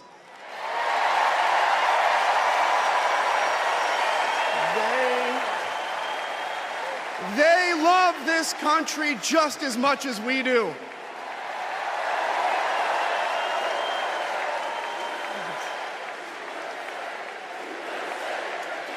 And they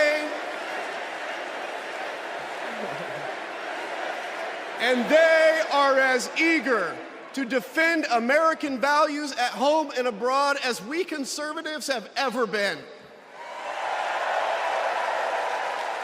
I was relieved to discover that because I've learned something about my party too, something I couldn't ignore. The Republican Party is no longer conservative. It has switched its allegiance from the principles that gave it purpose to a man whose only purpose is himself. Donald Trump is a weak man pretending to be strong. He is a small man pretending to be big.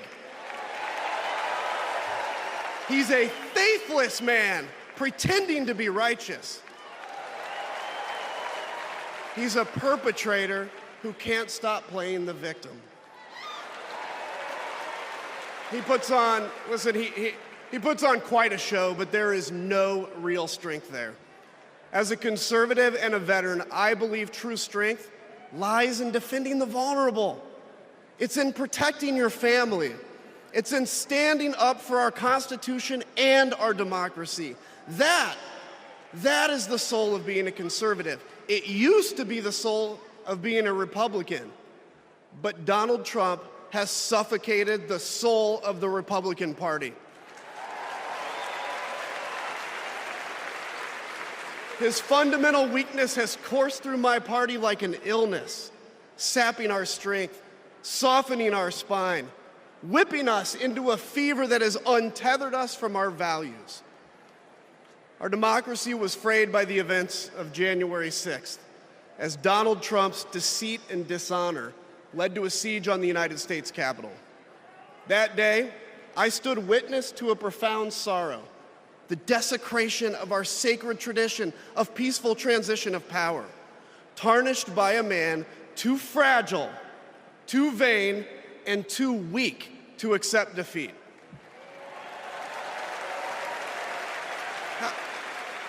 How can a party claim to be patriotic if it idolizes a man who tried to overthrow a free and fair election?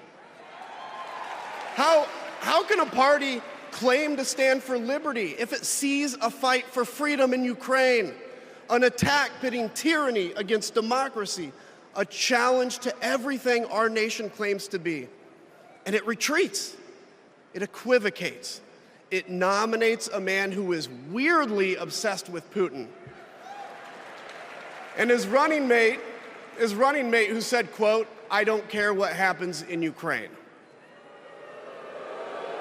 Yeah, and he wants to be vice president. Yeah. How can a party claim to be conservative when it tarnishes the gifts that our forebears fought for? Men like my grandfather, who served in World War II, who believed in a cause bigger than himself, and he risked his life for it behind enemy lines. To preserve American democracy, his generation found the courage to face down armies. Listen, all we're asked to do is to summon the courage to stand up to one weak man.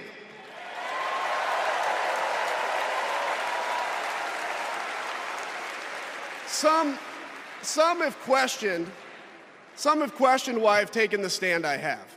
The answer is really simple, ladies and gentlemen. We must put country first. And tonight, as a Republican speaking before you, I'm putting our country first.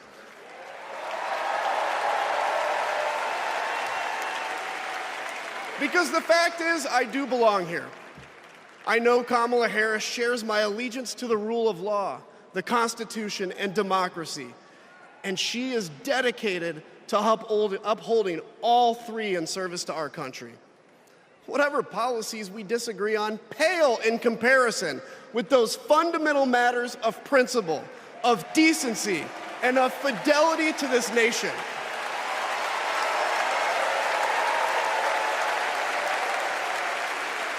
Listen, to my fellow Republicans, if you still pledge allegiance to those principles, I suspect you belong here too. Because Because democracy knows no party. It's a living, breathing ideal that defines us as a nation. It's the bedrock that separates us from tyranny, and when that foundation is fractured, we must all stand together, united, to strengthen it.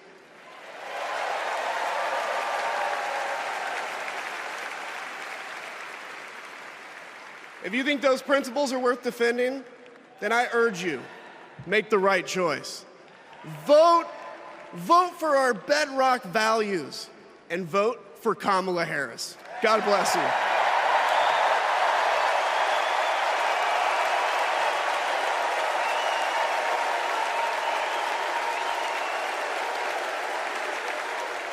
Please welcome lawyer, policy advocate, and sister of the Vice President, Maya Harris.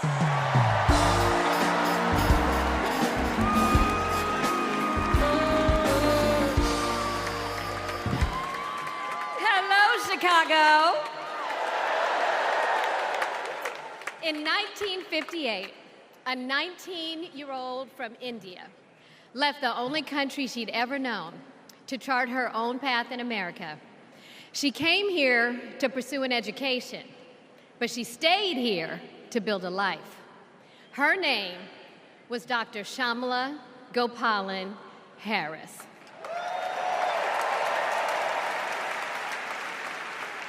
But we called her Mommy.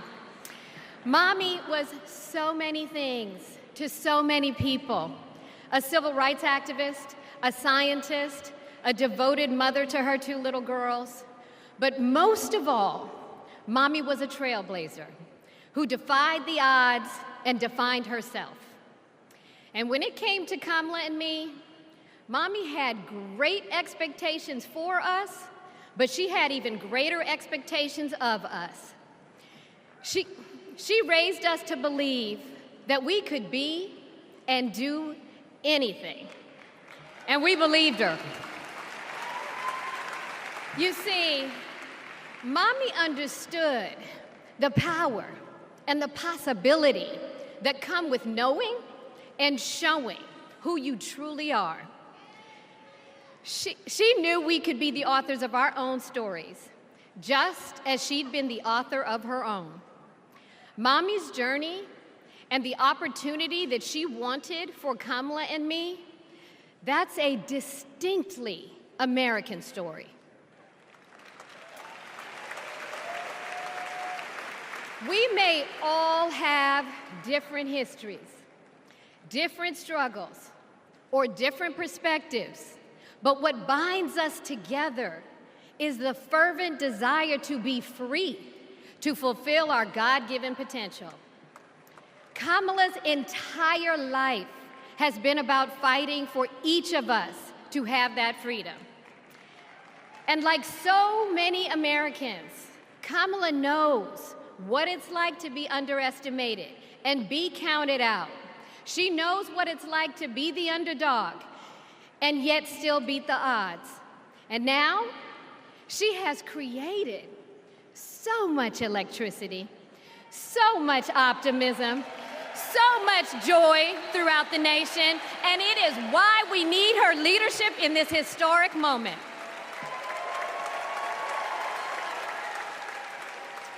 We are living in a time when some are trying to divide us, to separate us in ways that make it difficult for us to come together. Well, look, my sister rejects that view. Where others push darkness, Kamala sees promise. Where others feel detachment, Kamala fosters connection. Where others want to drag us back to the past, my sister says, hold up now, we are not going back.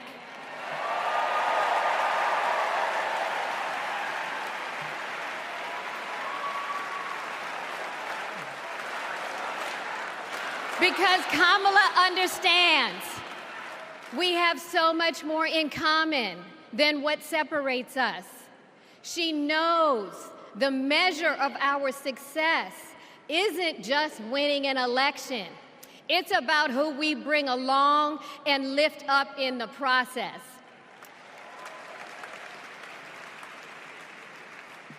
And so as I look out at all of you today and take in this incredible moment, I so wish that Mommy could be here tonight. I can just see her smiling, saying how proud she is of Kamala. And then, without missing a beat, she'd say, "That's enough, you got work to do." She would tell all of us to roll up our sleeves and get to work, to elect a leader who sees the potential in each of us, a leader who cares for all of us, a leader who fights for every one of us. Our Democratic nominee, my big sister, the next President of the United States, Kamala Harris.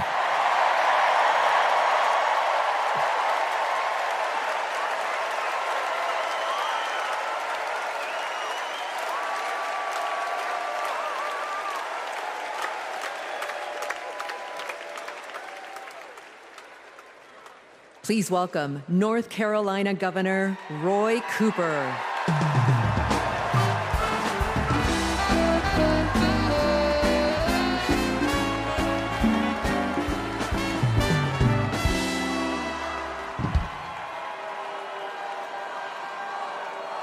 Hello, America. I'm Roy Cooper, the last guy standing between you and the moment we're all waiting for. So I'm going to get right to it. All week, you've heard stories about my friend Kamala. I want to take you behind the scenes of one of them. 2011 was a rough time for American homeowners. Hundreds of thousands were losing their homes to illegal foreclosure. I was Attorney General in North Carolina, while Kamala had just become California's. All the AGs were close to a settlement with the big banks, and it was a pretty good deal. Would have meant $4 billion for California families who'd been ripped off. I know that sounds like a lot, but Kamala said, hang on a minute. I've met these families. I know what they've been through, and they deserve more. She went toe-to-toe with some of the world's most powerful executives, and she refused to give in. Let me tell you, this was a huge risk, but she knew it was a risk worth taking. That's Kamala. And we all know what happened. The banks caved. That $4 billion for California families became $20 billion. That was the first time I witnessed Kamala in action. And what I saw was a leader who does exactly what she says she's going to do, who never will settle for less. America, we got a lot of big fights ahead of us, and we've got one hell of a fighter ready to take them on. I know that because I know her. And tonight, I want the American people to know, even if you don't agree with her on everything, Kamala Harris will fight for you to the very end. For families who need better health care or a safer place to live, Kamala will fight for you. For parents who want better schools for their kids, for workers worried about a secure retirement for themselves, Kamala will fight for you. For any one of our allies, anywhere in the world, wondering if America still has your back, remember this: Kamala will fight for you. And when she fights, we win. Kamala's ready. Kamala's ready. The question is, are we? Are we going to stand up and fight for Kamala like she'll stand up and fight for us? All right.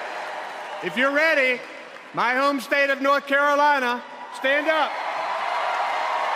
Stand up, Pennsylvania. Stand up, Michigan. Stand up, Wisconsin. Stand up, Georgia. Stand up, Nevada. Stand up, Arizona. Stand up, America. Are we going to stand up? Are we going to fight?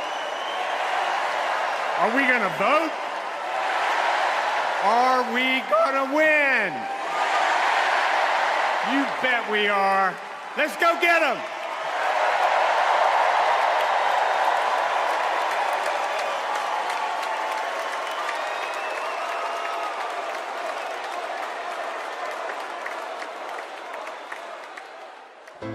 She grew up in a tight-knit neighborhood. It was the kind of place where your neighbor would look after you when school let out, where your first grade teacher would show up at your law school graduation. It's where Kamala Harris learned what it means to be in the middle class, making every paycheck count. She was raised by a working mom who taught her about standing up for what's right and protecting the people you love. Kamala carries the lessons of our mother, the fighting spirit of our mother, the compassion. She was all of 5 feet tall. If you met her, you would have thought she was 7 feet tall. And our mother, if I'd ever come home complaining about anything, she wouldn't have it. The first thing she'd say is, well, just stop the complaining. Just tell me what you're going to do about it. And since she was a young girl, Kamala Harris has been fighting for families like the one she grew up with. That is Kamala. She can't help herself from standing up for people and standing up for what she thinks is right. She has been that way our whole lives. Being a protector is what led her to become a prosecutor. Looking back now, I could say it was her calling. As a courtroom prosecutor, she went after predators who targeted women and children, and fraudsters who ripped off working families. And she put dangerous gang members and human traffickers behind bars. We didn't have partnerships with DOJ or FBI or DEA or any of those law enforcement agencies. Now, we all work collaboratively. She was the person who built the foundation in how we do criminal justice in America. As Attorney General of California, she held the big Wall Street banks accountable for fraud, winning $20 billion for California families. She took on one of the largest for-profit colleges that was scamming students. And in the Senate, she fought for her constituents with the determination of a prosecutor, standing up for reproductive freedom. Can you think of any laws that give the government the power to make decisions about the male body? I'm not thinking of any right now, Senator. She fought to keep our children safe from the terror of gun violence. How many of you guys had to have a drill where you learned about how you need to hide in a closet or crouch in a corner in the event that there is a mass shooter? Look at that. Look at that. On the Intelligence Committee, she defended our nation against foreign adversaries.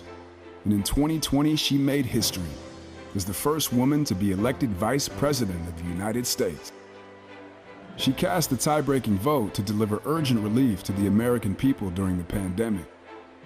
She beat Big Pharma to lower prescription drug costs and cap the cost of insulin, and led the fight to restore reproductive rights after Roe v. Wade was overturned. We have worked too hard and fought too long to see our daughters grow up in a world with fewer rights than our mothers. Because she's never been afraid to stand up to powerful interests. Sometimes people will open the door for you and leave it open, sometimes they won't. And then you need to kick that door down.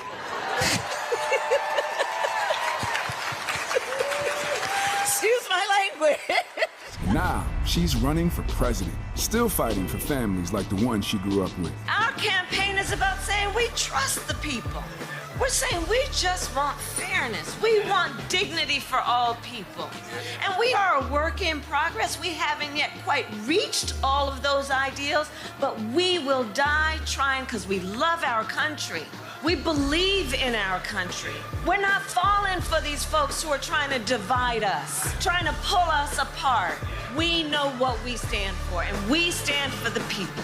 And we stand for the dignity of work. And we stand for freedom. We stand for justice. We stand for equality. And so we will fight for all of it. That's who Kamala Harris is. That's what she believes. And that's what she'll fight for every day.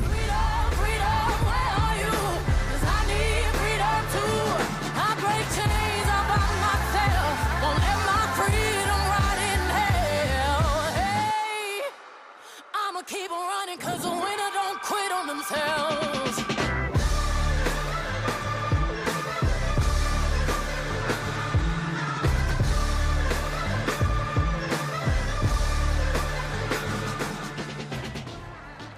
Please welcome the Democratic nominee for president, Vice President of the United States of America, Kamala Harris.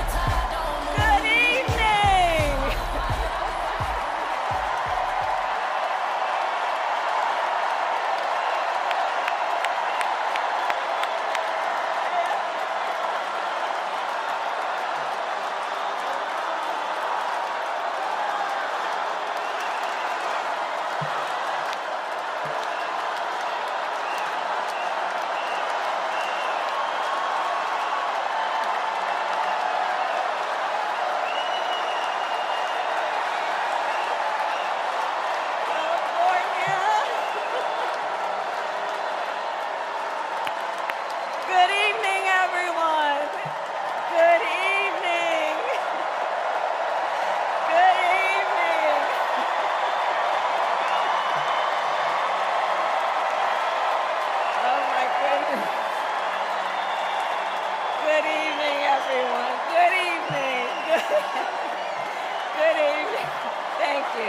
Thank you. Thank you. Thank you.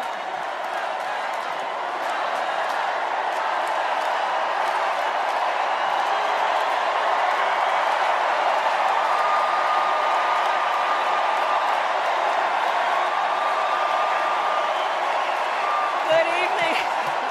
Thank you. Thank you. Thank you. Thank you. Thank you, everyone. Thank you. Thank you. Thank you. Thank you all.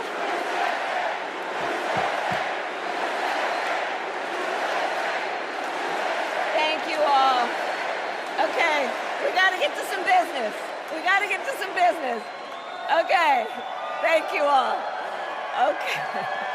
Thank you, thank you, thank you, thank you, thank you. Thank you, thank you, please, thank you, please, thank you so very much. Thank you, everyone. Thank you, everyone. Thank you. Okay, let's get to business. Let's get to business. All right. So let me start by thanking my most incredible husband, Doug, for being an incredible partner to me, an incredible father to Cole and Ella, and happy anniversary, Dougie. I love you so very much. To our President, Joe Biden. When I think about the path that we have traveled together, Joe, I am filled with gratitude. Your record is extraordinary, as history will show, and your character is inspiring. And Doug and I love you and Jill and are forever thankful to you both.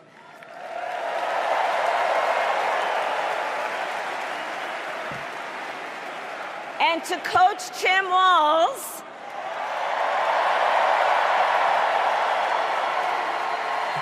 you are going to be an incredible vice president.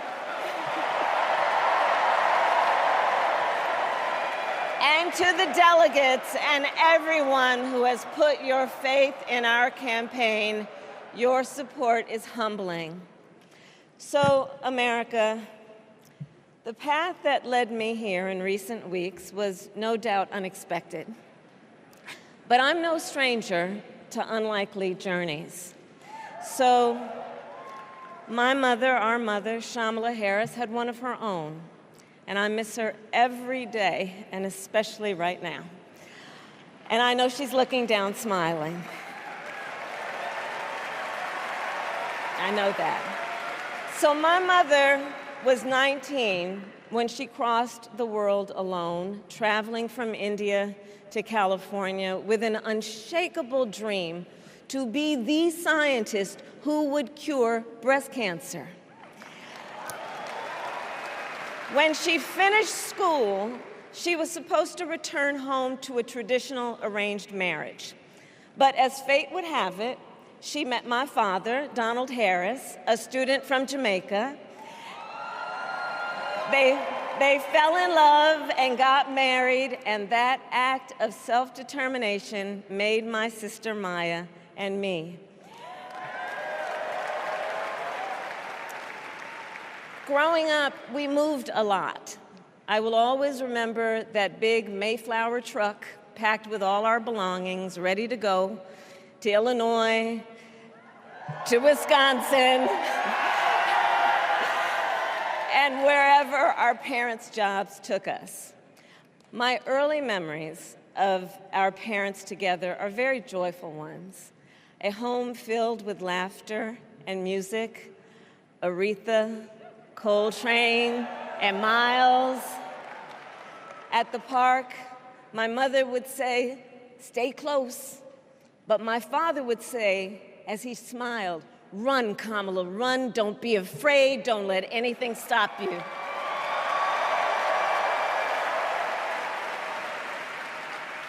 From my earliest years, he taught me to be fearless.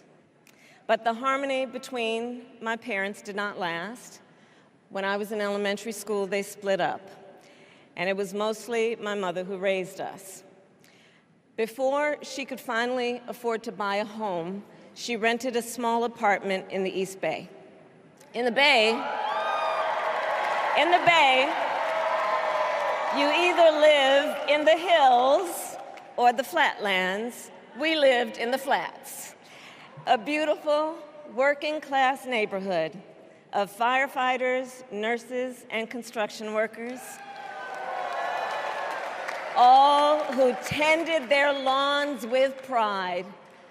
My mother, she worked long hours, and like many working parents, she leaned on a trusted circle to help raise us. Mrs. Shelton, who ran the daycare below us and became a second mother. Uncle Sherman, Aunt Mary, Uncle Freddie, Auntie Chris, none of them family by blood, and all of them family by love.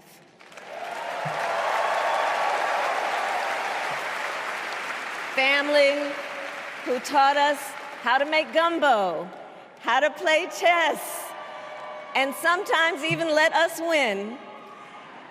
Family who loved us, believed in us, and told us we could be anything and do anything. They instilled in us the values they personified: community, faith, and the importance of treating others as you would want to be treated, with kindness, respect, and compassion. My mother was a brilliant, 5-foot-tall, brown woman with an accent. And as the eldest child, I saw how the world would sometimes treat her. But my mother never lost her cool. She was tough, courageous, a trailblazer in the fight for women's health, and she taught Maya and me a lesson that Michelle mentioned the other night. She taught us to never complain about injustice, but do something about it. Do something about it. That was my mother. And she taught us, and she also taught us, and never do anything half-assed. And that is a direct quote. A direct quote. I grew up immersed in the ideals of the civil rights movement.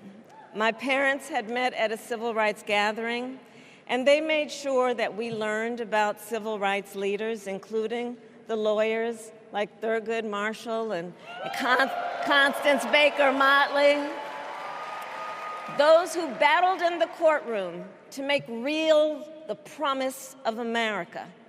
So at a young age, I decided I wanted to do that work. I wanted to be a lawyer. And when it came time to choose the type of law I would pursue, I reflected on a pivotal moment in my life. You see, when I was in high school, I started to notice something about my best friend, Wanda. She was sad at school, and there were times she didn't want to go home. So one day I asked if everything was all right, and she confided in me that she was being sexually abused by her stepfather. And I immediately told her she had to come stay with us, and she did. This is one of the reasons I became a prosecutor, to protect people like Wanda, because I believe everyone has a right to safety, to dignity, and to justice.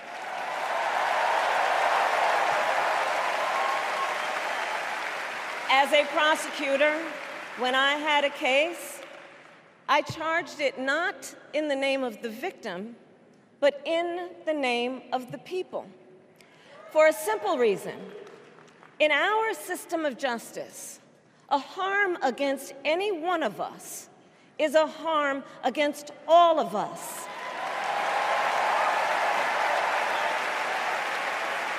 And I would often explain this to console survivors of crime, to remind them no one should be made to fight alone.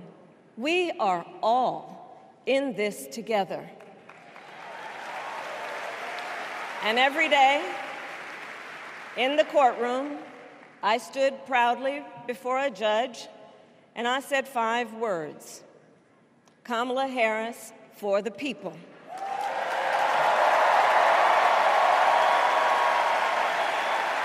And to be clear, my entire career, I've only had one client, the people. And so, on behalf of the people, on behalf of every American, regardless of party, race, gender, or the language your grandmother speaks, on behalf of my mother and everyone who has ever set out on their own unlikely journey, on behalf of Americans like the people I grew up with, people who work hard, chase their dreams, and look out for one another, on behalf of everyone whose story could only be written in the greatest nation on earth, I accept your nomination to be President of the United States of America.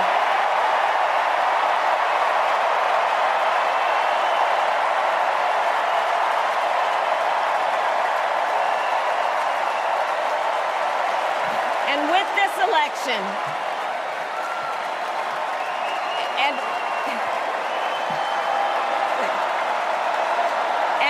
this election, our nation with this election has a precious, fleeting opportunity to move past the bitterness, cynicism, and divisive battles of the past, a chance to chart a new way forward. Not as members of any one party or faction, but as Americans. And let me say, I know there are people of various political views watching tonight, and I want you to know, I promise to be a president for all Americans. You can always trust me to put country above party and self, to hold sacred America's fundamental principles, from the rule of law to free and fair elections to the peaceful transfer of power.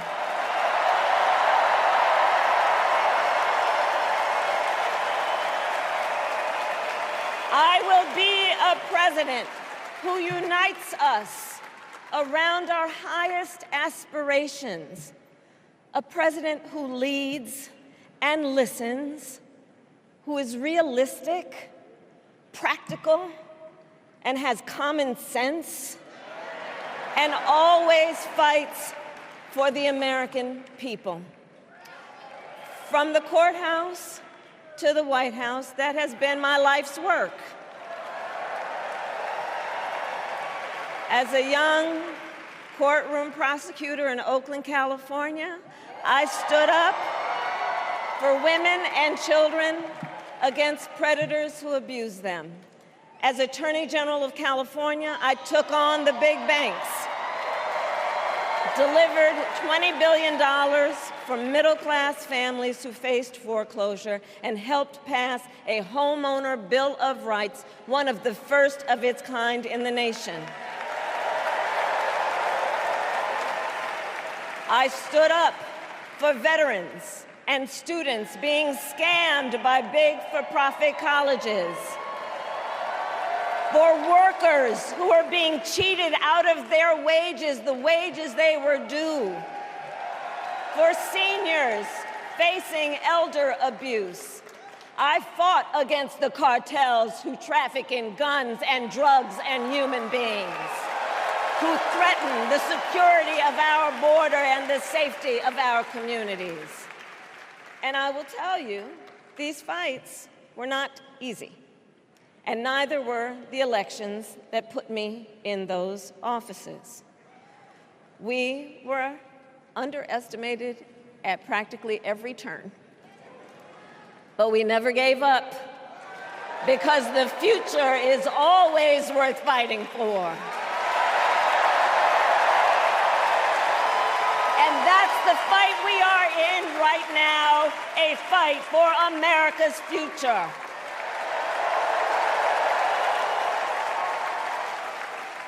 Fellow Americans, this election is not only the most important of our lives, it is one of the most important in the life of our nation. In many ways, Donald Trump is an unserious man. But the consequences of putting Donald Trump back in the White House are extremely serious. Consider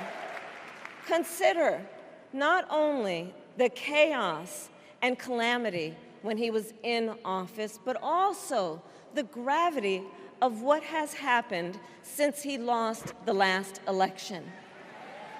Donald Trump tried to throw away your votes. When he failed, he sent an armed mob to the United States Capitol, where they assaulted law enforcement officers. When politicians in his own party begged him to call off the mob and send help, he did the opposite. He fanned the flames. And now, for an entirely different set of crimes, he was found guilty of fraud by a jury of everyday Americans and separately found liable for committing sexual abuse. And consider what he intends to do if we give him power again. Consider his explicit intent to set free violent extremists who assaulted those law enforcement officers at the Capitol. His explicit intent to jail journalists, political opponents, and anyone he sees as the enemy. His explicit intent to deploy our active duty military against our own citizens. Consider the power he will have, especially after the United States Supreme Court just ruled that he would be immune from criminal prosecution.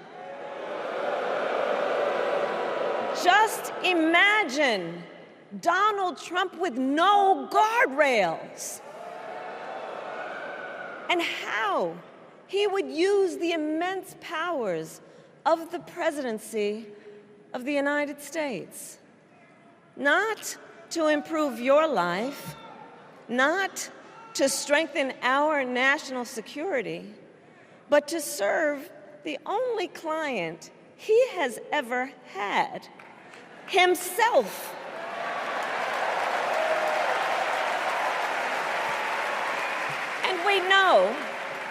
And we know what a second Trump term would look like. It's all laid out in Project 2025, written by his closest advisors, and its sum total is to pull our country back to the past.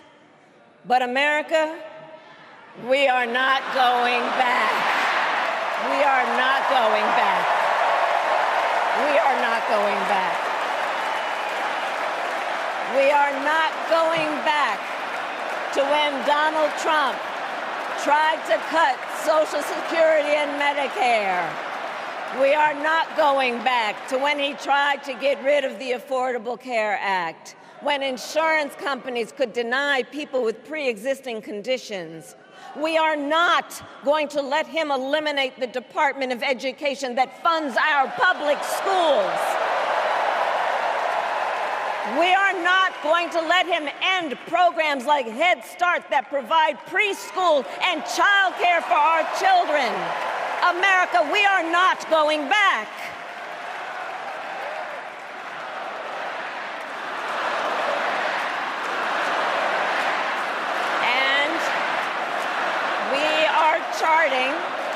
And we are charting a new way forward.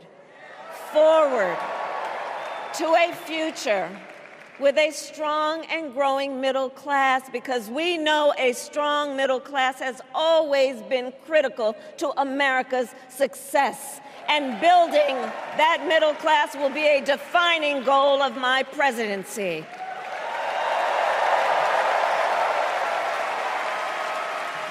And I'll tell you, this is personal for me. The middle class is where I come from. My mother kept a strict budget. We lived within our means, yet we wanted for little. And she expected us to make the most of the opportunities that were available to us and to be grateful for them. Because, as she taught us, opportunity is not available to everyone. That's why we will create what I call an opportunity economy where everyone has the chance to compete and a chance to succeed. Whether you live in a rural area, small town, or big city.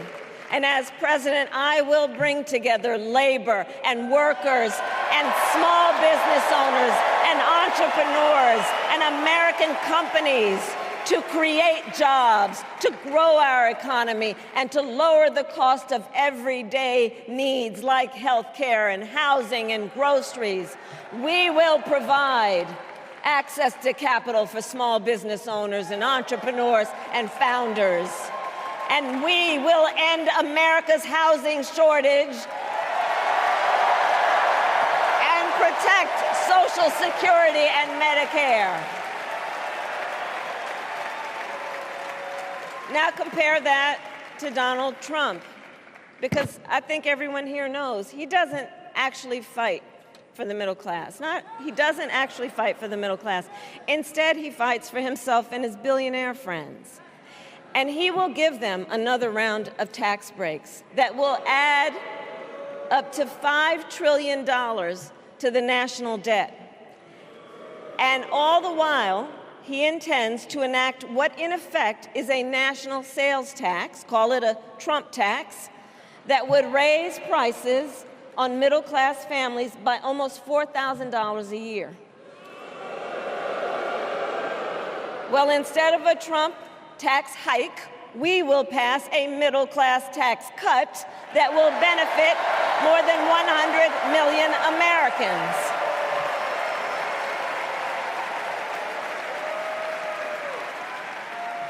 Friends, I believe America cannot truly be prosperous unless Americans are fully able to make their own decisions about their own lives, especially on matters of heart and home. But tonight, in America, too many women are not able to make those decisions. And let's be clear about how we got here. Donald Trump handpicked members of the United States Supreme Court to take away reproductive freedom. And now he brags about it. In his words, quote, "I did it and I'm proud to have done it," end quote. Well, I'll tell you, over the past 2 years, I've traveled across our country, and women have told me their stories. Husbands and fathers have shared theirs. Stories of women miscarrying in a parking lot, developing sepsis, losing the ability to ever again have children, all because doctors are afraid they may go to jail for caring for their patients. Couples just trying to grow their family, cut off in the middle of IVF treatments. Children who have survived sexual assault, potentially being forced to carry a pregnancy to term. This is what's happening in our country because of Donald Trump. And understand, he is not done. As a part of his agenda, he and his allies would limit access to birth control, ban medication abortion, and enact a nationwide abortion ban with or without Congress. And get this, he plans to create a national anti-abortion coordinator and force states to report on women's miscarriages and abortions. Simply put, they are out of their minds.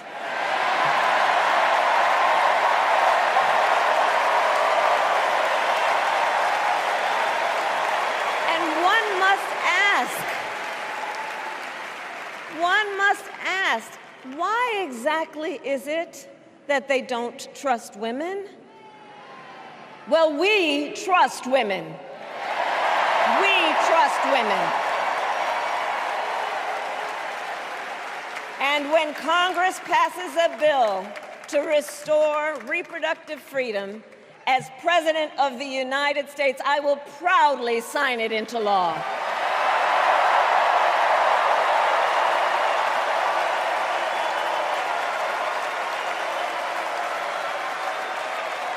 In this election, many other fundamental freedoms are at stake.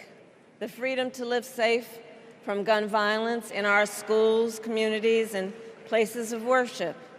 The freedom to love who you love openly and with pride. The freedom to breathe clean air and drink clean water and live free from the pollution that fuels the climate crisis, and the freedom that unlocks all the others the freedom to vote. With this election, we finally have the opportunity to pass the John Lewis Voting Rights Act and the Freedom to Vote Act.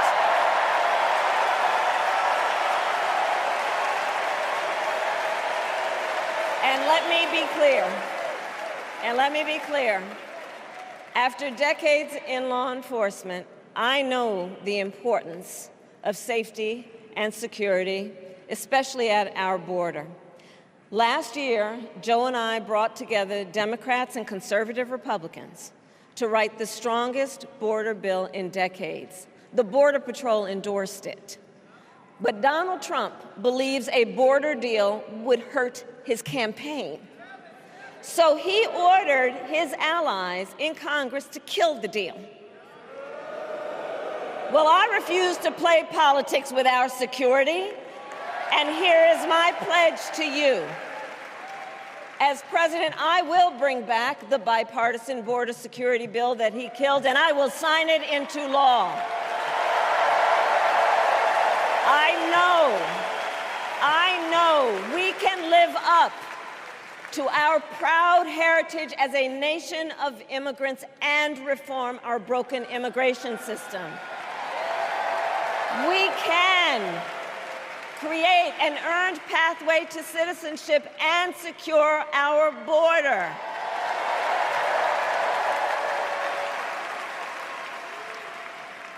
And America, we must also be steadfast in advancing our security and values abroad. As Vice President, I have confronted threats to our security, negotiated with foreign leaders, strengthened our alliances, and engaged with our brave troops overseas. As Commander-in-Chief, I will ensure America always has the strongest, most lethal fighting force in the world, and I will fulfill our sacred obligation to care for our troops and their families, and I will always honor and never disparage their service and their sacrifice.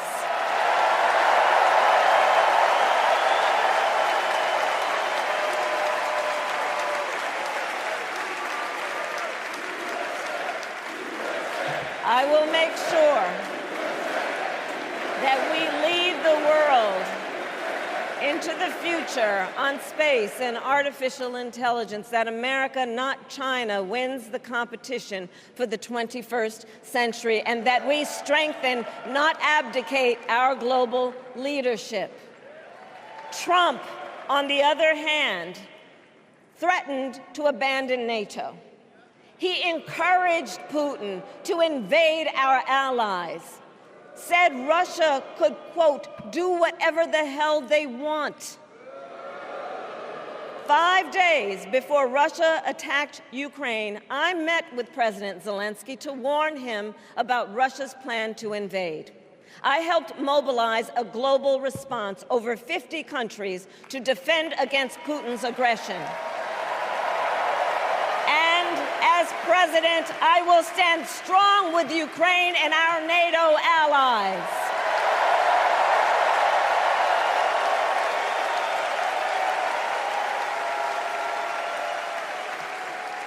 With respect to the war in Gaza, President Biden and I are working around the clock, because now is the time to get a hostage deal and a ceasefire deal done.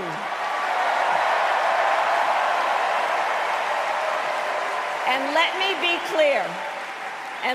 be clear, I will always stand up for Israel's right to defend itself, and I will always ensure Israel has the ability to defend itself, because the people of Israel must never again face the horror that a terrorist organization called Hamas caused on October 7. including unspeakable sexual violence and the massacre of young people at a music festival. At the same time, what has happened in Gaza over the past 10 months is devastating. So many innocent lives lost. Desperate, hungry people fleeing for safety over and over again. The scale of suffering is heartbreaking.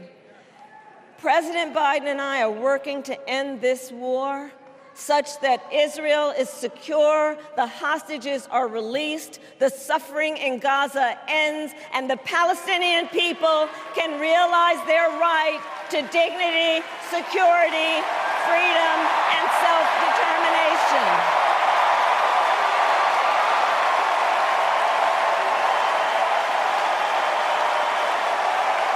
And know this, I will never hesitate to take whatever action is necessary to defend our forces and our interests against Iran and Iran-backed terrorists. I will not cozy up to tyrants and dictators like Kim Jong-un who are rooting for Trump,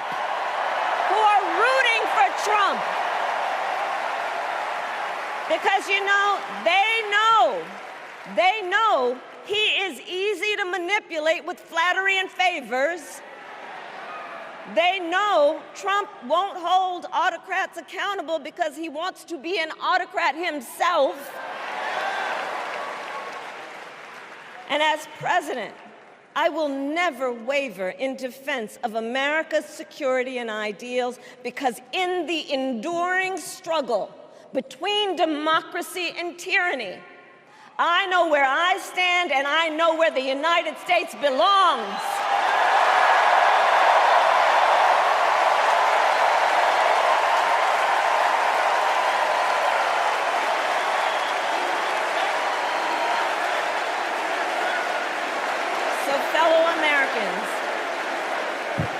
Fellow Americans, I love our country with all my heart. Everywhere I go, in everyone I meet, I see a nation that is ready to move forward, ready for the next step in the incredible journey that is America. I see an America where we hold fast to the fearless belief that built our nation and inspired the world, that here, in this country, anything is possible, that nothing is out of reach. An America where we care for one another, look out for one another, and recognize that we have so much more in common than what separates us. That none of us has to fail for all of us to succeed. And that in unity there is strength. You know, our opponents in this race are out there every day denigrating America, talking about how terrible everything is. Well, my mother had another lesson she used to teach. Never let anyone tell you who you are. You show them who you are. America, let us show each other and the world who we are and what we stand for. Freedom, opportunity, compassion, dignity, fairness, and endless possibilities.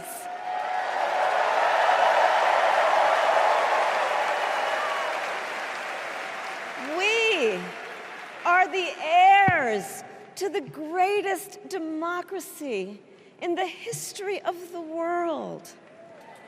And on behalf of our children and our grandchildren and all those who sacrificed so dearly for our freedom and liberty. We must be worthy of this moment.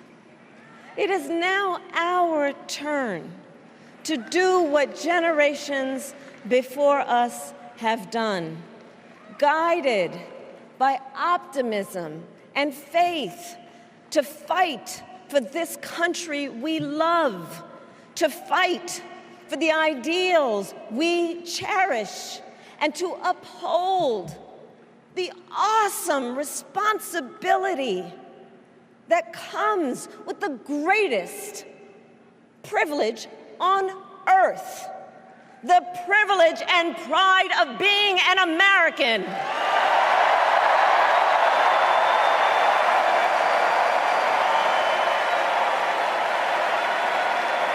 So let's get out there, let's fight for it, let's get out there, let's vote for it, and together, let us write the next great chapter in the most extraordinary story ever told.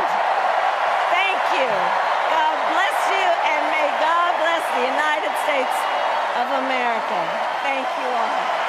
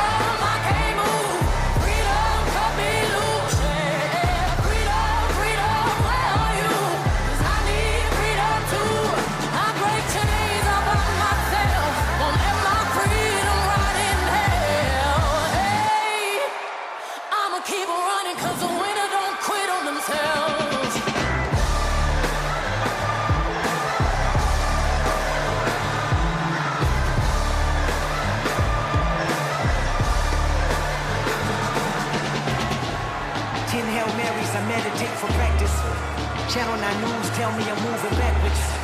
8 blacks left, death is around the corner. 7 misleading statements by my persona. 6 headlights waving in my direction. 5-0 asking me what's in my possession. Yeah, I keep running, jumping the aqueducts, fire hydrants and hazardous smoke alarms on the back of us. But mama, don't cry for me, rap for me, try for me, live for me, breathe for me, sing for me. Honestly, guiding me, I can be more than I gotta be. Still from me, lied to me, nation hypocrisy, code on me, driving me wicked. My spirit inspired me like yeah. Open correctional gates in high desert. Open our mind as we cast away oppression. Open the streets and watch our beliefs. And when they carve my name inside the concrete, I pray it forever. Freedom, freedom, I can't move. Freedom, cut me loose. Freedom, freedom, where are you? 'Cause I need freedom too. I break chains all by myself. Won't let my freedom rot in hell. Hey, I'ma keep running 'cause the winner don't quit on themselves.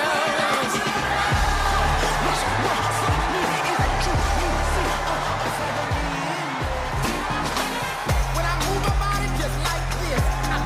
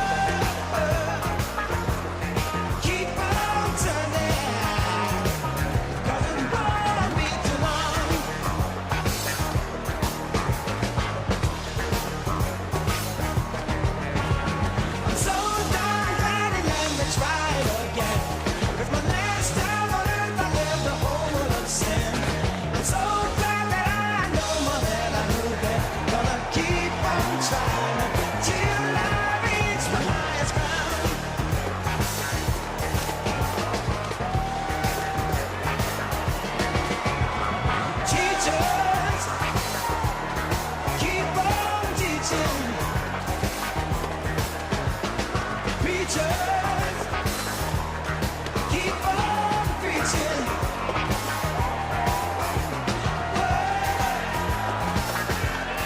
Keep on turning, 'cause it won't be too long.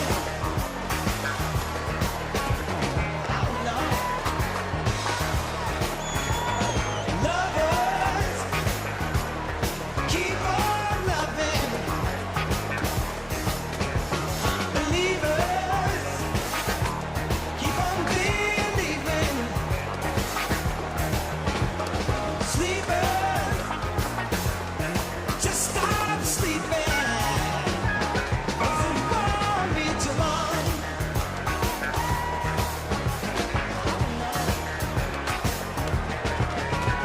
I'm so glad that I let me try again. It's my last time on earth I ever hope of sin.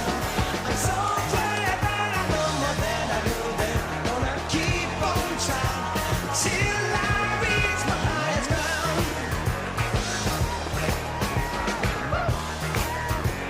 Till I reach my highest ground.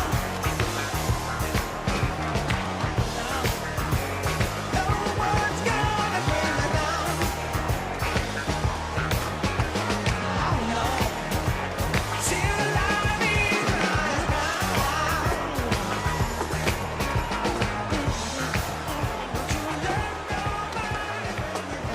You better think about what you're trying to do to me.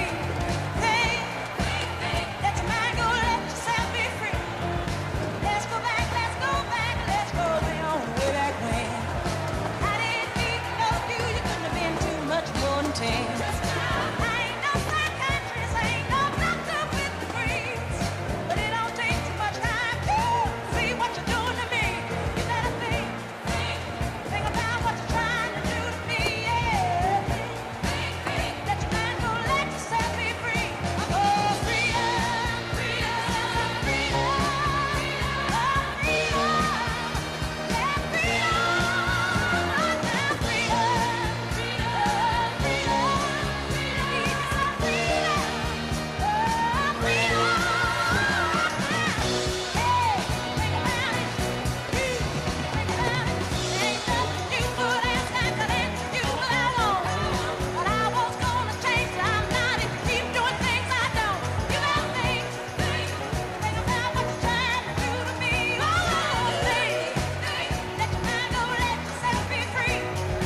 People walking around every street playing games, taking scores, trying to make other people lose their mind. Well, be careful you don't lose yours. Oh, think about what you're trying to do to me.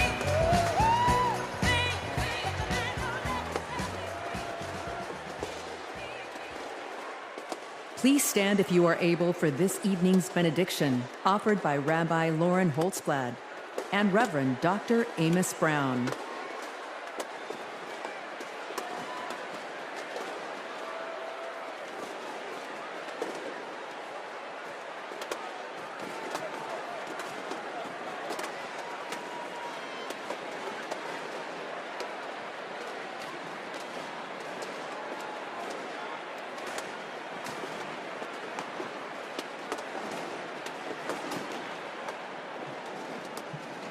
America, let us pray. God brought us out of the narrow place of oppression to freedom. Let's remember the treacherous road our ancestors traveled to freedom, their sacrifice and resolve to bring a better, more inclusive world. We stand on their shoulders to declare, we are not going back. God, who notices the downtrodden, give us the courage to imagine the world as you do, where everyone has the opportunity to thrive, where diversity brings strength, not weakness, and where all have the right to make the choices for their own bodies. God of strength, guard Vice President Harris and Governor Walz with your sheltering presence as they carry on with courage and conviction to build a better future for all Americans. Shine a light on them so that they may continue to pursue justice, equity, and reproductive freedom.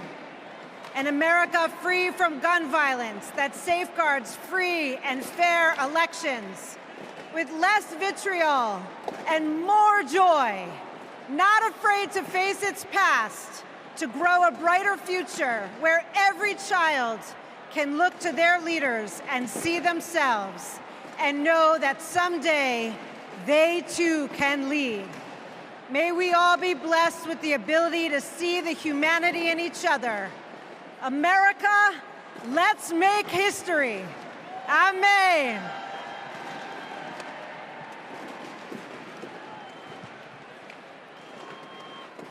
As we close this convention, we ask that the Creator bestow blessings on Vice President Harris and Governor Walz, and upon the bright future they will bring to the people of America. A future where our nation lives its motto of e pluribus unum, bringing together in civility and dignity the diversity that has built this great nation.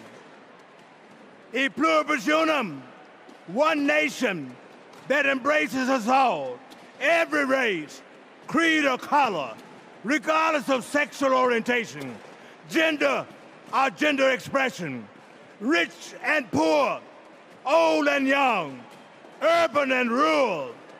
A future, oh God, for every American, where the humanity of all persons will be affirmed and celebrated, where every American has the opportunity and freedom to pursue those inalienable rights of life, liberty, and the pursuit of happiness.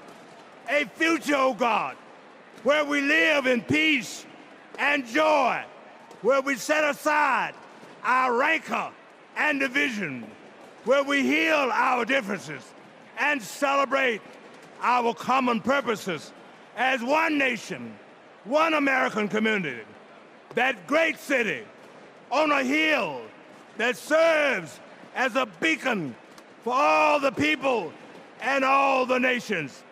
This is a journey we begin today, and we pray that the Almighty God will guide us on this path today, tomorrow, and for all the generations to come. Amen and amen.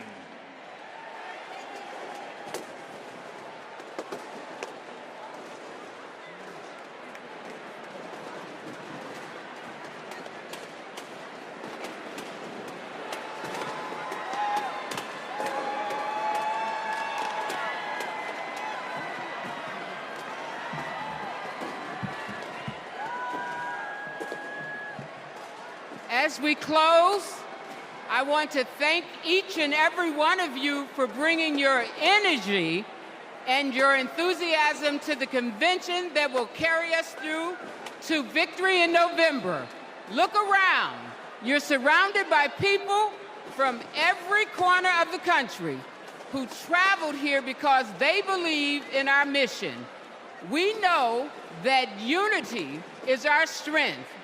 We know that the issues we've highlighted this week are not abstract. We know what's at stake, and we bring that with us in this beginning. Over the next 75 days, we will mobilize like never before to show America what we as Democrats stand for. Together, we will fight for our rights, our freedom, and our democracy. Together, we will elect Democrats up and down the ballot. Together, we will win. Win that, as we know, we have to further business to come before the convention. I am now proud to adjourn the 49th Democratic National Convention. Thank you, Chicago.